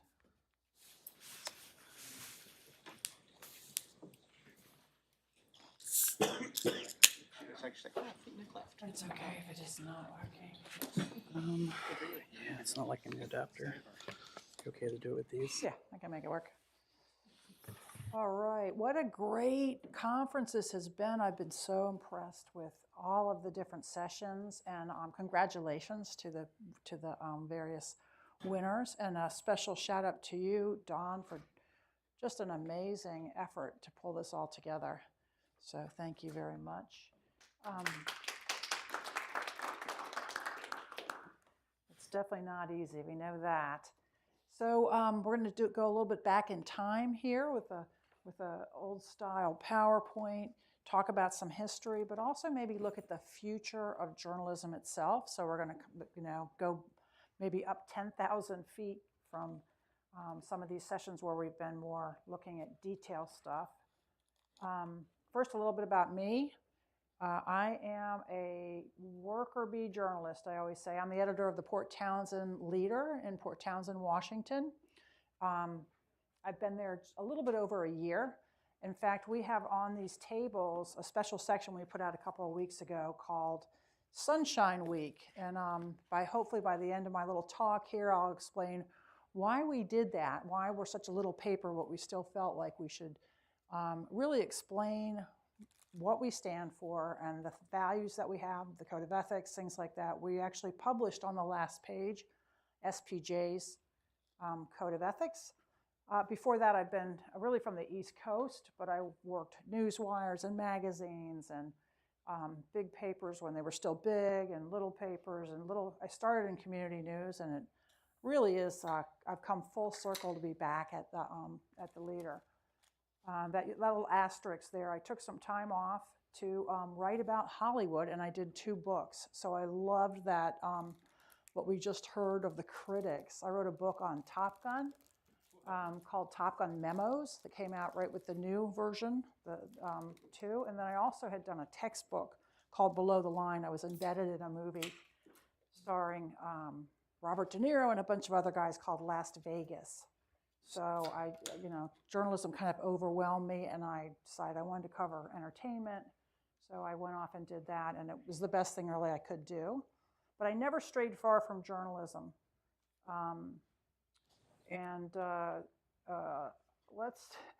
You all have seen this cartoon. Sorry, Arthur, your answer was actually correct, but Paul shouted his opinion louder, so he gets the point. And an extra bonus point also goes to Sue, as she was offended by the answer. So how did we get here? So we're going to talk a little bit about just journalism as an institution. That's kind of what I meant by the 10,000 feet. Do we deserve low approval ratings? I'm going to talk about that, show you some recent stats, and then also restaking our claim as the fourth estate. That's that future of journalism. So first of all, as an institution, fragmentation, if you think about the First Amendment, the brilliance of the founders create really a free press, a competitive press. It worked for so long, it still works. But very fragmented. So when people joke about how we're all it's this all big conspiracy, they're all teaming up to report things. From the inside, we all kind of know like that really doesn't happen. And now if you come all the way full circle, media convergence, that fragmentation is everybody's a critic like we just heard. There are so many different sources of content and information. So it's now fragmented in a very different way. We'll look at journalist approval ratings, non-traditional competitors, influencers. I have a fun chart that looks at that. And first, a little refresher about just terminology. I love etymology, so I always like to go back and kind of go, where does this all come from? I think this is, y'all know this, but we'll go through it anyway. Press, of course, stems from that First Amendment, the free press, and some other free speech. A lot of things are in there. It also became the word used to describe journalists for many, many years. The term media becomes popular after, in the mid-'60s, late 60s, when Marshall McLuhan, The Medium is the Message, came out. That was a very popular book. But the term media also better encapsulated broadcast and radio, which is really, what it was. And that was the media pie, right? Those 3 things. Now today, right, media actually refers to mass communication. So it's print, radio, broadcast, but it's also digital, internet, social media, podcasts. There's just, we all know the media pie. We have now, professional journalism, we've become a really small slice of that pie. So if you look at news consumption, this week I spoke at our local high school. A teacher signed me up to go to 4 of his classes and talk to these young folks about this, like what they're getting online and whether they even check the sourcing of it, right? Like who put that out? So that's part of my message is media literacy and kind of knowing what you're getting, and do they commit to any standards in the delivery of that information? So that press or media question, so the public at large is no longer distinguishing between what we do, which most of us have standards, written standards, especially any legacy media, and other content providers. They don't make any attempt to do that. But the public doesn't know that. They kind of see us all in this great big media overload, right? So, but what we did, I was part of a small group that sort of anecdotally all saw, we got tired of hearing, hate the media, I hate the media. This is when I was working on, in the West Coast on movies. I had time to talk to folks about, what do you think about your local paper? And we talked to 100 people in total, a little bit more actually. So we just asked them, like, if they hated the media, what did that mean? And it usually meant a talking head, right? Somebody on TV, a pundit. It did not mean the guy covering your ball game, right? The kid that's the young person that's sitting in your city council meeting so you don't have to. So they were clearly able to make that distinction. When pointed out that there is a difference between professional journalists and the wider media, which is mass communication. But they don't think of it, right? They think of it, especially since a lot of the criticism is aimed at journalists. So how bad is it? It's bad. It continues to be bad, sort of in the big picture. 31%, and this is the newest research that Gallup has done, 31% expressed a great deal or a fair amount of confidence, and that news would be reported fully, accurately, and fairly, which was similar to last year, which was good because we've been seeing it going down. But the overall trust in media, including newspapers, television, and radio, it's been low for a long time, since 2016. And also, for the third consecutive year, more U.S. adults said they had no trust at all in media. They'd trust a great deal or a fair amount. So that's 33% of Americans saying not very much confidence. And again, this is not distinguishing between the kind of media. And then the wider implications. The last thing I show up there, the murder of U.S. journalists, that mass shooting in Annapolis included a man that was killed. I worked with him my first job because I'm from Maryland. So this stuff is really real when you see the numbers. So when we have people disparaging press and saying bad things about us, it can actually have a much bigger thing than we realize.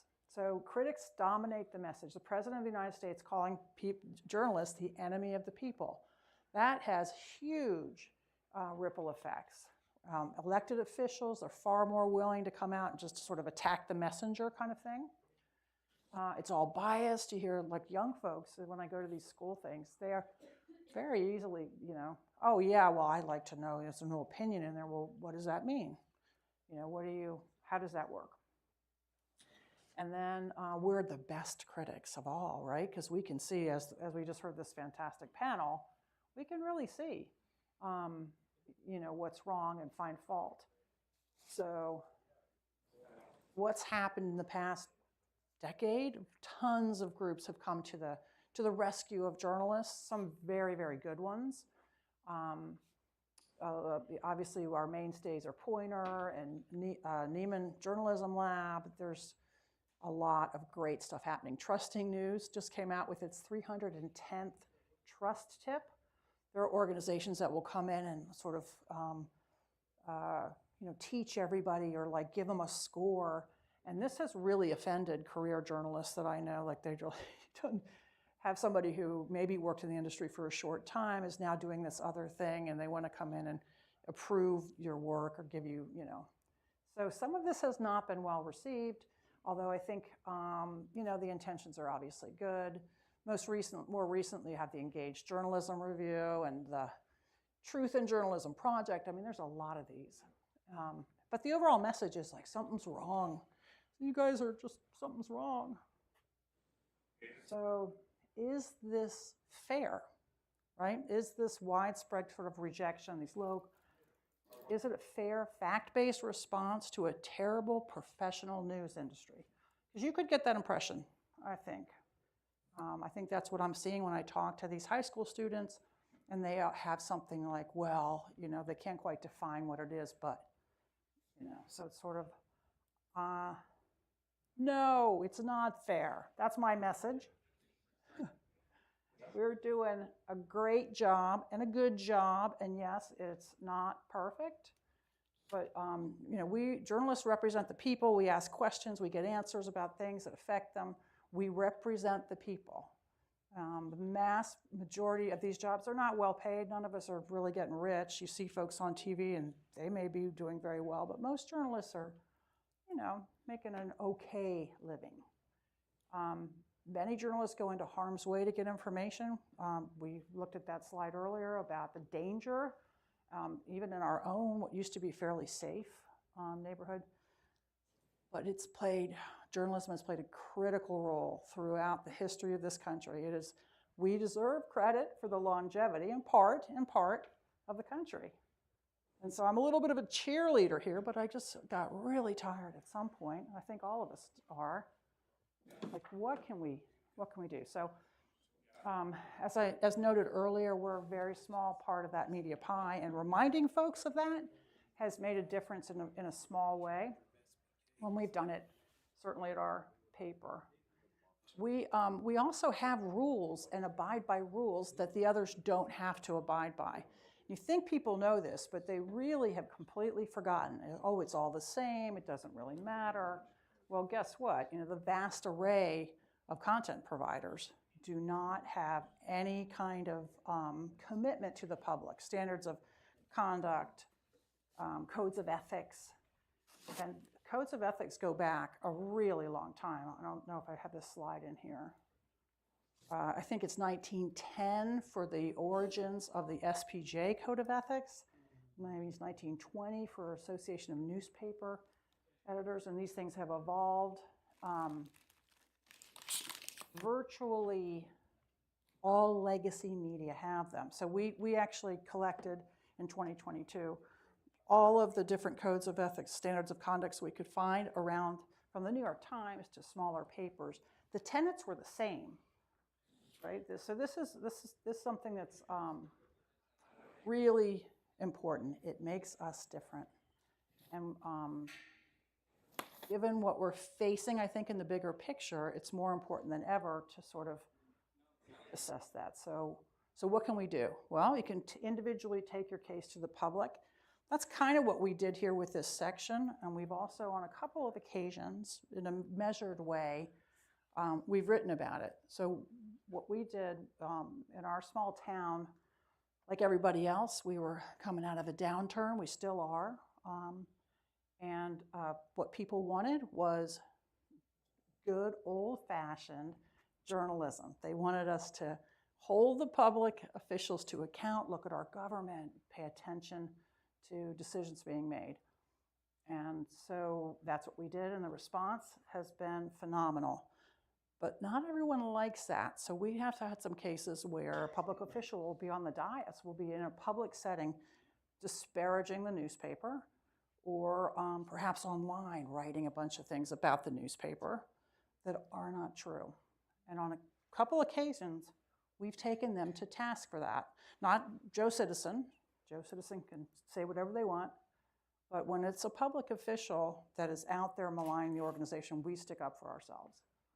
Not every time, we do it sparingly, but it's been really well received. That surprised me a great deal, because I came up in this business and we were taught they didn't care, we didn't respond, and as our popularity ratings sink lower and lower, perhaps it's time to speak up.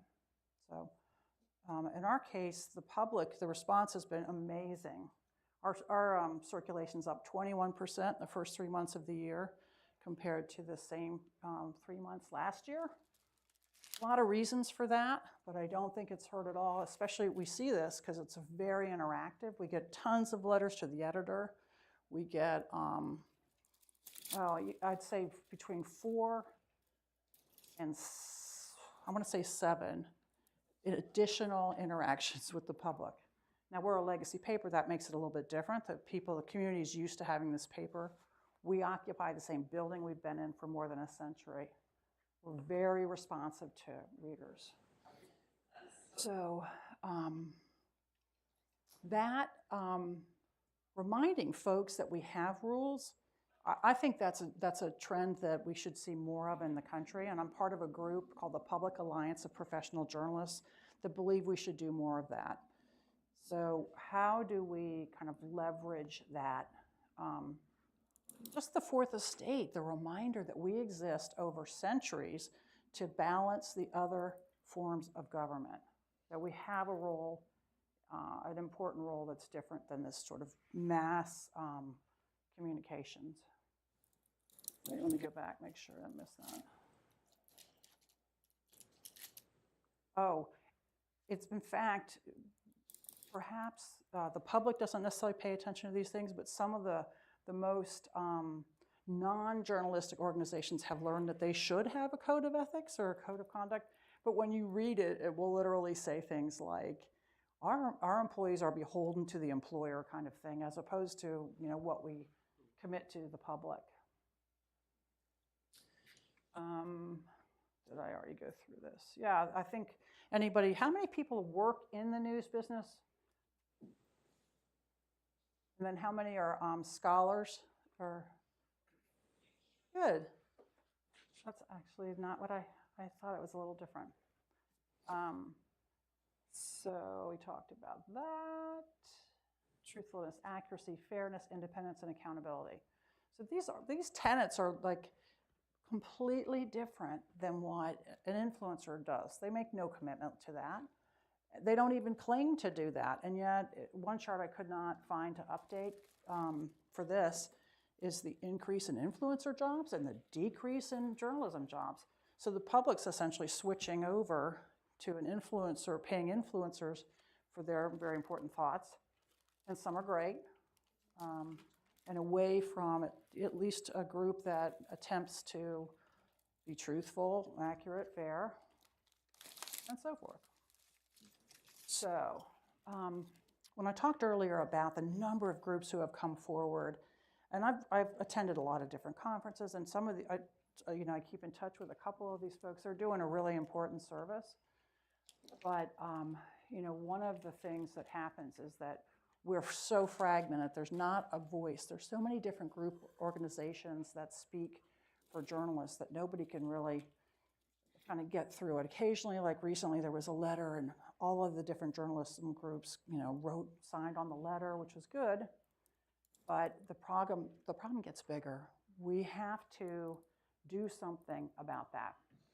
So this group has been out lobbying people in power in our industry to do something about it. And what we have, and I'll show this beta, it's in beta, is a public-facing web-based platform that connects professional journalists with the public. So there's a huge middle group of critics, right? And so what this does is bring out like a voluntary credentialing system. So the one side of it is where journalists can commit to basic standards. When I presented this at SPJ, the larger conference, young people were all about it because they're the ones who can't get their calls answered. It's very hard to explain where, who do you represent? So it just is it's stuff we already commit to. These are things that are already contained, but it's a way of kind of putting some skin in the game and saying, here's what we stand for. It better delineates that slice of pie that is different. What makes us different? That's what it is. So then the other, almost more importantly, and I have had critics tell me, well, it's really, you're already doing it. It's hollow gesture. So what's the big deal? You're now saying you do this as opposed to, well, I don't think it's hollow if the public no longer knows. If the public no longer knows what makes us different, or that it's any different at all. And then it would also create a database. There are numerous things over the course of these about 2 years. There are all kinds of questions about, well, what happens with this? What happens with that? So that's actually a different discussion, although I'd love to answer any questions when this is over. about where we went with that. Pressormedia.com is the holding page right now. I'm going to actually show up. Let me see if I can get this.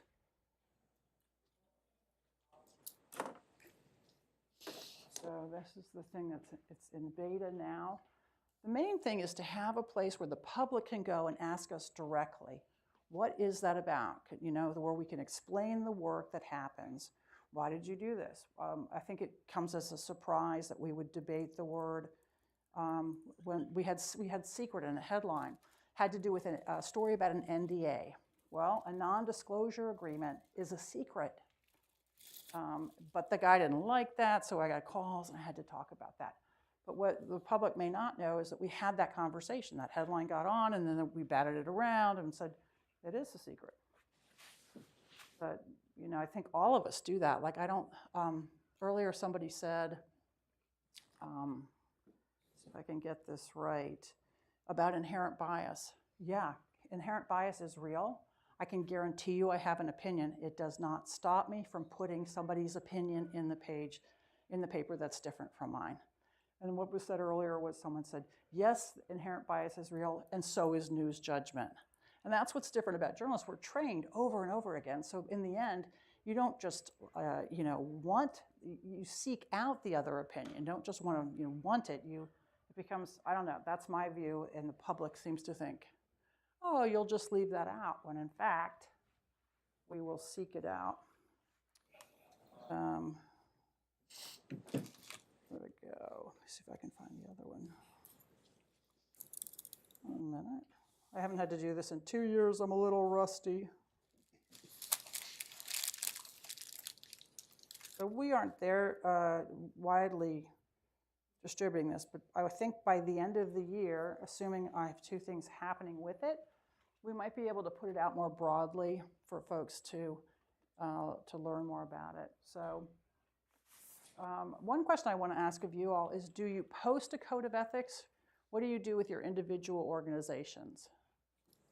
Anybody to address that? We have it posted on our wall in a couple of places. How about you?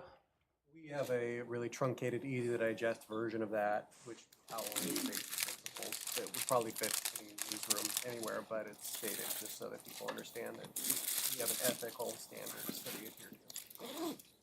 Great. Does the public talk to you about it? Do you ever? I think some people actually, when people are discussing, sometimes when people are questioning, are because we're a small newsroom, who are these people? They'll go to the About page and they'll link to those blurb that describes that.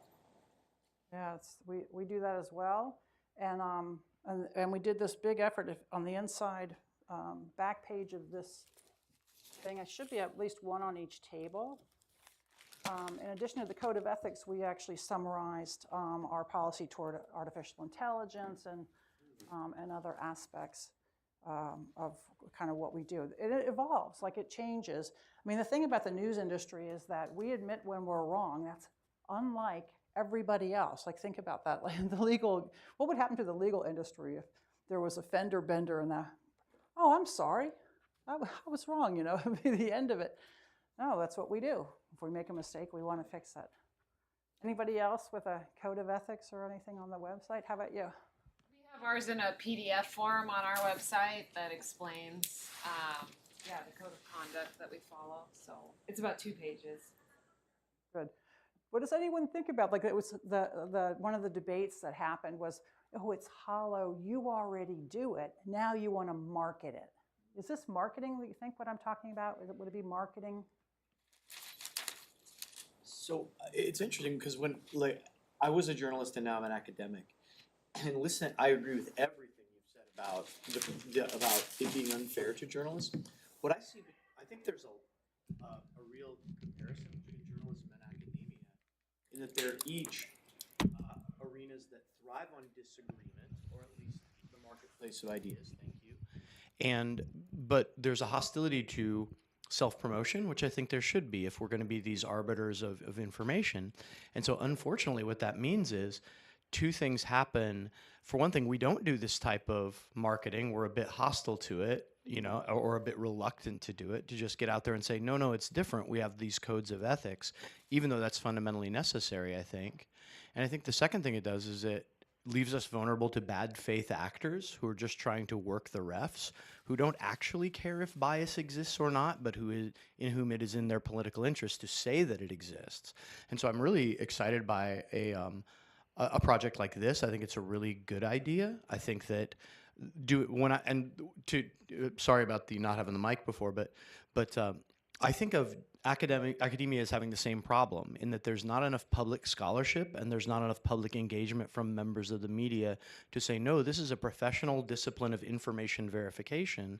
And that doesn't mean I don't have opinions, but it does mean I know enough to have news judgment and things of that nature. And so I wonder if the problem is influencers, maybe ethical journalists who are public-facing people that are engaging with their own social media to explain that to the public might be part of the answer in addition to a website like this. Thank you for coming to my TED Talk. Sorry I No. filibustered. That's great. I mean, when Chuck Todd was still on, he brought on Marty Barron and another top journalist, and they were talking about it. Chuck Todd said to them, could you guys do, so there'd be a marketing campaign to remind people, why we exist. And the fragmentation is part of it. One's running the New York Times, the other one's running the Washington Post. They're never the twain should meet, but maybe we need to meet. I think that's the point. Did you have one? Well, it's interesting. I spent a lot of time talking to people about journalism in general, and one of the things that's come up is the idea of having a nutrition label for news. Some sort of way of letting the reader simply, easily, in a common format, understand what they're looking at. Is this an organization that prints corrections? Is it fact-based? And then have it vary by article, whether is this a review? Is this an opinion piece? Most people don't even understand the difference now between an opinion section and a regular article, and really figuring a way to make it easier for people to see that A, that you care about the difference between that as an organization, and B, for them to quickly understand where the piece is coming from. Yeah, that's a great point. Dick. Seems to me that one part of the media ecosphere that has leaned into advocating a little more for themselves in a form of marketing is public media, radio a lot of times, right? And it's partly because the business model is different. Does it seem to you that other forms of media like newspapers that have long been beholden to this idea of you're not the story and you're not wanting to be sort of a character, needs to change the attitude about that and instead kind of embrace having an identity or something that readers can identify with or see as human, as opposed to this sort of idea of a strict objectivity. I guess, what I'm getting at is, do journalists that have long adhered to a kind of traditional idea of what journalism looks like need to be thinking about how to almost or open themselves to branding themselves a little bit and not being so afraid? I know for a lot of journalists, we shy away from being, too in front of the camera. Yeah, the story. We don't want to be the story. Well, and I think that's, if you, looking back sort of at the history of the last 30 years, that's a key mistake, right? Is that merging of, are you a journalist or are you on camera? Are you an influencer maybe? And so it's funny when I talk to broadcast people, they have probably, or more typically going to say, oh no, it's good to have this public facing thing. But I think that's a really big part of it too, is that those lines have blurred. I'm not claiming perfection. I mean, clearly we can be better, we should be better, and I think we're getting better. But we're sure getting beat up way beyond what's remotely fair. I don't think that's any kind of an exaggeration. And we don't really respond. So, in our little tiny world, taking them on, I've only done it a couple of times, I think 3 times. I was so nervous the first time. One, I didn't think anybody, like I said, anybody's going to care about inside baseball, like why? But the response was amazing. So I actually think now, given what's happening in the country, is that people are understanding what happens if we go away. Already the elimination of so many small papers. So it behooves everyone. And instead, we also see a trend in just in our world too, where people that would completely condemn the current administration essentially employ the same tactics. You know, that they attack the messenger, there's nothing wrong, there's no correction requested. It's just wrong, you know, just wrong. It's real easy to kind of smear us there. So I want to hear more about kind of what sort of issues you face. We are having a public records challenge right now around getting sort of basic information. I love that panel that we had that talked about the challenges. We're in Washington State, so it's a little bit different, but it's also much better than in Georgia, where I also worked. So I want to say that. Student papers, anybody here with student papers? Yeah, how about you guys? What we're struggling with? Well, do you use a code of ethics, or what are your main challenges? I think we have the SPG, or this one we have it hung up on our wall, but we don't really, we look at it, but we don't really discuss it. We haven't discussed it that much. It's a really useful document. And then when you think about things like corrections and clarifications and that stuff, that's all rooted in those these things, and they develop over a really long time. So it's pretty amazing. So is the history of SPJ, which opted not to put teeth in its code. So when you look back at the founding of these things, you have the architects and you have the lawyers forming the ABA, and how important these things ultimately become.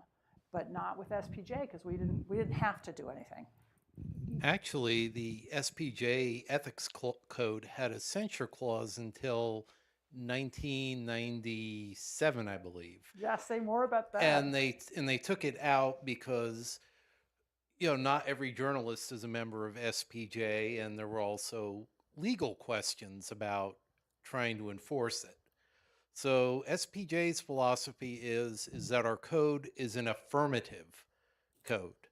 Well, aspirational code. Basically, these are the ideals that we aspire to. Right. Yeah, and so are we going to stand for something, or are we going to fall for anything? And so that worked for the longest time. We didn't have to do anything, and that's exactly what the lawyers said. Well, don't make it too. Well, guess what? Now things have flipped to the other way, and we have to distinguish how we're different. Whereas before we were throwing off money, frankly. Many of these places made a lot of money for a long time. It's not the case anymore. So we have a whole different structure. And I have met with SPJ folks on the foundation, and they get it too. Something. SPJ's really struggled, for example. Would it have a stronger national presence if it hadn't? It's still the most important thing, though. And we very much appreciate what you guys do. How am I doing on time? Are we done? Let's see. We've got about 20 minutes. Oh, good. So we have to have. If I could just pose a question. Yeah. My colleague down in Florida, Michael Koretsky. I know Michael. Yes, he's doing this contest for Ethics Week, basically challenging student papers to put out a newspaper that totally violates the ethics code, and then have them highlight within the paper all the transgressions they've done. And the idea is not sitting very well with a lot of us, because this is, it's like, okay, 20 years ago, yeah, this idea may have worked, but today with the misinformation sphere, it could spiral out of control very quickly. And I just wanted to get your thoughts on that, and if you think, is that a way to show people how the ethics code works by demonstrating what happens if we don't have an ethics code? Oh, Michael, I have to call. I want to see what he's thinking with that, because this is maybe not the best time to do that. Yeah. I mean, that's kind of where I go with it. But it's all educational too, so that's what he focuses on. young people. What do others think about that? Does people understand the concept, what he's talking about here? Tell them about Michael. Let's see. Well, personally, it's like I sort of look at Michael the way LBJ looked at the president of South Vietnam. He's an SOB, but he's my SOB. Yeah. I mean, Michael, he's sort of like John Adams in a sense. I mean, his heart's in the right place. He wants to do the right thing, but sometimes he just rubs people wrong. Yeah, he's the kind of guy who will point out that somebody's on the board of that's not a journalist. He's never been a journalist when it's a scholar. Yeah, but Michael will point out. I mean, his compass points true north, but he's less than diplomatic about it. Yeah. And while this idea he has is merit, I've been thinking about it, between planning out this conference and with the way people just jump on and twist every little thing that they see us doing wrong. This is just, basically dumping raw steak into the shark tank. I'd be inclined to agree with that. Michael shows up to give his talk, and he's wearing a Riddler, a jacket covered with question marks, and he's out there. I think. No, he's got the red suit with the words libel, defamation, lie all over it, and basically it's his libel suit. Like I said, it's his heart's in the right place, but and he wants what's best for SPJ, but like John Adams, he sometimes isn't as diplomatic as he should be. That's good. He does do a lot of good, and he's very popular with his students. I have to say, he is beloved, and he's a good one. He's a good one. So that's what I feel like that's one thing that also about this industry, that there's a lot more room to be a critic. There's a lot more room to challenge things. I've had very few editors that weren't secure enough to kind of like take maybe they'd be short in a moment or whatever, but that didn't think about things, because that's part of what's called for in the business, is the reflection of it. So this Public Alliance for Professional Journalists, I can't talk about the two things that are kind of moving downstream, but we have, we hope to kind of be able to roll it out statewide and just as an option for folks. And the idea is that the public could just ask a question directly, like, how is it you do this?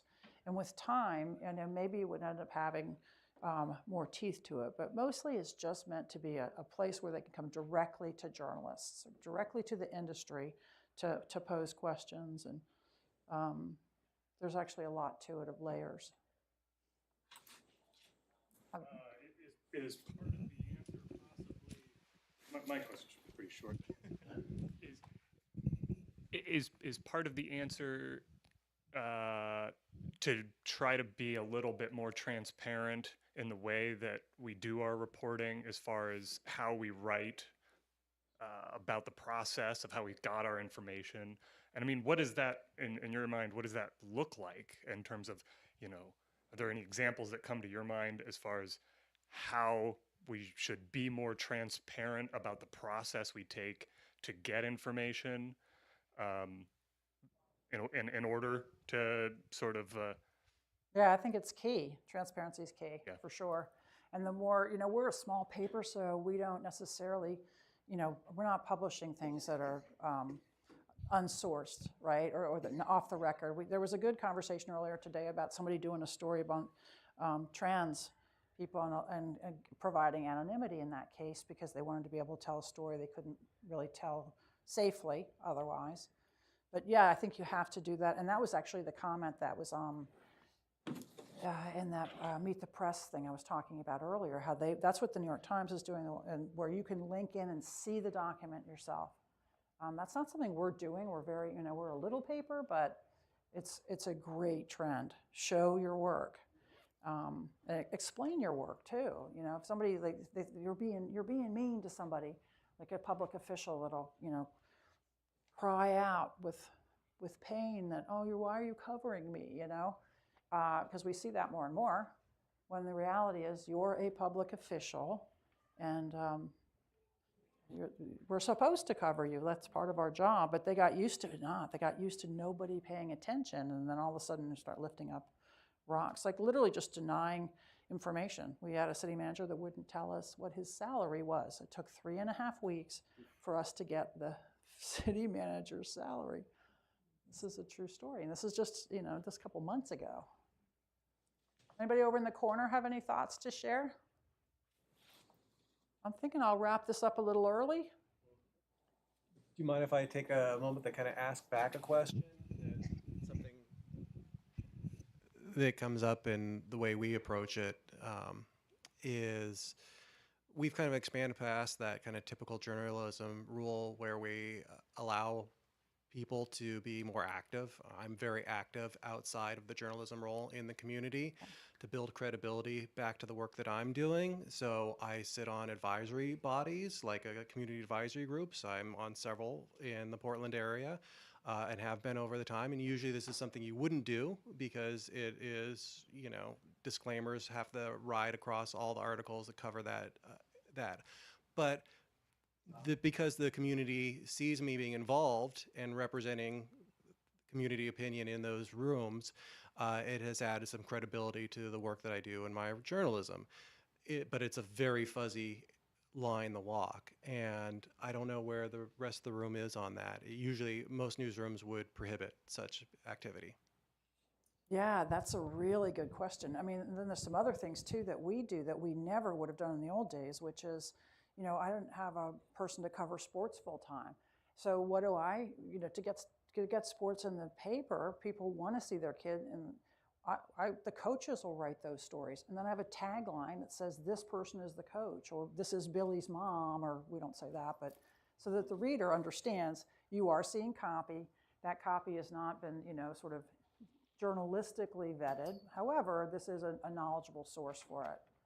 I try and put as many people in the paper as I can. We have a really robust columns, just guest columns. We had to give them names because it was getting weird, guest column, guest column, guest column. But, like soapbox is one, a rebuttal. And put them in the paper, like that's been a really good tool. Yeah, but is there more room for journalists to serve on outside panels? Anybody have any thoughts on that? One of the changing things over the years? I think it is actually. I guess it would depend on the organization. Anybody have any thoughts on that? Well, good. Well, we just put out a mailer. I'm going to put my contact information up. Please don't hesitate. I like to just talk shop. So you can also reach me. Oh, I got to show you this Obama quote. Without some standards, the implications for our elections, for our legal system, for our democracy, for rules of evidence, for our entire social order are frightening and profound. I mean, if the industry could get something that we never had to do before and take a step forward to the public, that might be a big help. Something. Just sort of an anecdote, but wouldn't you add that at least at the time that he was president, Obama also sued more journalists than any other president in history?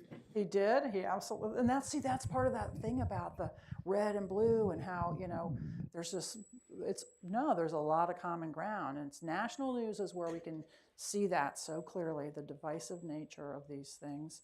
And it's local news, the community journalism that ties us together. It's our school, our sports, our roads, the things that matter the most. That we can agree on, even if we disagree on larger political issues.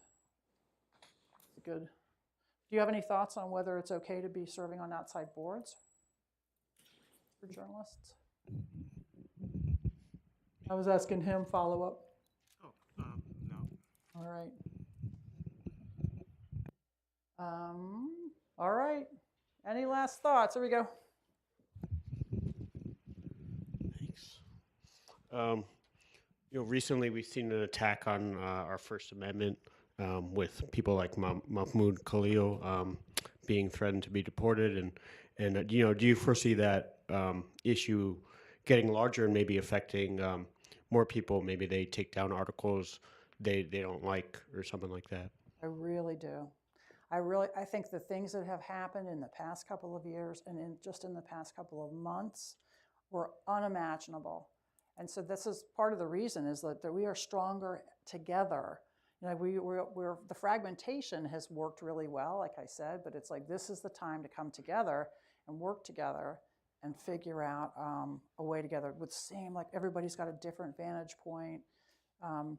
What we share, you know, the rules of engagement for our industry it's really important. And especially when you see ABC capitulates and pays the $15 million to Trump. But when you look in that case, I agree they shouldn't have done it. But when you look at the case, you can kind of see the business equation, which is they would likely have prevailed according to the analysis that I've read. But who has time to do that? You're going to fight this guy with the biggest megaphone in the world, right? Now, contrast that to the Fox settlement of $800 million. But people don't look in the cases to understand. But as an industry, you know, we better stand for something. And silence is not going to help us. Thank you for your time.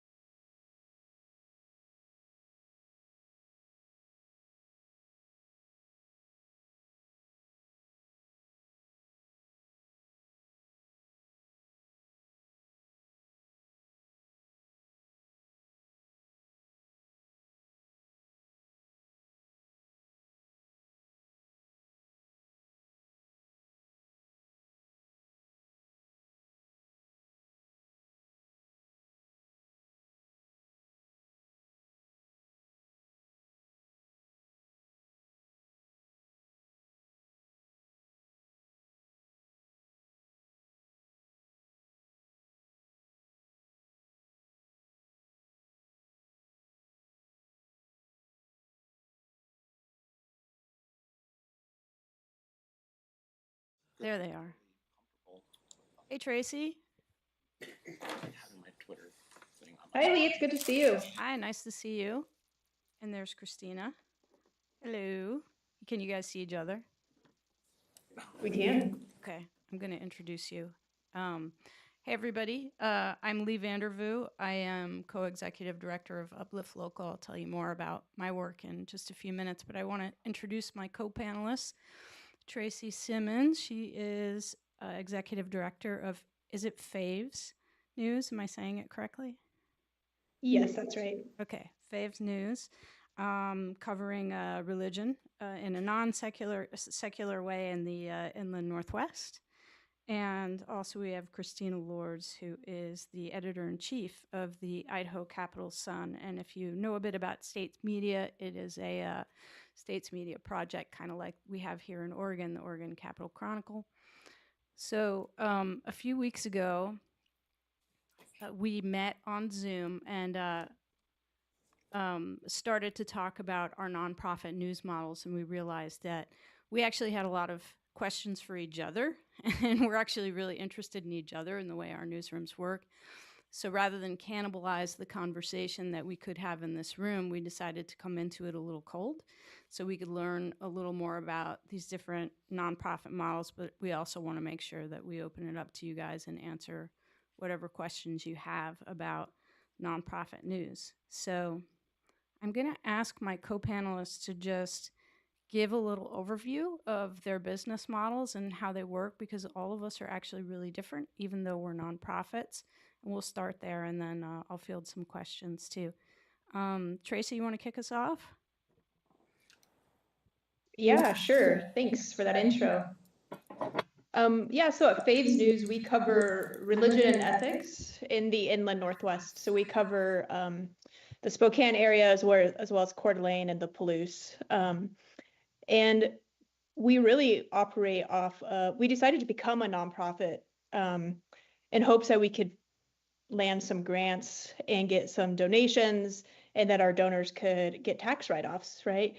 And so we are mostly funded actually through investments. We were able to, someone gifted us a building because we do a lot of community events. We ended up selling that building, which is like the best thing that could possibly happen if someone gives you a building that you can sell. And so we ended up putting a lot of our money in CDs and investing and trying to grow our business that way. And of course, we still have a lot of donations that we're trying to get, as always. So yeah, so a little bit of a different business model. We're working with News Revenue Hub, and when I was talking with them, they said we don't know any nonprofit who has most of their money locked up in CDs. So it's been a little unusual, but it works for us right now. That's pretty fantastic. And just, you know, it is part of my long game master plan to have someone give me a building. It's part of my scheme. So if you guys know anyone who has a building that they need to just write off, send them my way, please. Okay, Christina, tell us a little bit about the Idaho Capital Sun. Hi all, I'm Christina Lords, editor of the Capital Sun, which is a nonprofit that's run through the States Newsroom Network. And so our model is wildly different from what Tracy mentioned here. And a lot of our fundraising happens at that kind of national HQ level. We're asked to do call outs once a quarter to help people understand that we are a nonprofit and that we do need donations to survive. We also have some grant funding through States Newsroom. Each States Newsroom outlet is a little bit different.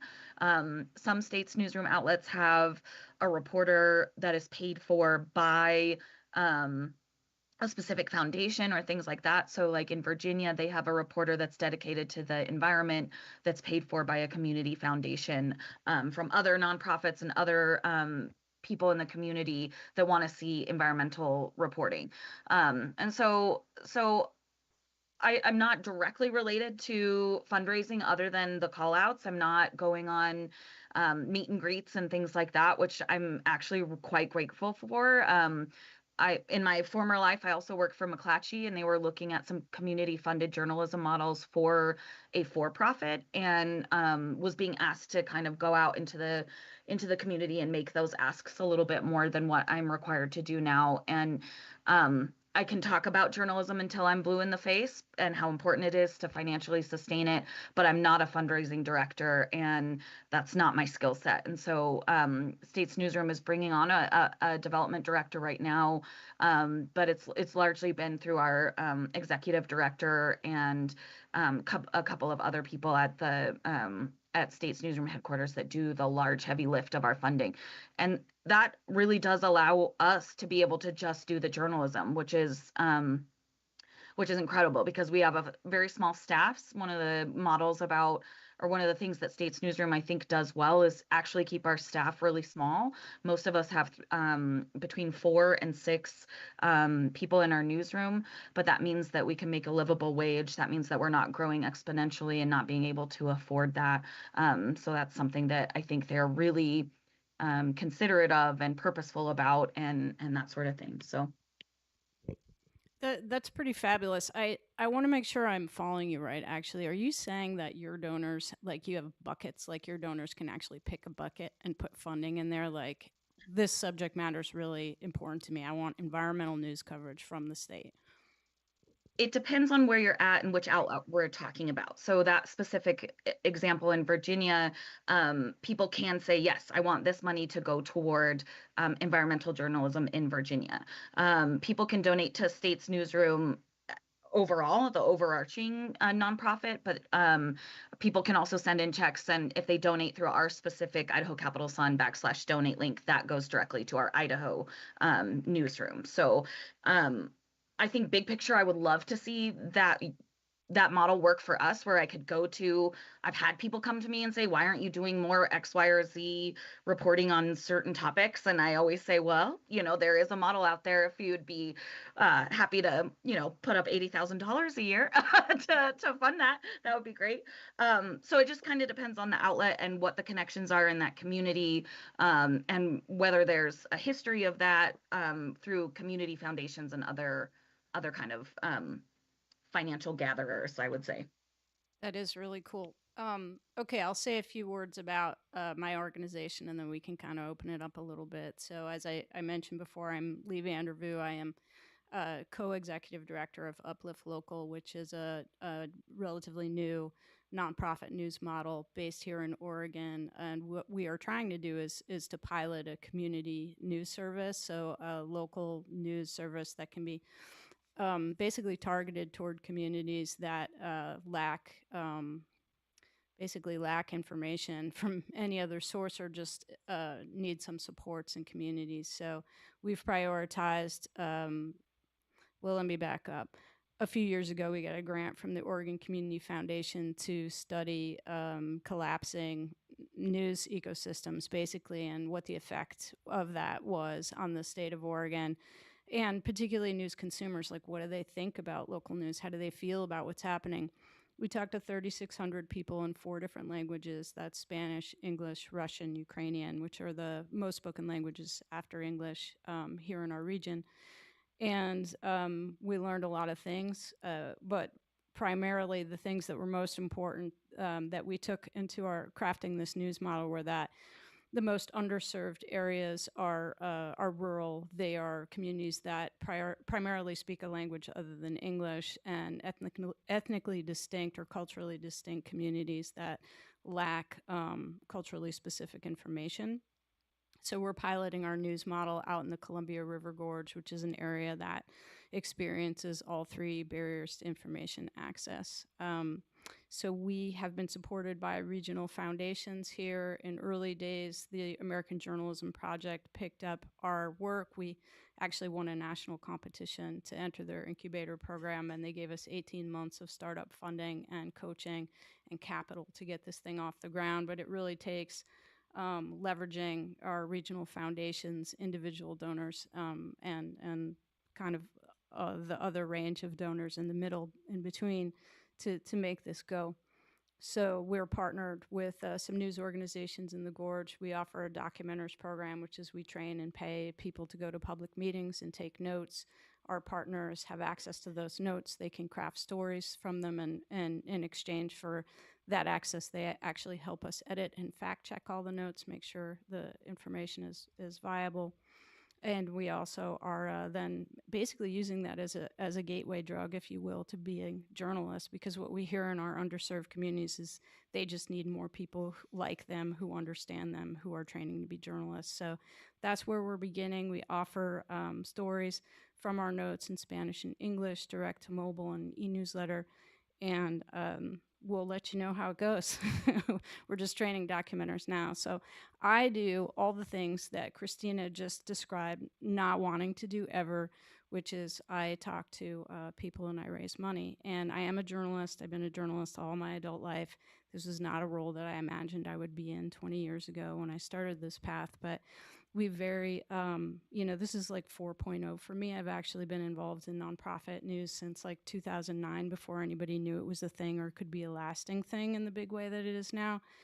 And we decided very intentionally that we wanted a journalist in this role, articulating the mission of the journalism. So myself and my co-executive director, John Trog, take on that role, and we both have journalism backgrounds. I said a lot of things. I'm very curious, what keeps people in this room in this moment. You guys must have questions for us. Is there anything on anybody's mind that we want to start with, or would you like to see us spitball a bit more? Go for it. Yeah, thank you.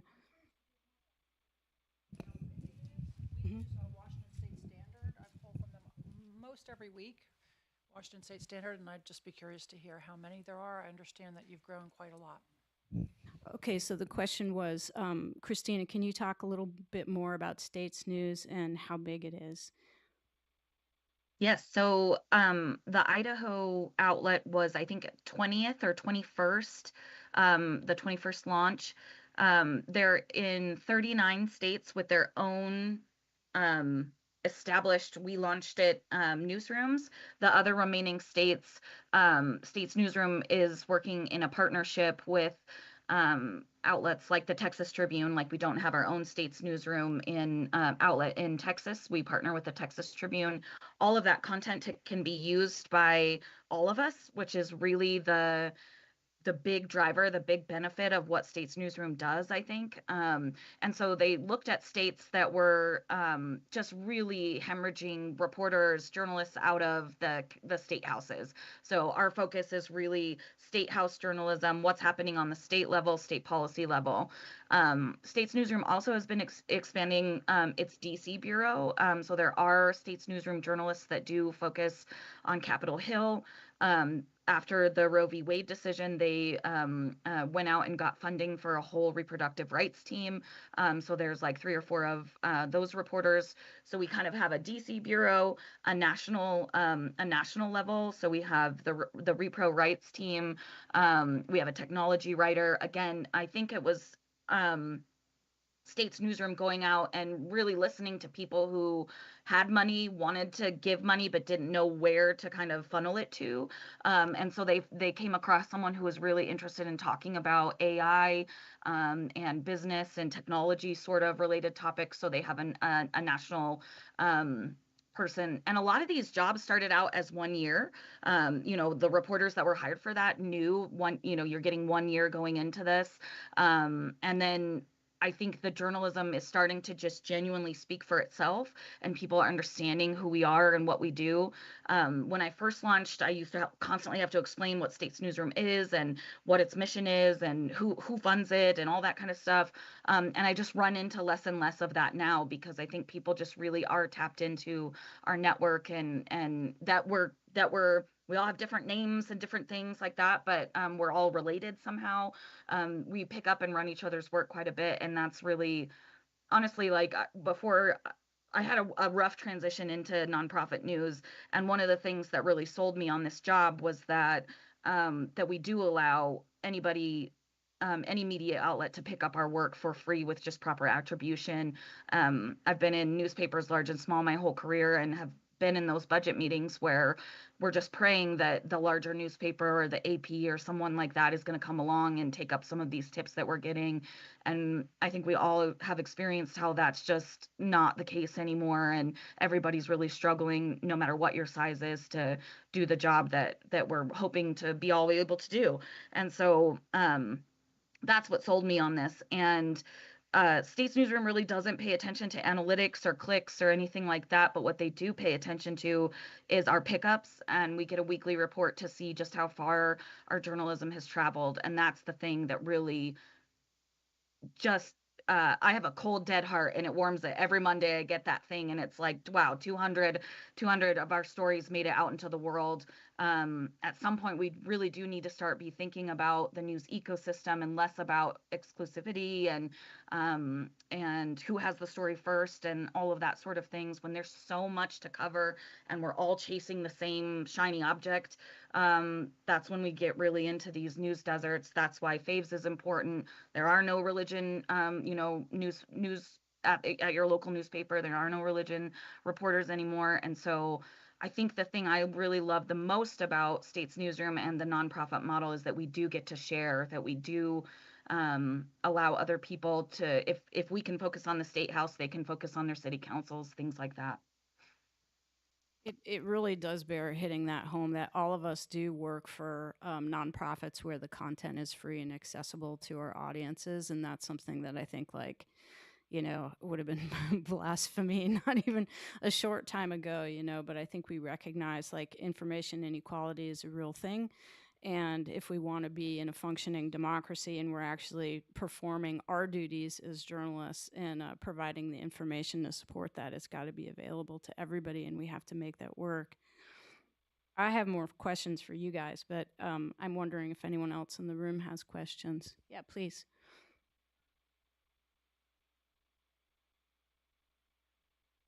Sure.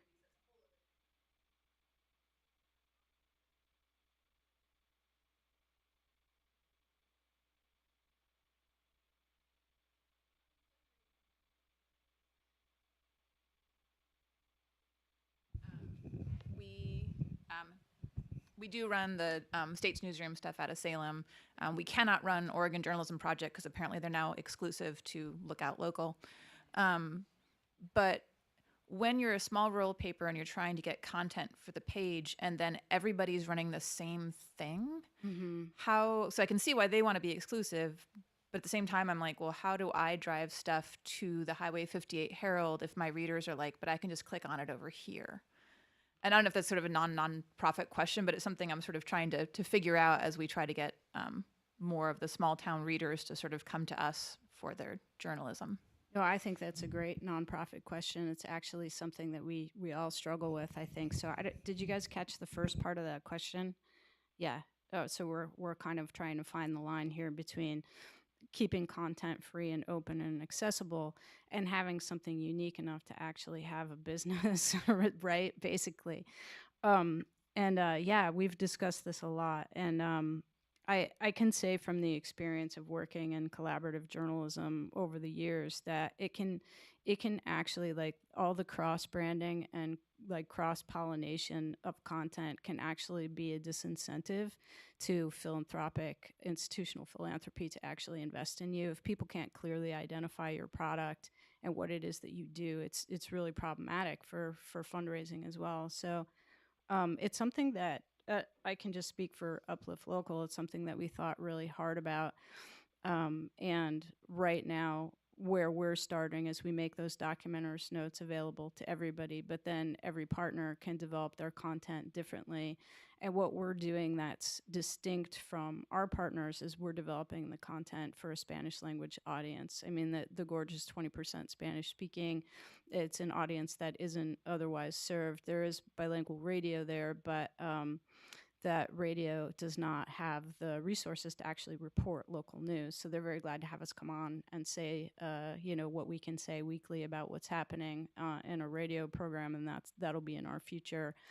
and also working with Hood River Latino Network and some of the other like social service agencies to get on their live streams and promote that work. And we are going to have to work really hard with our English language partners to like find that line, make sure everybody feels that they're getting utility out of the relationship, but that the content is not like we're not cannibalizing each other's models or work. And it is a goal for us to support them.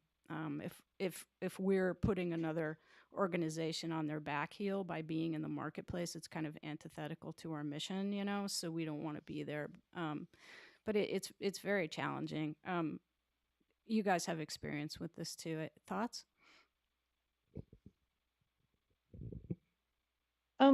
Yeah, I think about that too, because our content is picked up throughout the week in the Spokesman Review. And so like, you know, I want people to come to faves.news instead of the Spokesman. But I think people come to Faves News because we have a really, really loyal and dedicated audience, and they can only get certain content from us. Like we have 40 columnists from all different faith backgrounds, and, you know, we're doing something pretty unique. But if we run, like we've been running some of Christina's stuff because Idaho State Legislator and religion crosses over quite a bit. And so if they're scrolling on Fave's website, they'll see a Capital Sun story, but they also see a mix of other things that they're only going to get really on our website. And then also to Lee's point, we started collaborating with Northwest Public Broadcasting as well as Spokane Public Radio. And that's been really cool because it's a different version of our story. So Spokane Public Radio will interview our columnists or our reporters on air, so we can talk about our story, but in a different way. And then with Northwest Public Broadcasting, we just started a 2-minute religion news show where I get to go on the air and talk about our top story for the week. So it's a good problem to have, but I do think about that as well. I don't have a ton to add to that. I will say that like all of the pickups from I have so many stories of someone saying like, I saw your work in the Times News and then I went to the idahocapitalsun.com, and that's how people know us, is because we were being picked up by other news outlets. I'll say we try to be as reciprocal as we can. At the bottom of every of our newsletters, we include links from all over the state of Idaho and other regional papers if it affects Idaho politics. And so we're trying to scooch people out to Boise State Public Radio and to the Spokesman and to all these other people that pick up our work. We want to make sure that that our readers are also seeing their good work and hopefully getting some of that click and revenue and support that way. And if I could just add one more thing, we also aren't trying to get a ton of clicks on our website, but I do track it because I do care and I'm interested. And the more we collaborate and the more publications nationally and locally have our URL at the bottom or at the top, we've seen our referral traffic increase like a lot. I would say almost 80% in the past couple of months. Yeah, those metrics are important to watch. And one of the cool things about being able to build an organization from the ground up that's like fully digital is like the freakish level of spyware that you can like bake into the product. And I don't mean we're spying on people. I'm using that term facetiously, but our analytics are deep, really, really deep. And so I think like, to the question of how do we parse this down the road, it really is like watching very, very closely. We really can see everything from the referral traffic to how things play out across social media, to how our individual people engage with the content that we're sending them, the metrics on what the preference is for readership among different audiences. And we can start spinning people different segments of content if we want, just based on, what they like, what they need. And we can communicate them differently, like based on their giving ability, which we can also see. And not to say that we're doing like wealth screenings on every single individual, but if they give us money one time, then we know where they're starting from. So all those things really help us dial in these models. And I think that these are tools that like in early days, of course weren't available. And as we transition like more products from papers and even radio into like these digital products, they don't necessarily have the capability of like building in that direction. But I think it's a nice bonus add for being in a nonprofit. Other questions? Yeah, please. I was curious, I had a two-part question. First, could you quickly describe what IRS tax classification each of your nonprofits is? Yeah, sure. We're a 501c3. Same. Same. Okay. One of you described that there is a set of CDs for an investment vehicle. I was just going to wonder if there was any complications in that for everything, or is that perfectly, can others do that? We haven't had any complications unless we take money out. And then we also have a money market account. So we we'll get taxed if we sell a big portion of our CDs, but for the most part, it's been serving us quite well. No complications. Yeah, no complications in investing the reserves that ideally we would always be setting aside. I think money markets tend to be the way that a lot of nonprofits go.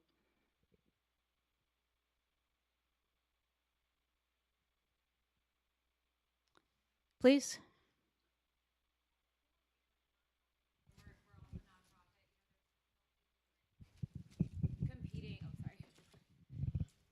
Thank you. I was going to say, I feel like in a nonprofit newsroom, we're also a nonprofit, and I feel like there's so many different competing priorities as far as like, social media, newsletter, like just the reporting and the articles, and we do radio too. Like, how do you guys find your priorities and figure out what to put your time into? What newsroom are you with? We're with Northwest Public Broadcasting. It's the NPR affiliate for much of Eastern Washington, so we know Tracy. So. Oh, okay, great. Who wants to take that one first?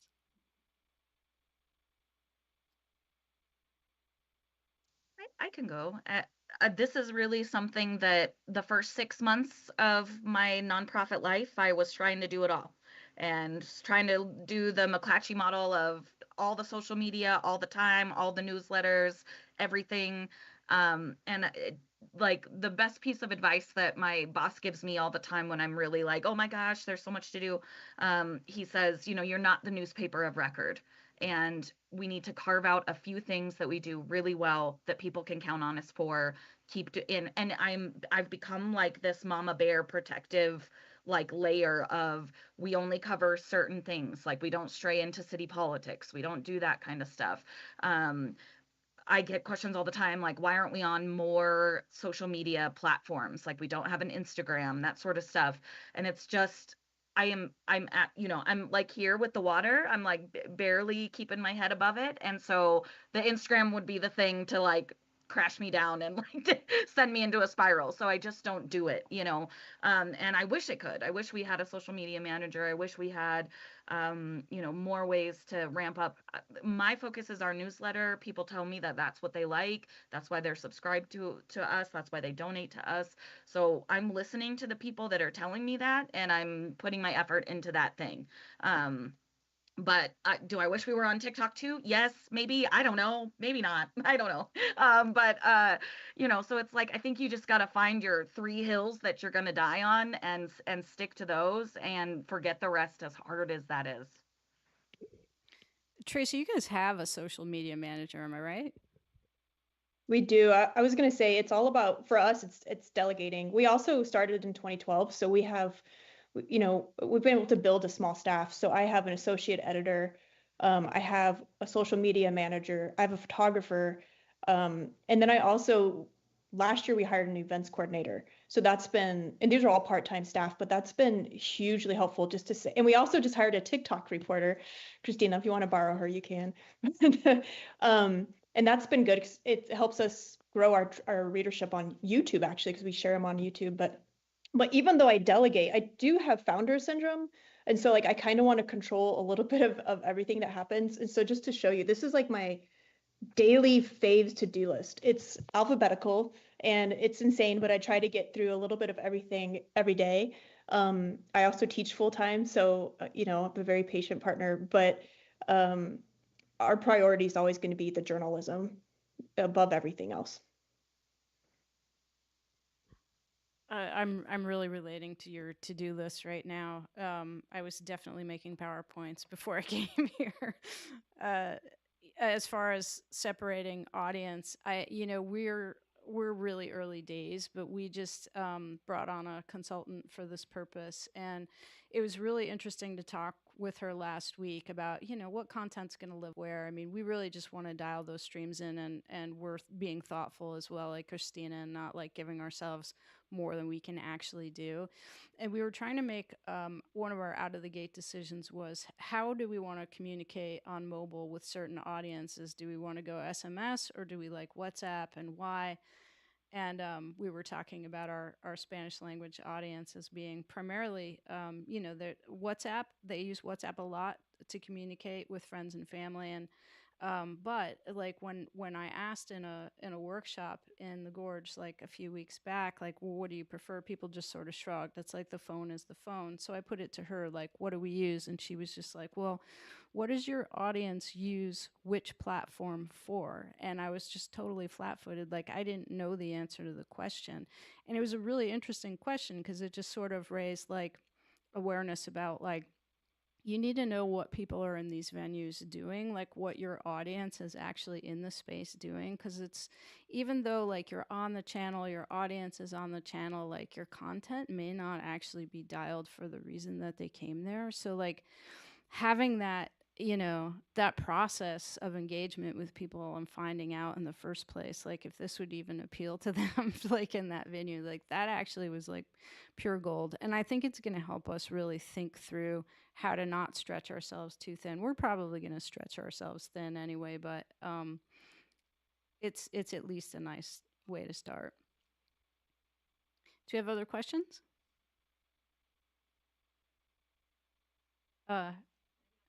Yeah, okay. Yeah, great. So if you guys didn't hear, the question was about how the documenters trainings are going. So we set a benchmark that we're like, we want to train like 30 documenters. And I think initially we were saying even annually, like just if we get 30 documenters working, we're going to feel pretty good about that. We started the trainings about 3 weeks ago and we had 50 already. Like the interest is just really huge. If you're not super familiar with the Gorge, in the 4-county area that we're working, there are 120 public meetings every month, and there's only 7 journalists. And the area is about the size of Rhode Island. It's serving 86,000 people in 2 different languages. There's no way these journalists can cover all this ground. And people in the community know it, and their community is super complicated. It's 2 states over 4 different counties. I think they have 4 transit authorities just because of like the bureaucracy of that. So they're very, very on board with like, we need more information. We're totally down to like go and get it and share it with each other. And our partners are fortunately super into this too. This is a way that we can be more efficient in how we cover things. Like, so we're checking in, making sure that we're not sending documenters to meetings where reporters already are. I have heard from other folks who run documenters programs that we can always count on cutting everything in half. So we have 50 trained. Half might go to a meeting. And after half go to a meeting, half of them might like it. And then half of those might be good at it or have the ability to like ratchet up skills. So we're playing this really interesting fractional game. We'll see what happens. But I think like the benefits of having this level of community input and engagement in what we're doing, like for me, have far outweighed the risks already. And just the more we learn about misinformation in the community too, I think it is just really hitting home that people trust who they know, and they don't trust us all that much anymore. So giving them this, the greeting card of their friends and their neighbors, and being able to be in community with them by working with them it's just huge. Don, you had a question? Yes, on the with a nonprofit model, are there any additional steps you have to take to ensure that, I guess, people understand that the people who provide the funding are not influencing the editorial content? Yeah, I see my co-panelist nodding. Who wants to take that one first? Tracy? Honestly, it hasn't really been a huge issue for us. We don't have huge donors. We have 25% of our revenue comes from reader donations, and they're giving like $10 a month or $20 a month, and so most people don't know who that is. We do adhere to INN standards, so if we get donors over 5,000, we would publicly disclose that. But we'll cross that bridge hopefully soon. But honestly, it hasn't been a big problem. Christina, what do you think? Yeah. It hasn't really been an issue for us either. When we launched, we got a lot of questions of like, is this the Mormon Church? Is this the Idaho Freedom Foundation? Is this the Democratic Party? Is this the Republican Party? Like, so we got those kind of questions at the beginning. But again, I think that just like the journalism starts to grow and people start to see like, okay, this is what they're up to. They're playing it fair for the most part. Like, I don't have a lot of people showing up and saying like, are you this or are you that 4 years in? So that's helpful. States Newsroom does have a whole page where you can go see their tax filings and things like that. It's really helpful to be able to say, States Newsroom publishes the names of everybody who's donated over $1,000. So it is, when I do get those questions, I do have a place to send people and say, if you're interested in who's funding us, here's the list, here's our tax information if you're interested. But like Tracy is saying, a lot of our donors are just, here's $25, a month. Thanks for being here, So, and that's what I tell people too, is like, it's my grandma donating and like a couple of other folks, like, it's not anything that we're trying to hide. When we pick up each other's stories too, there's a little tag at the bottom that says, editorial decisions are not affected by donations, things like that. So there's little nuggets everywhere where we can send people and say, this is what we're up to, and here's how to, gain more insight on who's funding us if you're interested. Yeah, we're members of the Institute for Nonprofit News as well, and so we follow their guidelines and we disclose all our donors. So far, hasn't been an issue, but we don't really have content yet, so we'll see how it goes. Other questions?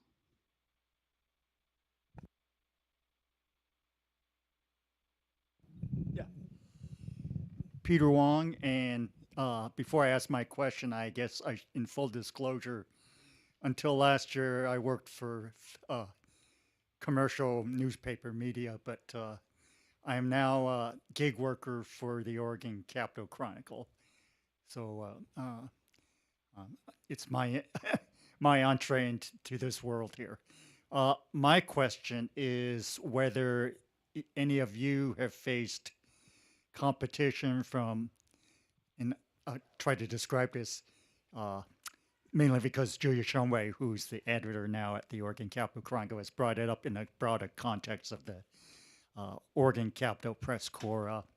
Have you faced competition from organizations that purport to put out news but actually have an ideological bent, even though they might not say so? Because Julia brought up that question, because she's also current president of the Oregon Capitol Press Corps, and I think there are some organizations that are trying to seek accreditation, even though they're not news the way that we understand to be news. And I had her job for 13 and a half years, so I know what she's going through. Thank you. That's actually quite terrifying. I have not had that experience. Have either of you?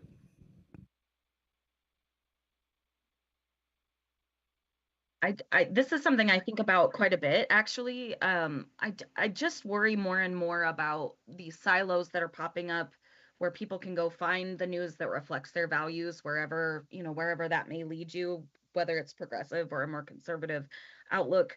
We have something called the Gem State Chronicle in Idaho that is very far right leaning sort of stuff. There's like this Idaho Tribune that's a whole story. In North Idaho, there's Readout, like there's all sorts of other folks that are essentially positioning themselves as new news organizations. I haven't come across them like trying to take our donors or try to overtake money wise, that sort of thing. I do worry about conservative people in Idaho have many podcasts, some of these other online sites that they can go to that purport to be news that are not. And so I just come back to that same idea of being as fair and as simple in our headlines, those sort of things. Going back to just good ethical journalism, I'm hoping that we can still maintain our space in that conservative realm. We do have Republican legislators saying, thank you for being here. Thank you for your work. I have Democrats telling me the same thing. I have both sides telling us to go pound sand. So I just feel like if we're pissing off everyone equally and keeping everyone happy equally, all in the same breath, like that we're doing our jobs, and hopefully our brand of journalism and our ability as trained journalists, as people who have experience in this, who went to school for this, those sort of things. Hopefully the cream rises to the top and people will see that we can be a trustworthy news source up against some of these other more ideological bents that I do see. I genuinely worry about Idaho in that way quite a bit, of how do we get people to trust the media in such a red state where we have a president saying not to. It's an uphill battle every day. But I just keep coming back to this idea of like, get things right, be fair, allow people to have a voice, allow people to respond to accusations that are made in your pages, and hopefully readers can see through that, can see that we're trying to provide a service here that doesn't come from a ideological viewpoint or lens. So far, I think it's working, but as social media evolves, as X devolves, like it's a moving target every day. In every legislative session, there's a guy who puts out his own Substacks, those sort of things. Like that's just more and more prevalent and he shows up to our press conferences and he asks questions, or he takes my quotes from the questions I asked, and it's just kind of like, this is weird. Like, you're not one of us, but you're here. So like, I just try to be cordial, and hopefully that we're focusing on things that Idahoans care about, and that will lead the day, basically. There's a publication I stumbled across out of Coeur d'Alene, online only, and the logo is PNW. So I was like, oh, what is this news organization? Because they had a lot of religion headlines. PNW stands for Prophecy News Watch. I had to pull it up real quick. And it's this sensational publication where they're just trying to kind of instill fear, like, look at this thing that's happening in politics, like the world is going to end. But they do present themselves as a religion news publication. And what's really scary is they have way more social media followers than we do. But my response to that was just to do a story on it. So we interviewed the publisher. I learned he makes way more money than I do, but we just kind of exposed it and put it out there. That was our solution. That's a great solution. I mean, I think like we don't necessarily have competition, but what we're kind of getting into is this territory. But people get like news and information in lots of different ways anymore, and some of it is low quality. Some of it's actually quite high quality and is coming to them in ways that we didn't imagine delivering news some years ago. It's very challenging times. And in our research at Uplift in early days, one of the things we learned by talking to so many people was actually that people's habits with local news are predictors of whether they actually have trust and confidence in civic life at all or civil society at all, which is kind of scary. One of the ways we know it is just by analyzing the data for age. I mean, basically, we did an experiment where we gave a whole lot of people a fake news article and asked us to walk through ask them to walk us through like how they make decisions about whether or not a thing is factual or trustworthy, and they talked to us quite a bit about brand. They weren't almost no one was able to identify a reporter in their market, which was really interesting. But they could identify brands, and they talked about brands, and they talked about how they made judgments about the articles based on people who were quoted in the story. And then we asked them, well, you know, what's the likelihood that these types of officials are telling the truth? And it was like people in nonprofits, people who are religiously affiliated, a Democrat, a Republican, and nobody, shockingly, this is shocking to me because I'm a career environmental reporter and I always thought scientists had the worst of it, but nobody scored higher than 50%, no category of expert except for scientists, which was totally blew my mind. And when we kind of teased that out for age range, what we found was like older people with established reading habits or listening habits, what have you, established habits with local news, were much, much higher confidence levels in civic institutions and elected leaders and people leading nonprofits, religious organizations. Younger people were most likely to tell us that in order to tell whether something was real or not or true or not, they would read the comments. And I don't think that that's just a declining literacy issue, although it is. Literacy is declining in our country, but it's also the result of like people who have grown up in an information ecosystem where they are being constantly messaged at very, very insincerely. So these feedback loops that we're talking about when we're talking about social channels and things, they're actually super, super important because young people tell us if they don't see an on-ramp to communicating with us, they don't trust us. That's an important thing to know. But here we are. Anybody else have questions? Can I add one more thing to that? Oh, please. One thing I didn't, I don't have a lot of great things to say about McClatchy at this point in my life, but one thing that they do really, really well is SEO and search engine optimization, making sure that your story is the first thing people see when they do Google something. I just can't overstate how important that actually is, and that's something that I was never taught in J school or things like that. But I just think if you can really spend an hour, 2 hours with Google Analytics or just kind of searching things, seeing how things pop up for you in your mind, and start incorporating that into the back end of your website when you're putting in key terms and things like that. I just feel better when I beat them. You know what I mean? When I look at the same story and I'm above the Gem State Chronicle. Like, I just hope that might be some minuscule little factor of getting truth above someone's version of it. Yeah, that's a really good point. You're so right about that. How am I on time?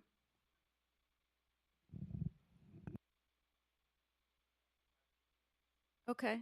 Does anybody else have a question? Or yeah, please.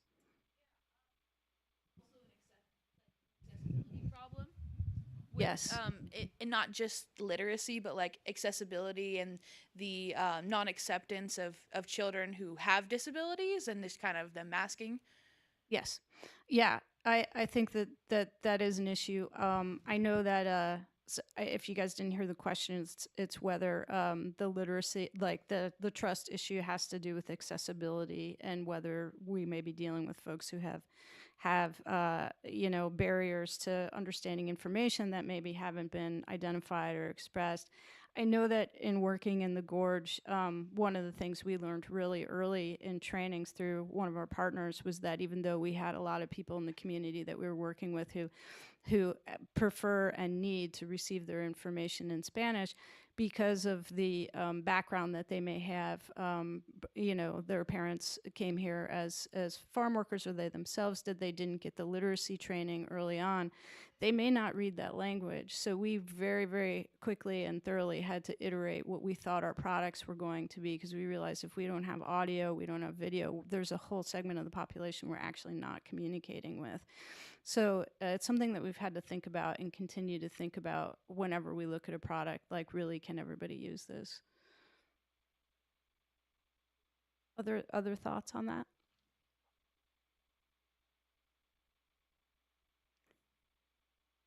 I want to make sure we don't wear everybody out because we only have a few minutes until the end of the next panel. One more question, then we'll let you guys take a break.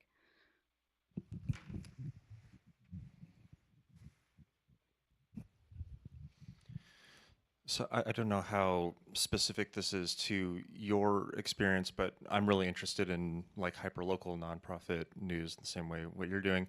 I guess as a hypothetical, if you were interested in a news market where there is an existing news outlet, and it's sort of in a pretty shrunken state, it's still there, it still gets the majority of the advertising revenue. What would be the considerations you would make between trying to decide, do we start a competitor to try to, go toe to toe with this organization? Do we try to see if we can buy out that product from the company that owns it? Like, what are the factors that go into your mind when you're thinking, we want to be the primary news source that sticks around and sort of is the voice of this community, but there's also this existing paper that has been in a state of decline for decades? Co-panelists, thoughts? I used to teach a media entrepreneurship class, and the students would always say, I'd have them brainstorm an idea of publication they would start. And they didn't do the research, so they always start something that was already in existence, right? And it's okay, but I think you just have to find a new way to cover it that's not being done. And the best way to do that is to just talk to people. Like, what do they want in a local news outlet that they're not getting?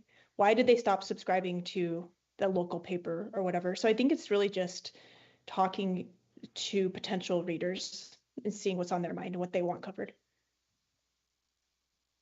I'd echo that. When we launched the Idaho Capital Sun, I called up 50 people, anyone that would talk to me, and just listen to them about what are the things that they feel like our current news ecosystem is missing. I actually feel like for Boise, we have a really strong media core. We have 2 newspapers that are duking it out still, which is highly unusual. We have really strong NPR presence through Boise State Public Radio. We've got Boise Dev, which focuses on all sorts of things, but started out as a kind of business and development sort of thing. But I think the reason that the Idaho Capital Sun is successful is because we looked at, okay, no one is covering state government. None of these newspapers are sending reporters to the State House for 3 months to cover the session anymore. And so if there's maybe a way to bite a chunk off that apple of, okay, here's what this legacy outlet is doing, it's still doing A, B, and C, but clearly D, E, and F have all but vanished. Can you kind of make an inroad through that? And that's actually exactly what Boise Dev did. It's a for-profit model. But there was the Idaho Business Review, the Idaho Statesman was covering business, used to have a really thriving business section. But it noticed, okay, none of these business tidbits, none of the banks are being covered. People are moving to Idaho in droves. There's all this development, there's all this commercial stuff going on, and just none of those legacy papers were doing the work. And they kind of just shimmied their way in, and now they're covering city government. They've launched another outlet in McCall. They started out small and then are growing into what the community needs and what they feel like they can afford to pay reporters to cover, et cetera. So I think, starting small and then kind of expanding out, like, what is the fundamental issue that is really missing in the coverage of where you're at, and then go after it. And I think the best thing that I did was hire people that were already real known in Idaho, reporters that had well established themselves. We didn't fly anybody in to come cover Idaho politics. All of our people have been here for either born here or been here for decades. And I think that really made a difference too, of if you're new, find people that people already trust and know and can vibe with and send you story ideas and all of that. Yeah, I'll echo my co-panelists on the community listening, and I highly recommend the listening posts. Listening post protocols. That's what we used. Andrew Devigalis here. Oh, okay. Yes, he'll tell you all about it in the next session, but highly, highly recommended. We did it and found it very effective. Thanks to my co-panelists. You guys are great. I had a bunch of questions. I might have to email you because now we had a great crowd here today, and I didn't get to ask some of my faves, but that's a good thing. Thank you all for the fabulous questions. Take a break. Thanks for having us. Thanks, Bye. guys.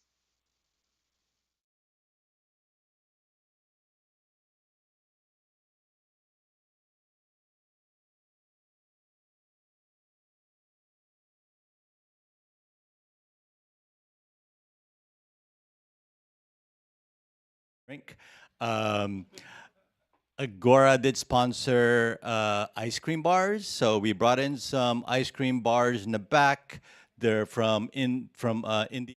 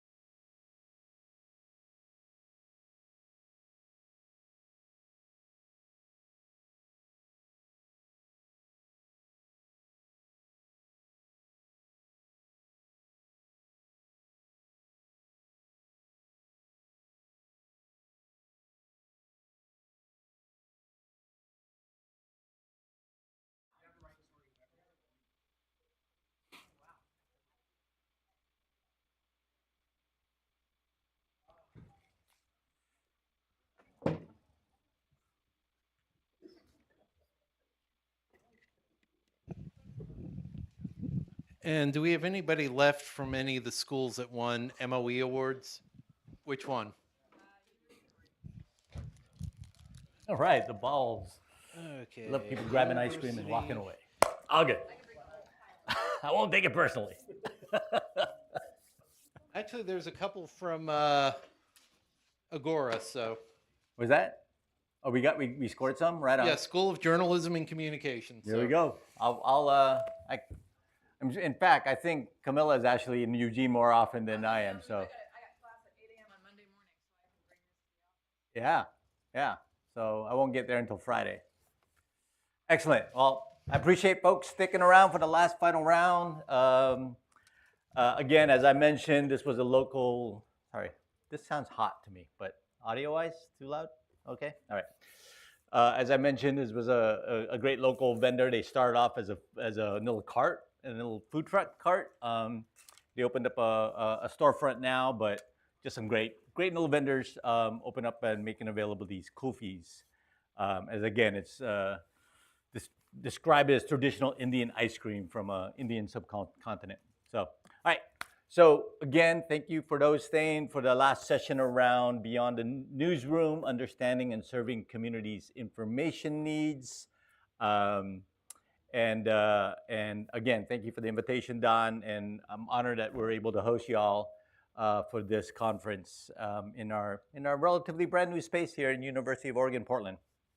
So welcome to space. A little bit of my background. I've been a journalist, I'm a recovering journalist now. Been a journalist for several decades. Cut my teeth at a local newspaper in Northern California. Worked at the Chicago Tribune, Knight Ridder. Did a teaching gig at Poynter. Taught at San Francisco State, and did iTrack research with Poynter. Last newsroom was the New York Times, where I ran the multimedia desk. Where I was there for 8 years and launched some pretty memorable and award-winning projects. I'm really proud of that work. But now I'm at the University of Oregon, again, based here in Portland, obviously teaching Eugene, where I direct the Agora Journalism Center, which is the forum for the future for local news and civic health. Both in the country as well as specifically here in Oregon, where we launched the center around in 2018. And I just want to highlight a few of the pillars that we really focus on. A big part of it is that we share research and case studies as well as toolkits that really focuses on community-centered journalism, or what other people might call engaged journalism. In that sense, we launched a platform called Gather. So if you end up going to Gather here, it really is just a platform. We have a membership of over like 2,000 almost over 1,600 members across the globe.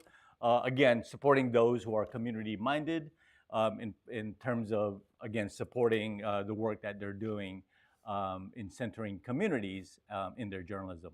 So that's one of the pillars. A second pillar is we're actually trying to build this Oregon Media Collaborative. And it's I have about 70 plus journalists across the state that really is involved in this collaborative. So if you're interested in learning more about it, the URL is there at bit.ly/or-media.collab, or you can hit that QR code to go to that.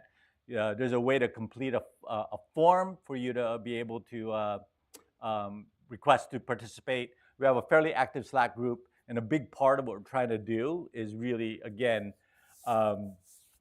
it's really a group of journalists, local news supporters, media scholars from across the state, really trying to meet Oregonians' information and news needs. And again, we're not trying to replicate SPJ or ONPA by any means. It's really trying to create a platform that journalists can come together and just share. And we activate in Slack pretty heavily. And then one final pillar that I want to highlight is we want to pioneer a rigorous ongoing assessment around local news across the state. So back in 2022, we launched our first report that captured again, the state's health of local news and information. And that got pretty good coverage across the rounds. And then last week, so fresh off the press, we also just launched we also just launched our updated 2025 ecosystem report.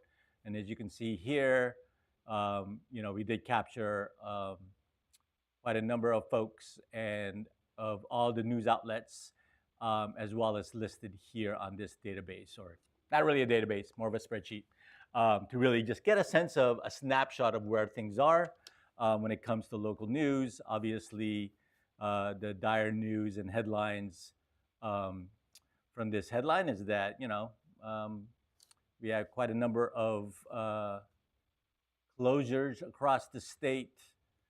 So let me just go to the executive summary talking about,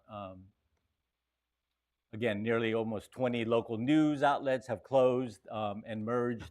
And the big headline for folks who obviously live in Oregon didn't miss is the fact that, Carpenter Media now owns nearly 30% of Oregon's newspaper, which is Carpenter Media outside, which is based outside of Oregon. But, other highlights, and our previous panel around nonprofit kind of alluded to this as well. There's lots of emerging new media outlets out in Oregon, including the upcoming, or the new Oregon Journalism Project, which is spearheaded by the owner and editor of Willamette Week. And of course, there's the Lookout Eugene Springfield, which is Ken Doctor's thing that also came out. I know. That was a funny article, though. And then Lee talked about Uplift Local. I would also highlight, other nonprofits like the Lincoln Chronicle that Quentin launched from Yahats News. So there are some sort of silver lining when it comes to the ecosystem, but I think it's important for us to capture what's happening and identify ways to improve it, right? So that's definitely part of our mission in terms of what we're trying to do. I also I want to recognize that Washington State University also recently just launched their ecosystem report, as expressed in the ENP here. We're talking about their a way to capture their state's news ecosystem. So lots of good things happening, I think, in the East Coast, or West Coast, in terms of just trying to document all of this so that it continues to support the health of our state's information.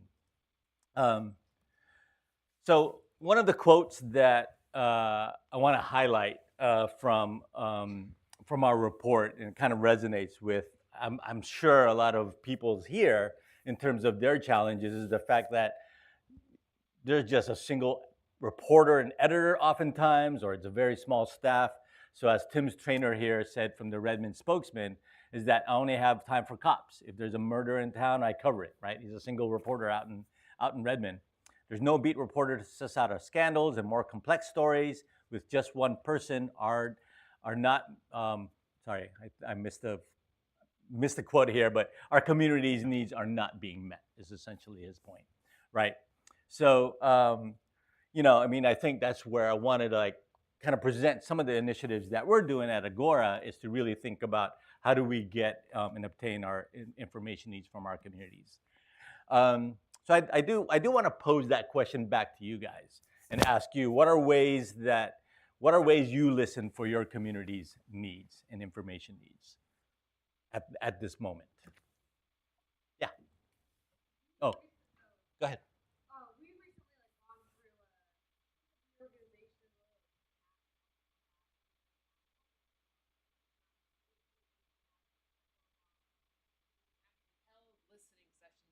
Community, where we met with members of the community, had them fill out surveys. What kind of subjects are you interested in? What do you want to see more of? Where do you find news from us? Is it online, or do you mostly listen to the radio? So that was interesting and helpful. But I think, as far as being a regional team and having journalists in specific areas throughout Eastern Washington, well, really all around Washington and in North Idaho, a big part of it is just being part of the community, being tapped into your community. Yeah. Hearing from their hairdresser, or the parents at the school, hey, this is a concern. Here's something that's going on. Or, you know, I was at the hair salon the other day and they were like, what's with that building going in behind Walmart? You must know what's going on with that. You know, even the little things, when you know your community and you're plugged in, people trust you and they'll bring story ideas right to you, I find. That's great. That's great to hear. What organization you're from? Northwest Public Broadcasting. So we're one of the regional NPR member stations. Awesome. So Awesome. yeah.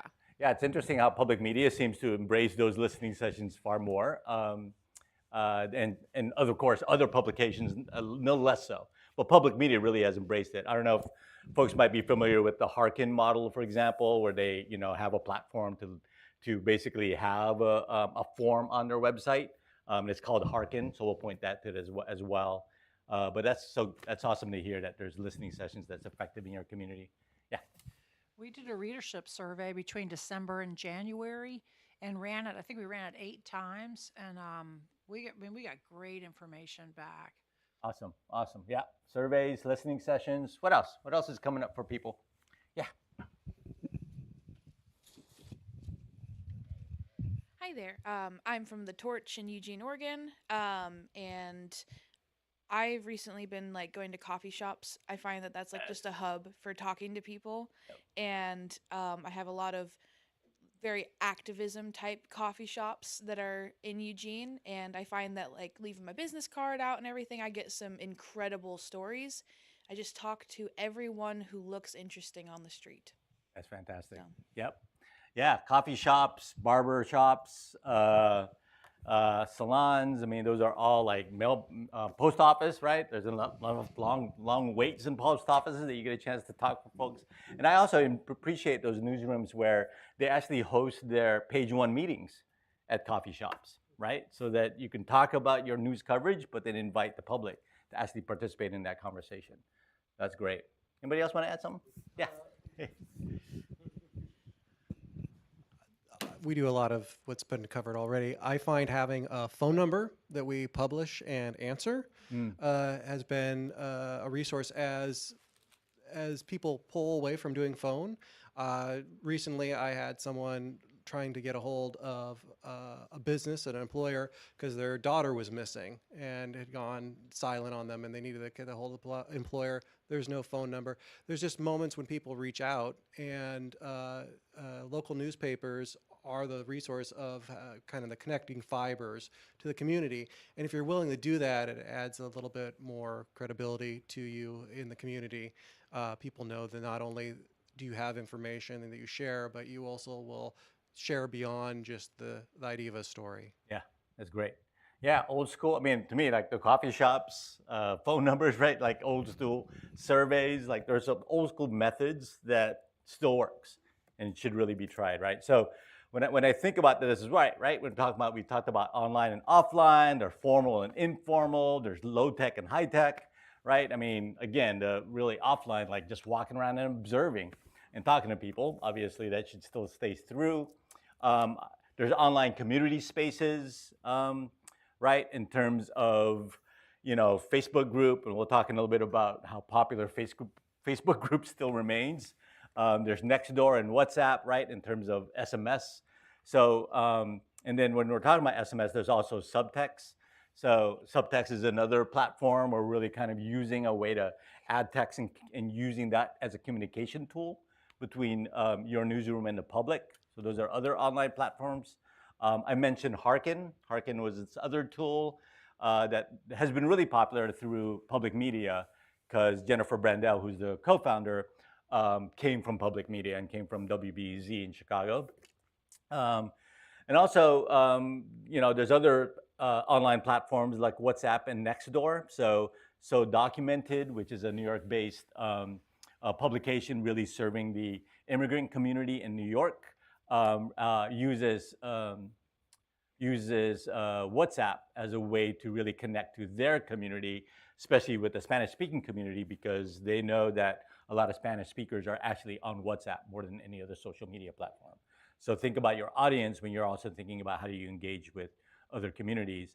And Documented also uses WhatsApp to also engage with their community as well, with their immigrant community, specifically with the Caribbean community. So again, there's a lot of sort of online and SMS kind of digital platforms to be able to also connect with your audiences more deeply. We talked about surveys and information needs assessment, which we'll go into deeply afterwards, so I'll save that in a little bit. The community events and public forums, the listening sessions that you all are mentioning earlier. One of the other things, so for example, I know Ashland News last week just held this huge documentary and a community conversation based on a documentary that they shared. I heard over 200 people of the community showed up at this event, so it was just a great way to engage. So they partnered with SOU, the Southern Oregon University, to get the word out as well. So a lot of partnerships and a lot of opportunities to bring community members together to talk about the importance of, local news and information. And, for 200 plus community members to show up to watch a documentary about, in this instance, about the film called Strip for Parts, is quite telling, right? So people do care. The other thing that I really respect and value what Ashland News is doing, because this is something that we heard a lot, is that they really highlighted upcoming community events right on our homepage, right? Because they recognize community events as a way to bring community members together. So they really kind of push that forward. And it's something that just, again, opportunities more and more for you to talk directly to the communities that you serve, right? So I really admire what they've been doing as well in Ashland News.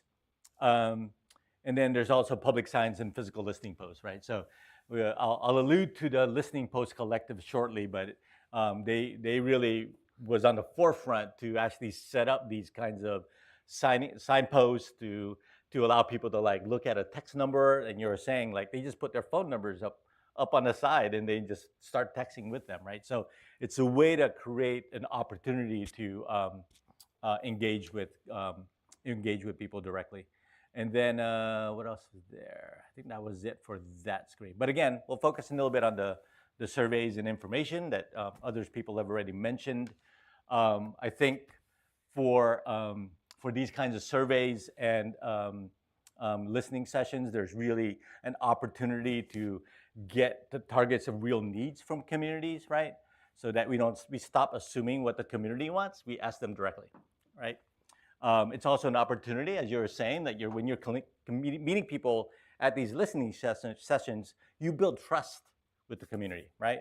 You start showing up at these community events, and then they kind of see you caring about what they are caring about, and you're serving them. And it's not just covering them, but you're actually engaging with them. Obviously, story ideas come out of this, so gets better reporting out of it. There are opportunities to reach marginalized communities at these events, especially if you intend to go to specific community events. And then finally, it really sparks engagement, right? It's really, again, it's this one-on-one, face-to-face engagement. I put tracks impact a little bit lower because I think that's a desire, but I don't know if we're doing that really well yet. Because it's hard to really track impact when you do that kind of deeper engagement. There's methodologies to try to track impact a little bit better, and happy to talk a little bit more about that offline if people are interested. So I bring this up because I actually teach a class at the University of Oregon called Engaged Journalism, and I've been teaching this class since 2018, and I've partnered with another program within the University of Oregon called Sustainable Cities Institute, and they have a program called the Sustainable City Year-Long Program. And every year we focus, SCYP focuses on a very specific community in Oregon. It's run out of the architecture program. So, and again, they facilitate multiple courses throughout the year at U of O, everything from built environments, thinking about bike lanes, right? And city planning, and they really collaborate closely with the city that they collaborate on every year. So ever since 2018, we've done these, we've engaged with SCYP, and I've run a class called Engaged Journalism that really not just, the project there is to facilitate and co-design an information needs assessment. So we've done assessments in La Pine, Hermiston, Rogue Valley. Last year we did Salem, and then this past term we just finished up in Oak Ridge and in Florence. So I want to share a little bit about my process in this class. And again, it's engaging with my students. We're engaging with the community, and we're also partnering with community partners. So our first step in terms of this project, and again, it's a learning opportunity for my students, right? Because they're thinking things differently and how do we approach journalism. So it actually starts and centers community. But we're also thinking about some of the engagement that's key to better listen to those information needs from the community. So again, our first step in our process is really to start building partners within the community.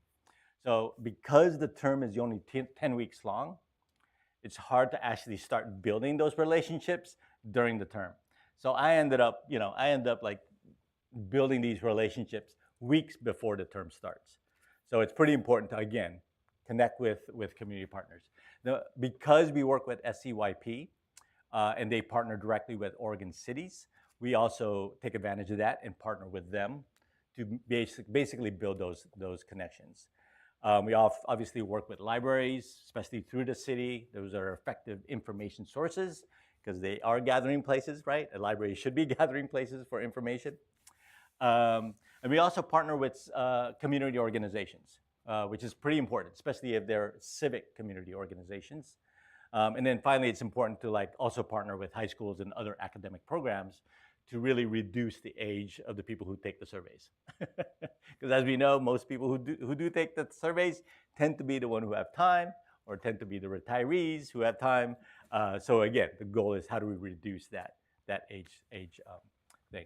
So again, one of the reasons why it's important to build these relationships with community partners is that it's an opportunity to recognize the value of local news and information when you're partnering with the cities and community environments or community organizations. Also important to offer a sense of ownership, right? We want to be true partners with these organizations, not just optically that we're partners. We're really asking them what's important to them, right? Because it is part of the larger ecosystem and the larger fabric of the community to include as many of the partners as possible when it comes to this. We also have an opportunity to co-design the survey with all of these partners. So it's not like just we take the survey, we make our assumptions, we actually ask them what information they also find valuable when it comes to tightening the civic fabric of that community.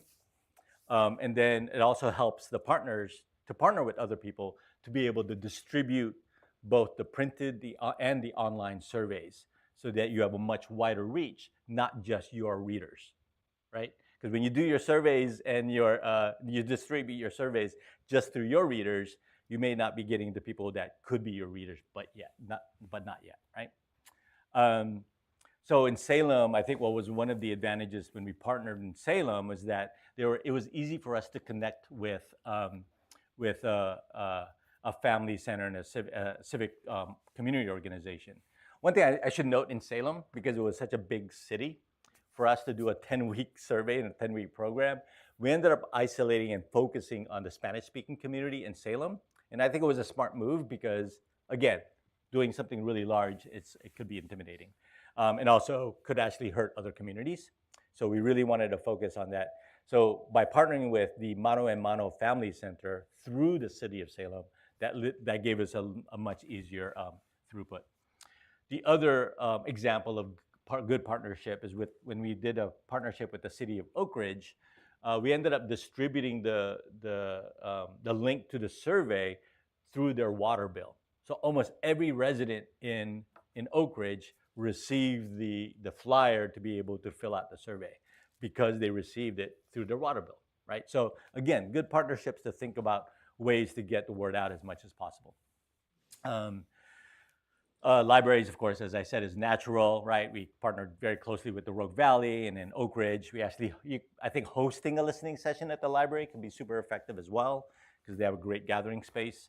And in the city of Florence, or when we did it in Florence, the library actually helped facilitate some of the surveys with the guests that came in, right, with the printed surveys.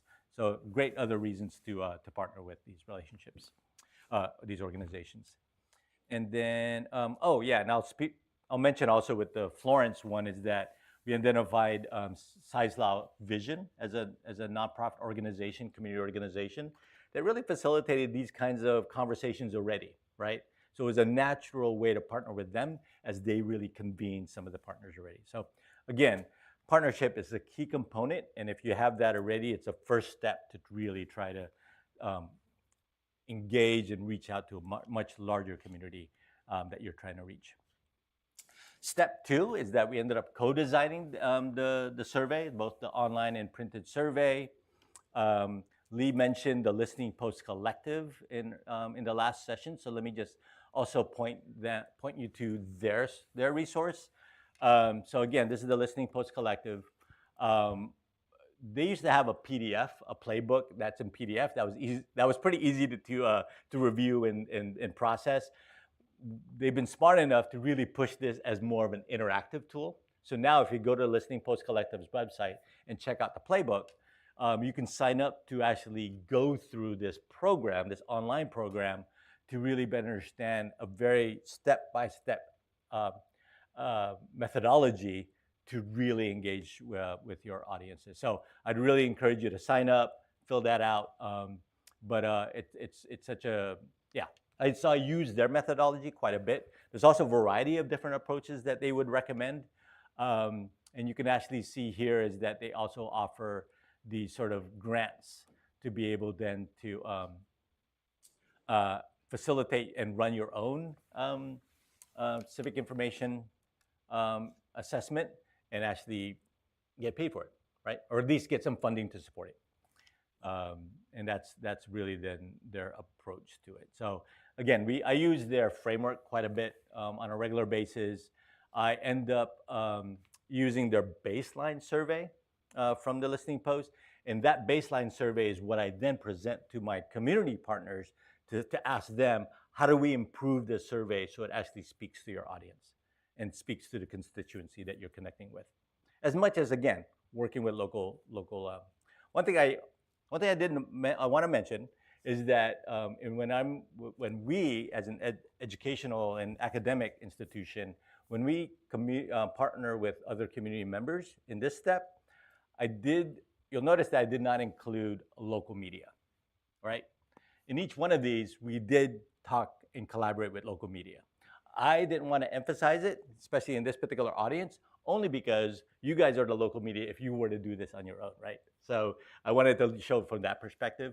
I also wanted to emphasize the fact that when you're trying to improve and better understand your audiences, and so this is what happened in Rogue Valley. We partnered with Ashland News. We partnered with JPR when we did it there. And of course, because we partnered with them and they distributed the survey through their channels, the numbers that came out really swayed heavily to those publications, right? So again, we want to be able to reach out and be as widespread as possible, so that the opportunities to hear from others outside of your audiences, your known audiences, is key.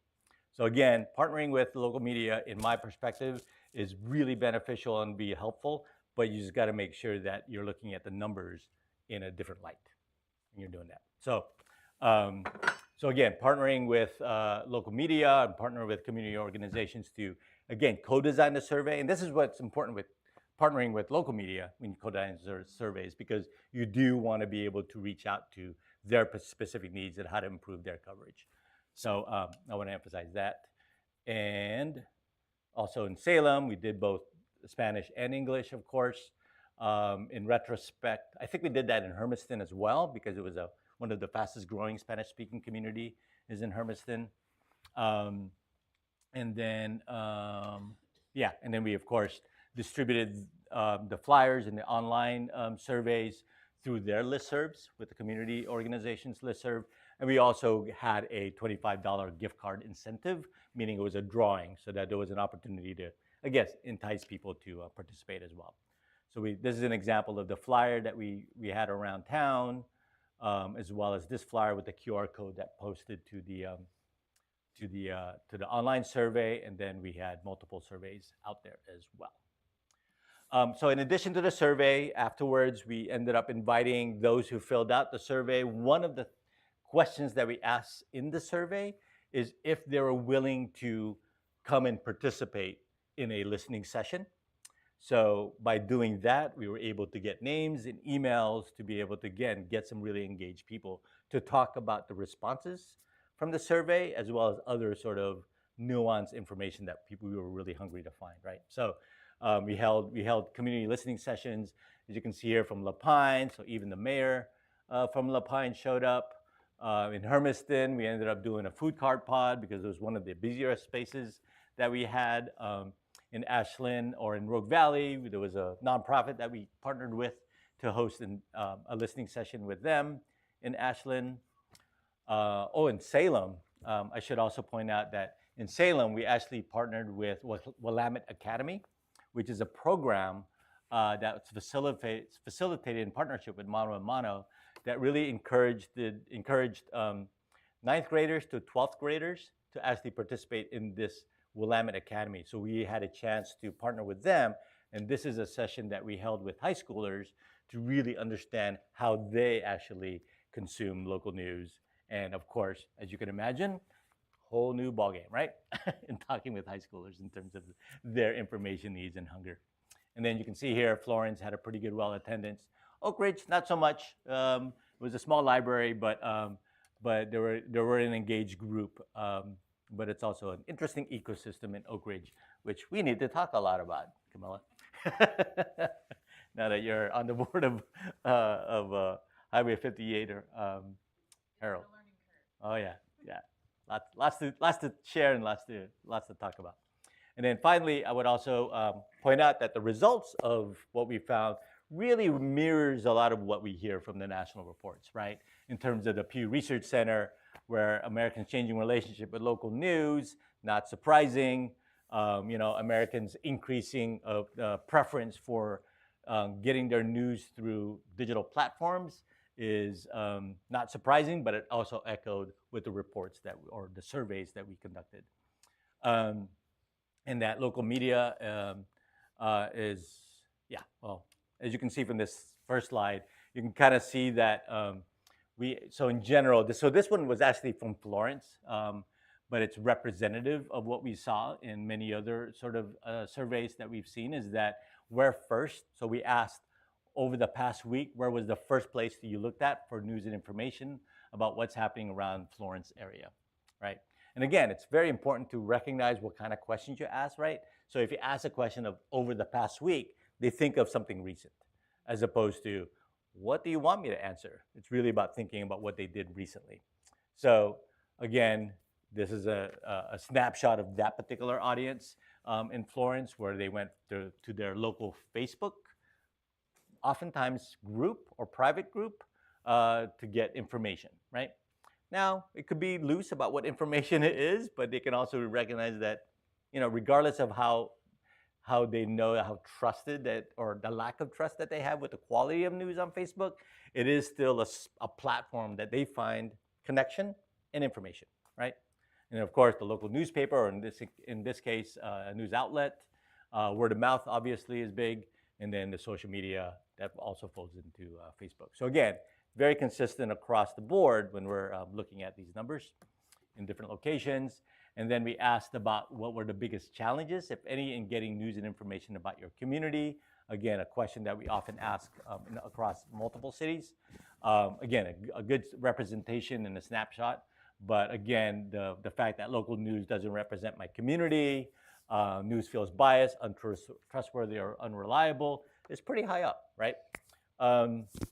I think there's a sense of trust, but I think that's depending on the communities that you're asking, of course.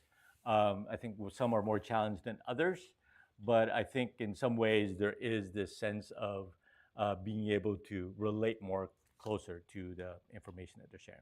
So what are we learning? That there is a trust in local media, right? That mirrors some of the Pew Research study that we also seen, that there's at least more trust in local media than there is in national media.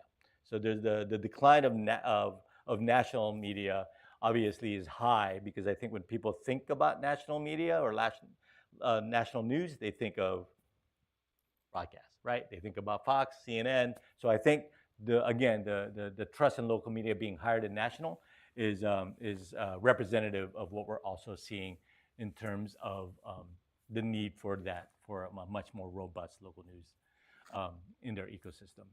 There's also a reliance in what we're saying, right, in terms of their personal networks across in digital platforms. And I think this also mirrors, right? There's a saying that a lot of people have in terms of, people tend to trust individuals than institutions right now, right? That's why there's a popularity of influencers, right? There's just some, I think people are missing the Barbara Walters, the Dead Couples, right? Because they were the original influencers, right? They're the individuals that people trust. So and again, it goes back to this idea that people trust individuals than more so than institutions. At least that's what we're finding. And then of course, there's still some significant gaps in terms of information that's out there. What we found, especially in the Rogue Valley area, and also in Oak Ridge, is the fact that, especially around emergency communications, especially around fires, right? And that's what's going to be most affected in that area. There's just a lack of really reliable emergency information that they couldn't find, especially during the Talent fire. And then also local government updates. As we know, with youth engagement, ways to engage the youth has to be in a very innovative way in terms of trying to get a sense of what they're consuming and how they're leveraged, and how we can leverage that kind of eyeballs through social media. And then finally, there's a strong need, as Lee can discover with Uplift Local, for a lot more bilingual resources, right? With the diversity that's growing in our communities. So all that said, right, those are what we're learning. And again, we've hit about 6 to 7 communities across the state. Obviously, there are shortcomings and challenges. With a limited 10-week term that I use in my Engage Journalism class, it really contradicts the essence and the heart of community engagement, which takes months, if not years, to really build those relationships. So in light of the 10-week term, I think my students get a lot out of it in terms of just getting a sense of what journalism could look like differently from the reporting classes that they've had. But it also is a good reminder that these engagements has to be consistent and persistent over time, right? So that's why I also would love a vision where we're partnering much more closely with local media so that there's a sustained engagement with community members with these methodologies, right? And then finally, I guess a big question in my mind is, how do we turn it back to you guys? Like what are your community assessment needs, and how might you conduct one of these? So I'm glad to hear, things that are already working, whether it's surveys or community listening sessions or surveys that's happening. I think I would say is first and foremost, like start building these, your networks of community partners. And I know there was a discussion, I think, with your conversation about what are the appropriate relationships that we build with community members, right? And I can respect that, and I think it's a shifting model of the relationship that newsrooms have with communities and community organizations. I think there's some tricky, things to be careful about in terms of building those relationships. But I think if there's a common shared mission of really supporting our community's civic health, I think that relationships and those conversations needs to happen, right?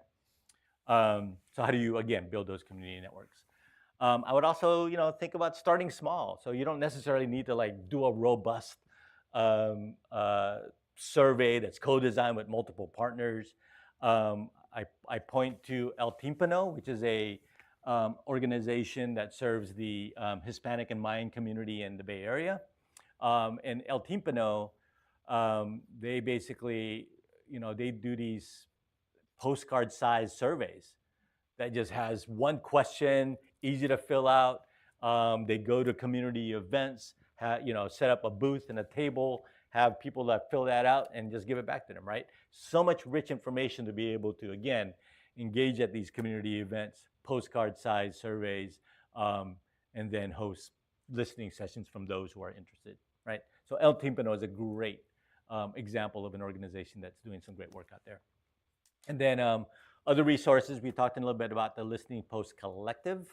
So I won't click on that link, but I will click on another one from Open News. And it's another methodology about network mapping, right? So how do you map the community network around your area? Like who, based on the issue that you want to cover, who are the people you want to talk to? What are the secondary people that you want to talk to? And how do you then approach that? So this article and this whole idea around network mapping, I think is something that is really helpful, and it's a great way to begin that process of listening and hosting community conversations with your communities. So you can kind of get a sense of how that mapping system works in this article. So you can probably see in all these other links that we've shared that sticky notes is a big part of the listening session as well. Okay, so those are the main bullet points. And then obviously the fourth bullet I would add is that let's collaborate, right? I would love to get an opportunity to collaborate with other news organizations in the region to really think about how do we, again, enhance and improve the listening and centering communities around the coverage that you're doing with the community. And I will now open it up to any questions that people might have in terms of opportunities to collaborate, or any other opportunities to think about the stuff that we're doing at Agora. Yeah, thanks. When you put the SMS out, whose phone number did you put out? We didn't do SMS in that one. We don't have an SMS in our survey. So, but in so we didn't have that. I would say in some SMS. So, for example, Ground Source was a tool that used SMS, and then you would then subscribe to an SMS number, to a number that you would then have people text through. Does that answer your question or no? Whose personal phone number did you put on there? Oh no, or you was can it get, a work you can company get number? If you use a tool like Ground Source, you can actually get a number through that service that's unique to your project. Is it free? Yeah. Or no, the service like Ground Source is not free. It's subscription based. Oh, you can also set up a Google Voice number. Yeah. Interesting. And regionally, do you work in Washington State as well?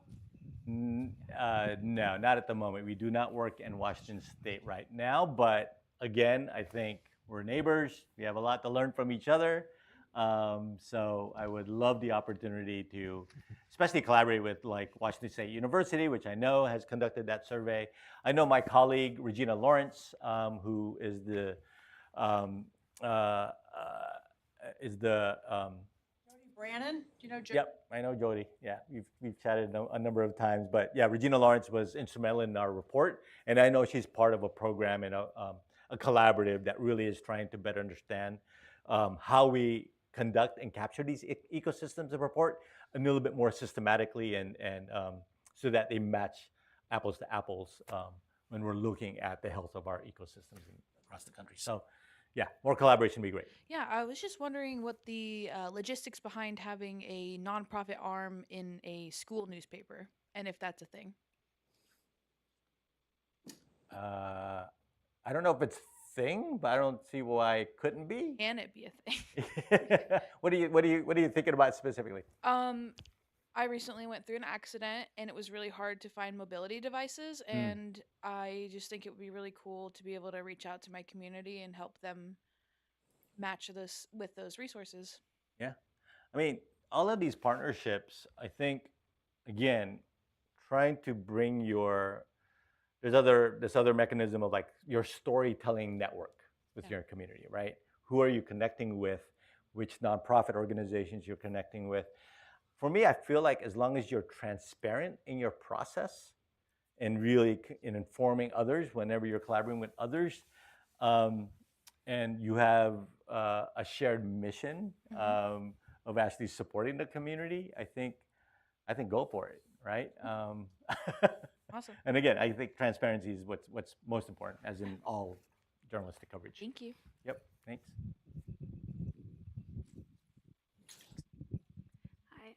Well, I was just wondering how, if you've seen, you're partnering with a government, but then reporters are also investigating the government or doing like more hard-hitting things with elected leaders. I mean, how do you keep that collaboration? You're doing Yeah. things they don't like. Yeah, again, transparency is going to be pretty important. So I think I don't want to get too, especially since this is being recorded and it's being broadcast on YouTube.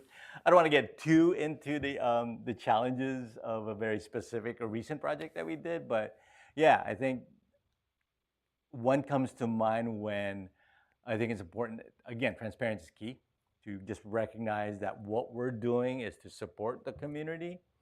And there's a situation where, when the local paper is, I think that coverage still needs to happen. It just needs to be well known of what you're trying to do.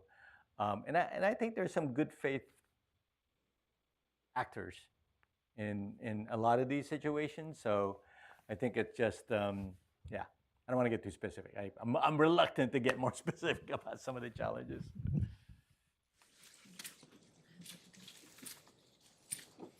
And Don's getting his steps in today.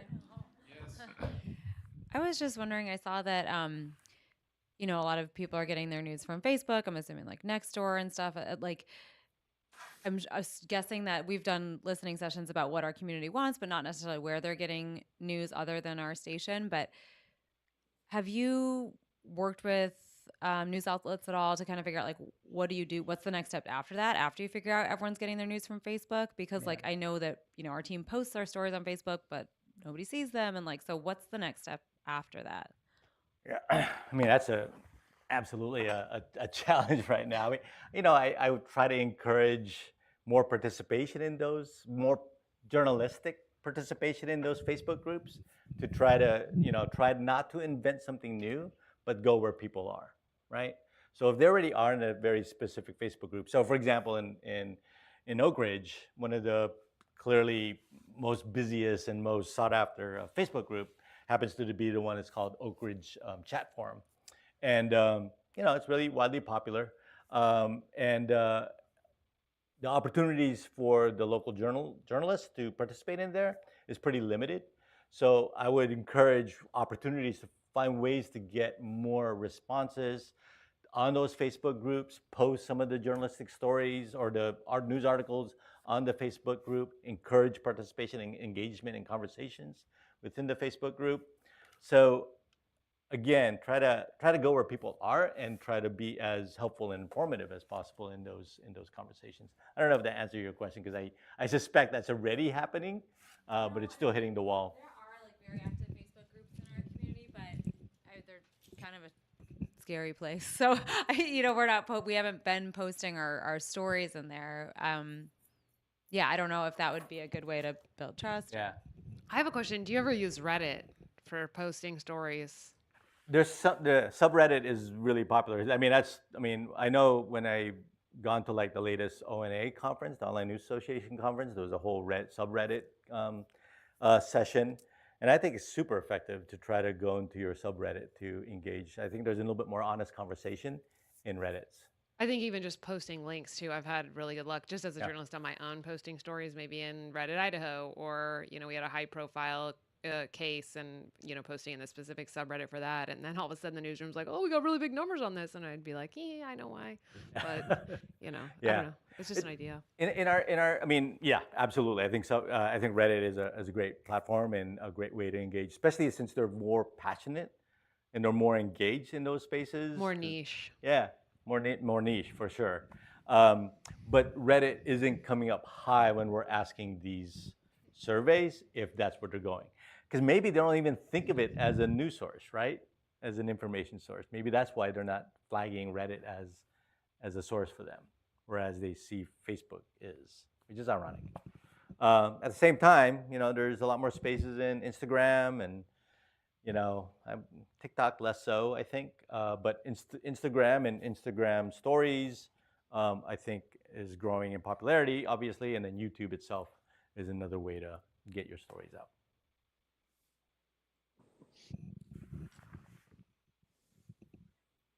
Right. I feel like I'm missing something. I know I didn't answer a lot of questions, but anyway, all right. Nope. Good? Yeah. Oh, go ahead. Yeah. So for choosing, so for when choosing different kind of platforms you're choosing, how do you like think of like the ethics of that platform itself? Like if you agree with it or not, like how do you choose? Like, yes, I'm gonna, according to these surveys, they say everyone's using this platform, but you're all like, I kind of have ethical problems with the platform itself. Yeah, I luckily I'm not making those decisions. I think that would be a news organization's decision to see if they would want to even bother going on. I don't know what other specific platforms, or I don't know if it's X or Twitter that you're talking about that you wouldn't want to kind of dive yourself into, but yeah, I think that's the news organization's decision to see what their comfort level is. I would always just follow the notion of go where people are. Like if the greater audience that you are trying to reach is around those platforms and you feel like there's a void of information, or at least a gap in information that you want to make sure that people are exposed to, then those are critical needs that makes that happen. I mean, I think the one thing I would emphasize, especially around this idea and this conversation around where you want to distribute your content, I think that goes back to this importance of being in person, right? Hosting these listening sessions, hosting these community conversations, is because you're finally, you're seeing them face to face, you're building those relationships. And perhaps as you start growing those relationships, they could go back to the sources or the distribution methods that they are, open to, whether it's a website, which I think is pretty rare. I think websites, whether it's newsletters, right? Whether it's other social media. So the more that you engage with your audiences in the IRL, I feel like the more that you can start growing your audiences in the digital platforms that you want to reach them in. Does that make sense? Yeah. Peter. I'm going to end with Peter. I gotta love that. I can speak with knowledge of two of the cities in which you had these meetings. I worked in Ashland for a decade, and those people are going to tell you what they think, whether or not you want to hear them or not. So I don't think if there was resistance from the city government that it would not have mattered anyway. True. Especially one cycle, I actually covered city government, and the meetings were so long because of public participation. My question has to do with where I live and work now, and have worked for a quarter century, Salem. And I've always felt the Hispanic community, and I think their numbers are understated from what the census said. But now, as opposed to when I started there is a definite Hispanic presence in Salem, particularly businesses. And I wonder if one of the solutions to networking, I mean, I know there's a publication or two that is published in Spanish, but I don't see from either of the Statesman Journal, where I worked for 14 years, or a competing online service, I don't see any effort from either of them. I may be mistaken, but I don't see any effort from either of them to actually reach out to that community, even though their numbers are there. They're not all migrant workers. That's a fallacy from way back when. And also, the schools, at the rate they're growing, I don't know when it's good, whether they'll exceed the Portland Public Schools enrollment, but a lot of them are Hispanic as well. So. Yeah, no, and we partnered with, when we talk about high schools, we partnered with 2 high schools in Salem because of the growing Hispanic community. So West Salem, I think, was huge, one of the 2 of the high schools. We also, so one of the recommendations that we had coming out of the Salem report was really imagining a local news outlet like the Salem Reporter, right, or a startup, and maybe perhaps with perhaps partner with existing organizations like Radio Poder, which is the Spanish-speaking community radio station that's out there as well. They ended up so Salem Reporter ended up reporting or hiring specifically a Spanish-speaking reporter to cover the community.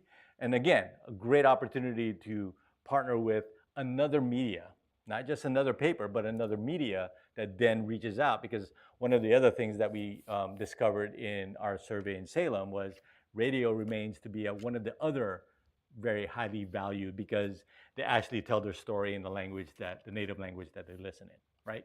Because they're a community radio station. So partnerships like that is going to be really something that we really need to look in much more deeply, and also perhaps raise funds to be able to make those collaborations happen.